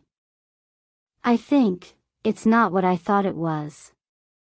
No, Evelyn said. It rarely is. Alice let out a quiet breath.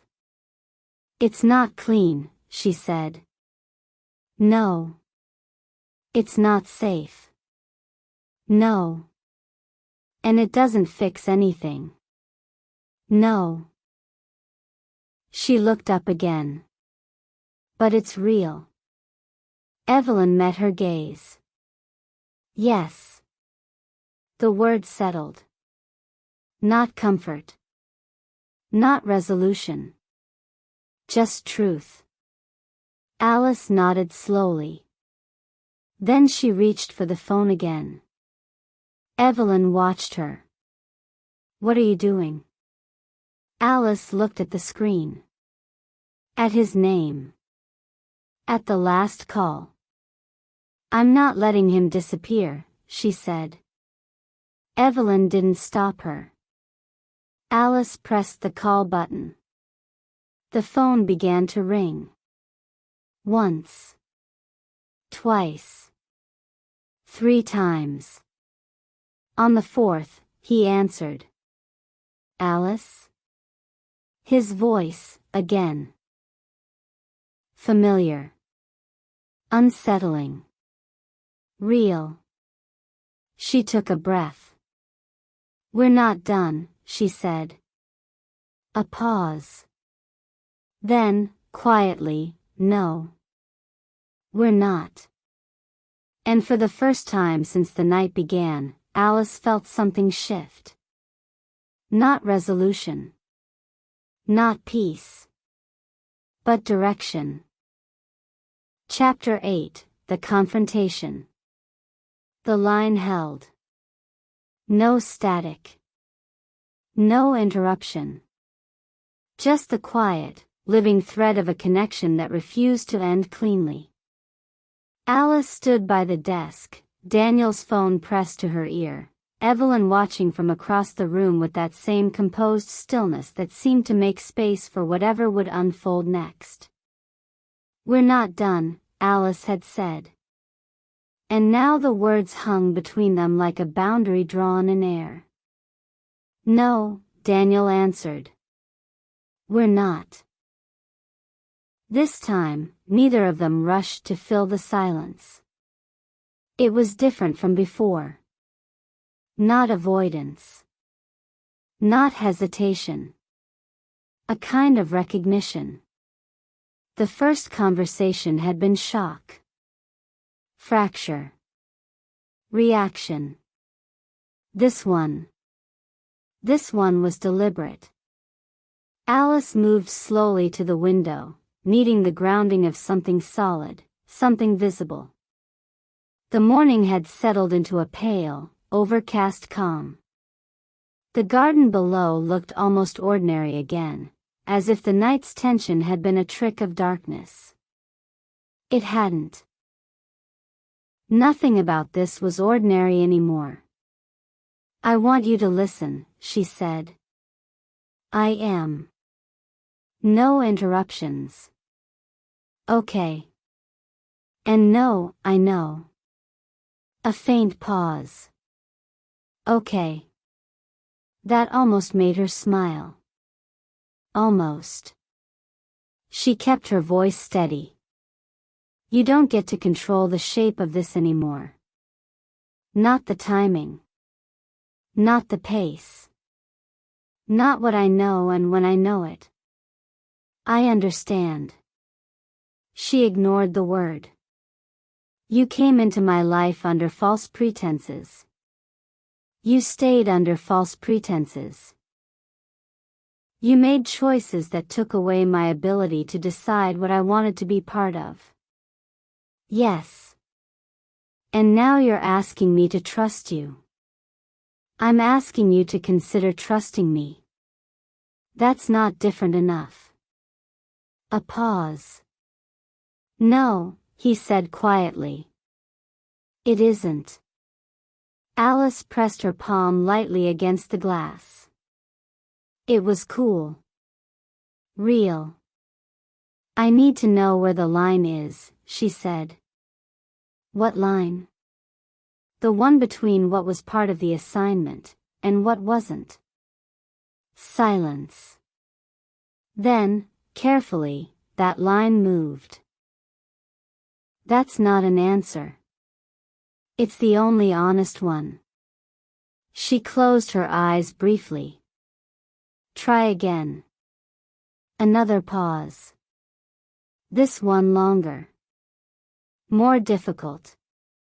"When I met you," he said, "everything I did was part of the assignment." The words landed with expected force. Alice felt it, but didn't flinch. "Everything?" "Yes." "Even the first conversation?" "Yes." "The second?" "Yes." "The third?" "Yes." She swallowed. And then? A breath. And then it stopped being that. "When?" "I don't know exactly." "That's not good enough." "I know." Silence stretched. Alice turned from the window. "Give me a moment," she said. He didn't speak. She paced once across the room, then back. Evelyn remained still, observing without intruding. Alice stopped. "Was there a moment," she said slowly, "when you realized you weren't doing your job anymore?" A pause. Yes. Her chest tightened. When? Another breath. The night you told me about your father. Alice froze. The memory came back instantly. A quiet evening. Rain. The soft lamplight in her apartment. The way she had spoken more openly than she usually did, about the distance, the silences, the things left unsaid between her and the man who had shaped so much of her life without ever fully entering it. She had trusted him with that. And that had been the moment. What changed? She asked, her voice lower now. I stopped thinking about what you might lead me to, he said. And started thinking about what you'd lost. The words cut deep. Because they felt true. And because they were too late. Alice turned away again. That doesn't erase what came before. I know. And it doesn't make what came after clean. No. Silence. Then she said, tell me the worst part. A pause. The worst part? Yes. What do you mean? The part you don't want to say. A long, heavy silence followed. Alice waited.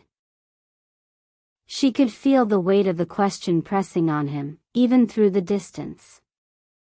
Finally, he spoke. The worst part is that even after that, I kept reporting. The words landed like a quiet explosion. Alice didn't move. Didn't speak. Just stood there, absorbing it. You said you stopped, she said. I said it stopped being simple. That's not the same thing. No. Her throat tightened. What did you report? A pause. Less. That's not an answer. No. Then answer the question. Another breath. Your movements. At first. Her stomach dropped. At first? Yes. And then? I stopped giving details. When? Gradually. That's not a timeline. I don't have a clean one. She laughed once, sharp and hollow. Nothing about this is clean, is it? No. Silence. Alice felt the anger rise again, but it was different now. Less explosive. More focused. You chose to stay, she said. Yes. You chose to lie. Yes. You chose to keep me in something I didn't agree to. Yes. And you're still choosing. A pause. Yes. She looked at the phone. At his name. At the thin line connecting them. What are you choosing now? Another silence. Then. You. The word was quiet. Not dramatic. Not persuasive. Just, placed there. Alice closed her eyes. That's not enough. I know. It doesn't fix anything. I know. It doesn't undo anything. I know. The repetition didn't irritate her this time. Because he wasn't using it to deflect. He was using it to stand inside the damage. She took a slow breath. Then what does it do? A pause. It changes what I do next.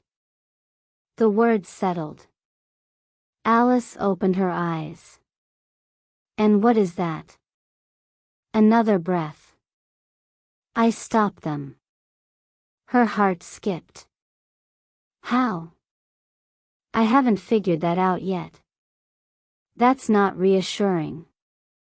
No. Silence. Alice moved back to the desk and rested her hand near the key. The brass surface caught the light. Dove. The hinge. Everything leading here. They're going to come for me, she said. Yes. They're going to try to push me. Yes. And you think you can stop that? I think I can interfere with it. That's not the same thing. No. She nodded faintly. At least he wasn't pretending otherwise. What happens if you fail? She asked. A pause. Then, simply, then you'll need to be ahead of them. Alice looked at the key again. And how do I do that? By understanding what you're holding. Silence. She exhaled slowly. That's what we're trying to do. Yes. Another pause. Then, more quietly, she said, why didn't you leave? The question came from somewhere deeper this time. Not accusation. Not strategy. Just need. A long silence followed. Longer than any before. When he spoke, his voice had changed again. Lower. More exposed. Because every time I tried, he said, it felt like I was abandoning you to something I had already set in motion. Alice's chest tightened. That's not an answer. It's the only one I have. You could have told me. Yes. And you didn't. No. Why? A breath. Because I didn't know how to tell you without losing you. The words landed hard. Alice felt something shift again. Not forgiveness. Not even understanding. But something closer to recognition. You lost me anyway, she said. Yes. Silence. Then, quietly, he said, I know. This time, she let him. The words didn't feel like avoidance. They felt like acceptance. She looked down at her hands. At the faint tremor that had returned. At the weight of everything pressing in from all sides. This is the part where I should hang up, she said. Yes. And walk away. Yes. And never speak to you again. Yes. A pause. But you're not going to. The statement was gentle. Careful. Alice looked at the phone. No, she said. Why? The question was quiet. Not demanding. Not hopeful. Just asked. She took a breath. Because this was the truth. And she had demanded truth. Because I don't know enough yet, she said. A pause. Then, softly, okay. She almost smiled. Not at him. At the absurdity of it. The way everything had broken, and yet the conversation continued. The way love didn't disappear just because it should. The way truth complicated everything instead of simplifying it. This isn't forgiveness, she said. I know. This isn't trust. I know. This is something else. Yes. She looked at the key again. At the path ahead. at the choices she hadn't asked for. "We're going to find out what this is," she said. "Yes. And when we do..." She stopped. Because she didn't know how to finish that sentence. Daniel didn't either. The silence held. Then, quietly, he said, "When we do, you get to decide what I am to you." The words settled. Final. Fair. Terrifying. Alice nodded, even though he couldn't see it. "Good," she said. A pause. Then she added, "Because right now, I don't know. I understand." This time, she believed him. She took a breath. "I'm going to hang up now." "Okay." A pause. Then, "Alice." She hesitated. "Yes?" "Be careful who you trust today." The words landed with quiet weight. She thought of Evelyn. Of Mara. Of Daniel. Of herself. "I will," she said. And this time, when she ended the call, she didn't hesitate. The silence that followed was different. Not empty. Not fragile. Just open. Alice set the phone down. Evelyn watched her. "Well?" she asked. Alice looked at her. At the room. At the morning that had fully arrived. "He told me more," she said. "And?" Alice took a slow breath. "It doesn't make anything easier." Evelyn nodded. "It rarely does." Alice looked down at the key. At Dove. At the path unfolding in front of her. "But it makes it clearer," she said. Evelyn's gaze sharpened slightly. "Clear enough to act." Alice paused. Then, "Clear enough to choose." And that, she realized, was the real confrontation. Not with Daniel. Not with Mara. Not even with the people behind all of this. But with herself. With what she would do next. Chapter 9, Love or Betrayal. Morning did not soften anything. It clarified. That was the difference Alice felt as she stood in Evelyn's sitting room with the key resting cold against her palm and the taste of tea gone faint and bitter on her tongue. Night had blurred the edges of things, had allowed emotion to expand and distort, had made the world feel like a series of shadows shifting just out of reach. Morning took all of that and fixed it in place. Nothing was less complicated. It was simply more visible. Evelyn moved quietly around the room, adjusting nothing, touching nothing unnecessarily. She had the manner of someone who understood that movement could be mistaken for instruction when a person was still deciding what direction to take. Alice appreciated that. She didn't want to be guided right now. She wanted to see. Even if what she saw made things harder. "He told you enough," Evelyn said after a while. It wasn't a question. Alice nodded faintly. Enough to understand the shape of it. And the shape is? Alice looked at the key. At the smooth brass worn by hands she didn't remember. "Unfinished," she said. Evelyn's gaze flickered, approving in a quiet way. "Yes." Alice exhaled. "And dangerous." "Yes. And not something I can step out of anymore."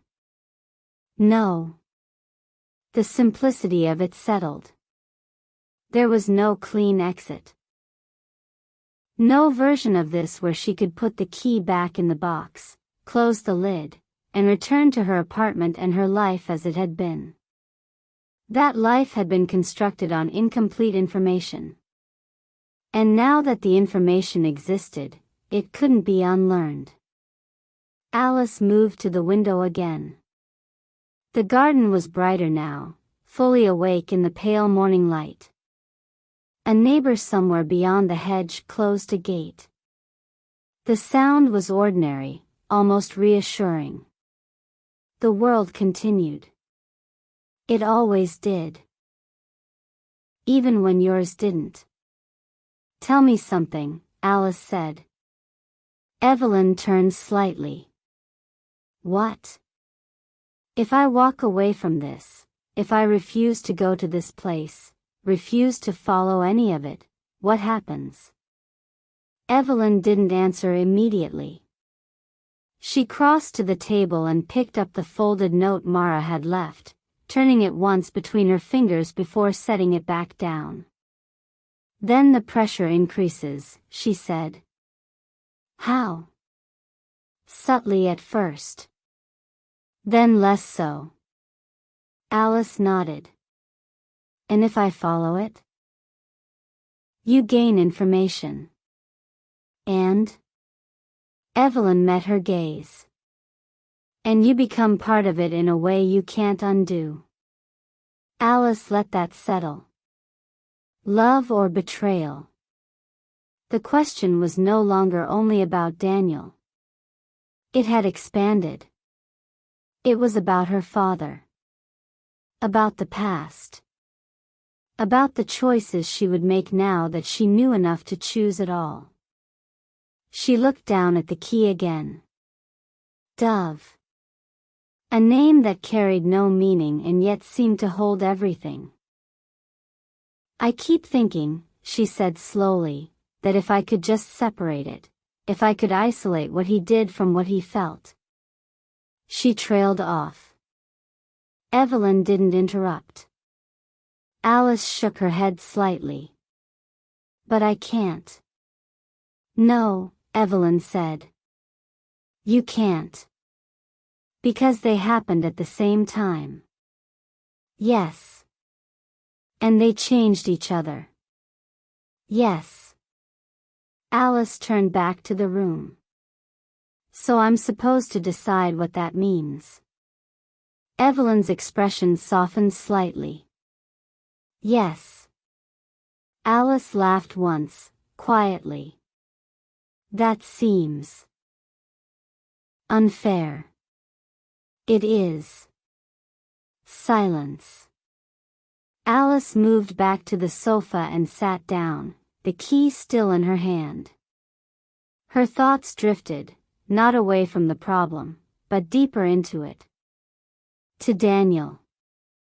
To the way he had stood in her doorway. To the way he had said her name. To the way he had answered her questions without trying to soften them. Love or betrayal? The phrase repeated in her mind, not as a choice between two clean options, but as something tangled, inseparable. Because it wasn't one or the other. It was both. That was the truth she was beginning to understand. And it made everything harder. Tell me something honest, she said.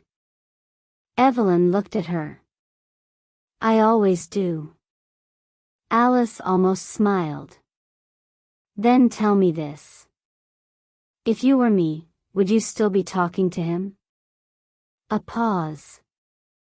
Not long. But deliberate. Yes, Evelyn said. Alice's eyes lifted slightly. Why?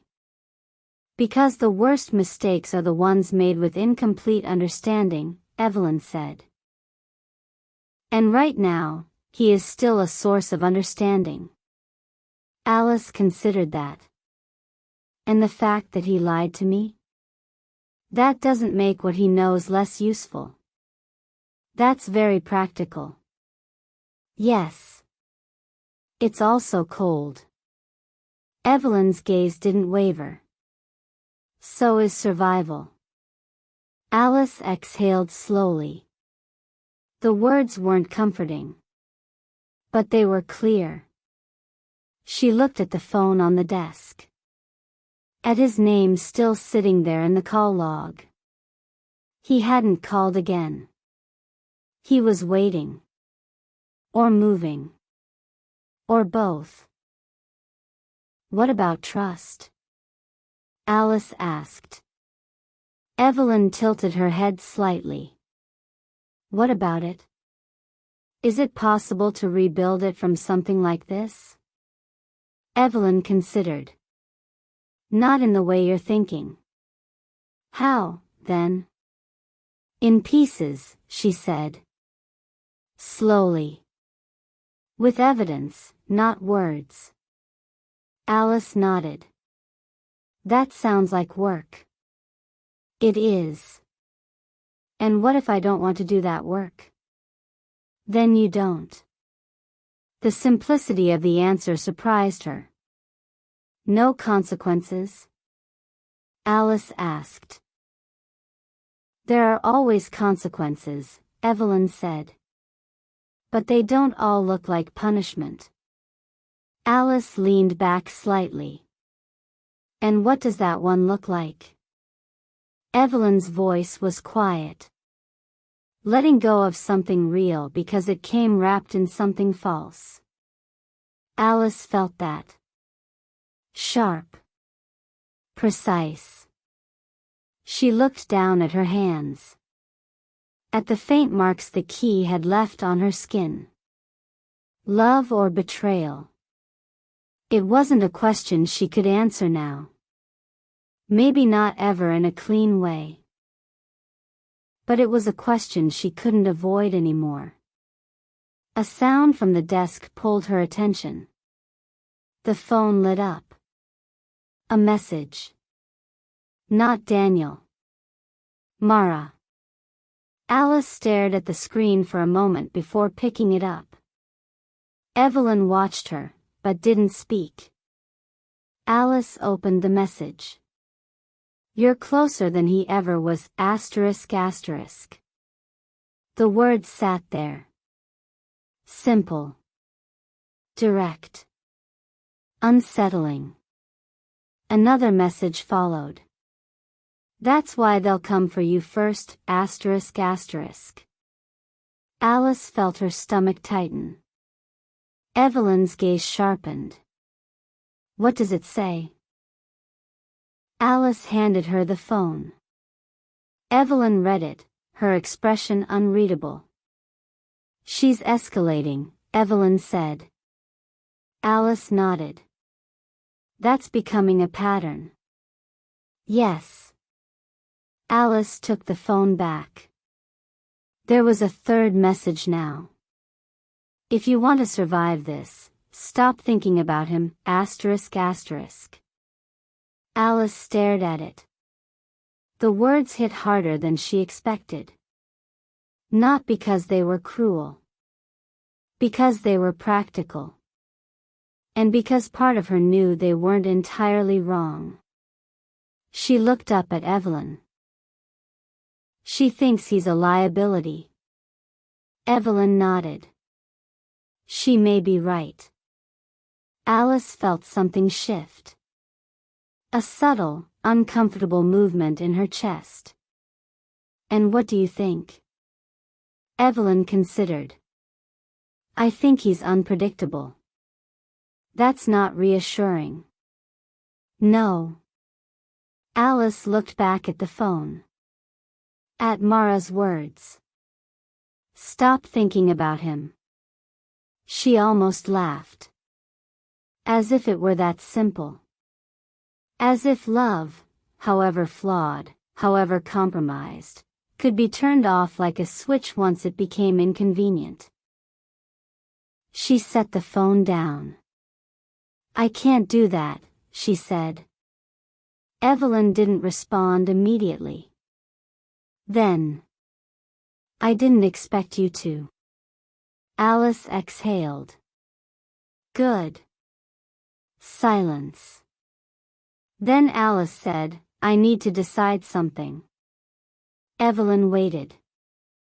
Alice looked at the key. At Dove.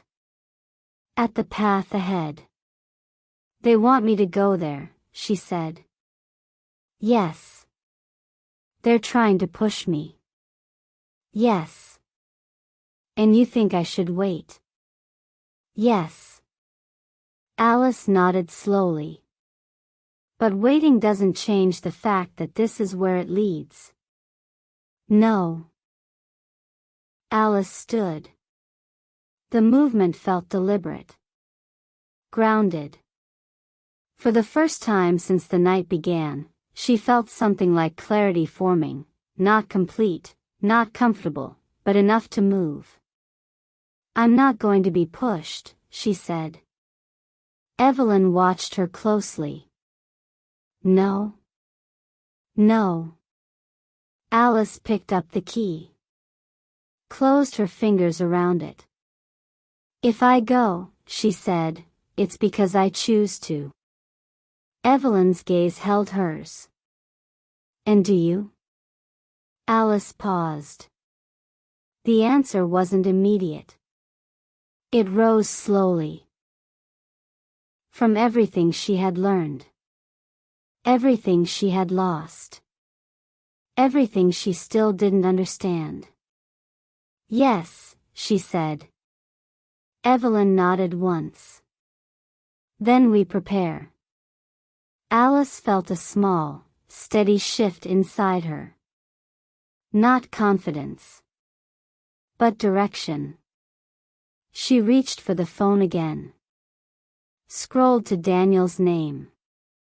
Paused. Evelyn watched her.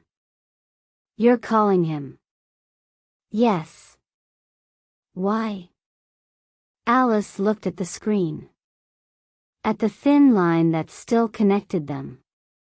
Because whether I like it or not, she said, he's part of this. Evelyn didn't argue. Alice pressed the call button. The phone rang. Once. Twice. 3 times. Then.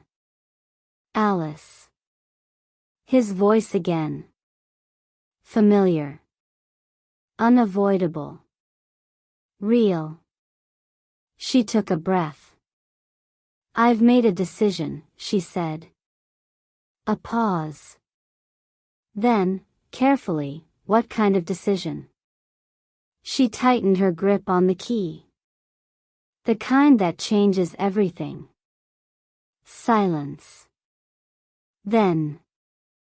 Tell me. Alice looked at Evelyn. At the room. At the morning that no longer felt uncertain. I'm going to Dove, she said. The words settled. Final. On the other end, Daniel didn't speak immediately. When he did, his voice was lower than before. That's not safe. No, she said. It's exactly what they want. I know. Then don't. She shook her head, even though he couldn't see it. I'm not going because they want me to. Then why? Alice's voice was steady now. Because I need to know what my father left behind. A pause. And because I'm not letting this be something that happens to me. Silence. Then, quietly. Then I'm coming with you.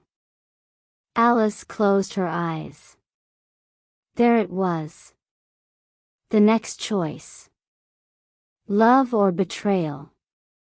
Trust or distance. Control or chaos.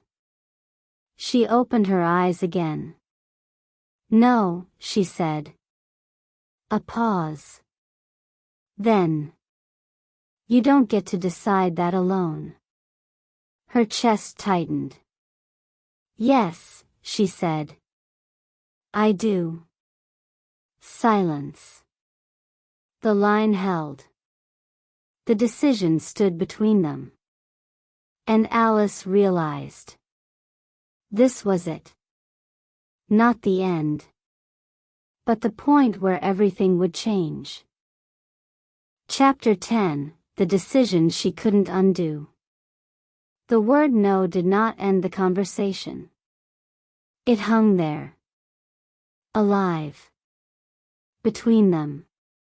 Alice stood very still, the key pressed into her palm, Daniel's voice on the other end of the line, Evelyn's quiet presence anchoring the room behind her. Morning had fully arrived now, soft and gray and deceptively calm, as if the world had no idea what she was about to step into. You don't get to decide that alone. His voice had changed. Not pleading. Not commanding. Something more dangerous than either, certain. Alice felt it. The pull. The part of her that still recognized his tone not as control, but as care. And that was the problem. Because care had become indistinguishable from interference. I'm not asking you, she said. A pause. I know.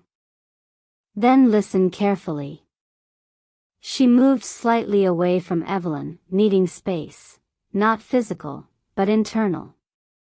Space to speak without influence, without reflection. This is the first decision I've made since this started that isn't shaped by you, she said. Silence. And I'm not giving that up. Another pause. On the other end, she could hear him breathe in slowly. Then I won't take it from you, he said. The answer surprised her. She hadn't expected that. But I'm not stepping away either. There it was again. Not opposition. Persistence. Alice closed her eyes for a second. Daniel. You don't have to trust me, he said quietly. But you also don't have to face this without someone who understands what you're walking into. I understand enough. You understand the surface. And you understand more. Yes. She exhaled sharply. That's exactly why I don't want you there. A pause. Because I know too much. Because you're part of it, she said. The words landed. Clear. Unavoidable. And I don't know what that means yet. Silence. Then, softer. Neither do I. That wasn't what she expected. She opened her eyes. Looked at the key again. At the object that had become the center of everything. You said this changes things, she said. It does. Then let it change them. A longer pause. Then. Where are you going? She hesitated. Evelyn's voice came quietly from behind her. You don't have to answer that. Alice knew that. But she also knew something else. If she cut him out completely now, she would be choosing distance not from logic, but from fear. And fear wasn't the kind of choice she wanted to make anymore. Sorry, she said. Evelyn's eyes flicked up sharply. Daniel didn't react immediately. When he did, it was controlled. Do you know where in Surrey? No. Then don't go blindly. I'm not. How? Alice looked at Evelyn. At the calm, steady presence that had held through the night. I'm not alone, she said. A pause. Then. Good. No argument. No challenge. Just acceptance. It disarmed her slightly. You're not going to try to stop me? I already know I can't. The honesty of it settled. Alice nodded faintly. Then we're done here. Another pause. Then, quietly. Alice. She hesitated. Yes? If something feels wrong. It will, she said. A faint exhale on his end. Then listen to that. She almost smiled. That's your advice? It's the only one that doesn't depend on me. That mattered. More than she expected. She tightened her grip on the key. Stay alive, she said. A beat. You too. And this time. When she ended the call. It felt different. Not unfinished. Not fragile. Just decided. The silence in the room was immediate. But it wasn't empty. It held weight. Evelyn watched her. You told him. Yes. That you're going. Yes. A pause. And you didn't tell him where. Alice shook her head. No. Evelyn nodded once. Good. Alice set the phone down. The finality of the gesture felt real. Like placing something in its proper place. Not discarded. Not forgotten. Just, no longer controlling the moment. She turned back to the room. To Evelyn. To the key. What do we need? She asked. Evelyn didn't hesitate. Time. Information. And the right way in. Alice nodded. Start with the last one. Evelyn moved to a shelf, pulled down a small, worn book, more like a ledger than anything else, and opened it carefully. This system, she said, wasn't designed for casual access. Alice stepped closer. Meaning? Meaning you don't just walk in and use a key. Of course not. Nothing about this was that simple. There are layers, Evelyn continued. Verification. Redundancy. Places within places. Alice frowned. So the key isn't enough. It's necessary, Evelyn said. Not sufficient. Alice exhaled. Then what else do we need? Evelyn turned a page. Context. Alice waited. Your father wouldn't have left this without a way to find it, Evelyn said. Not if he expected you, or anyone, to use it. Alice's gaze shifted. To the notebooks. To the letters. To everything she had barely begun to understand. He left something else, she said. Yes. Something that points to it. Yes. Alice moved to the desk. Picked up the notebook again. Flipped through the pages. Looking not just at the words, but at the patterns. The gaps. The things that didn't quite belong. It must never be asked, she murmured. Evelyn watched her. What does that mean to you? Alice thought. Then shook her head. I don't know yet. Then don't force it. Alice nodded slowly. Her fingers traced the edge of the page. Then, something caught her attention. Not the words. The spacing. A page where the writing had been compressed toward one side. As if something had been removed. Or hidden. She turned the page. Then back again. Her pulse quickened slightly. "There's something here," she said. Evelyn stepped closer. Alice held the page up to the light. Faint. Almost invisible. But there. Indentations. Pressure marks from writing that wasn't on the page anymore. Evelyn's voice lowered. "He wrote something there." Alice nodded. Something he removed. Or something he didn't want immediately visible. Alice's mind moved quickly now. "Do you have a pencil?" Evelyn handed her one without question. Alice placed the notebook flat. Turned the pencil sideways. And began to shade lightly across the page.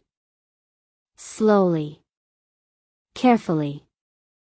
The graphite caught on the raised impressions. Lines began to appear. Faint at first. Then clearer. Letters. Words. Alice's breath caught. Evelyn leaned in. The message revealed itself, piece by piece. Not a sentence. Not exactly. More like fragments. A name. A street. And beneath it. A symbol. Alice stared. "This is it," she said. Evelyn didn't speak. She didn't need to. Because they both knew. This was the path. The one her father had left. The one that led forward. The one that could not be undone. Alice straightened slowly. The key still in her hand. The page opened before her. The morning fully awake around them. "This is the decision," she said. Evelyn met her gaze. "Yes." Alice took a breath. And for the first time, she didn't hesitate. Not because she wasn't afraid. But because she understood something now that she hadn't before. The fear wasn't going away. The uncertainty wasn't resolving. The love wasn't disappearing. The betrayal wasn't simplifying. None of it would become easier. But it would become clearer. And clarity was enough. She picked up the key. Closed the notebook. And looked at Evelyn. "Let's go," she said. Outside, the world looked unchanged. Cars moved. People walked. Doors opened and closed. Morning unfolded as if nothing had shifted. But Alice knew better. Because inside her, everything had. The message. The truth. The lie. The love. The choice. She stepped out onto the street. Not as the person she had been the night before. But as someone who now understood. That some decisions don't lead back. And some truths, once seen, don't let you return to who you were before. The end.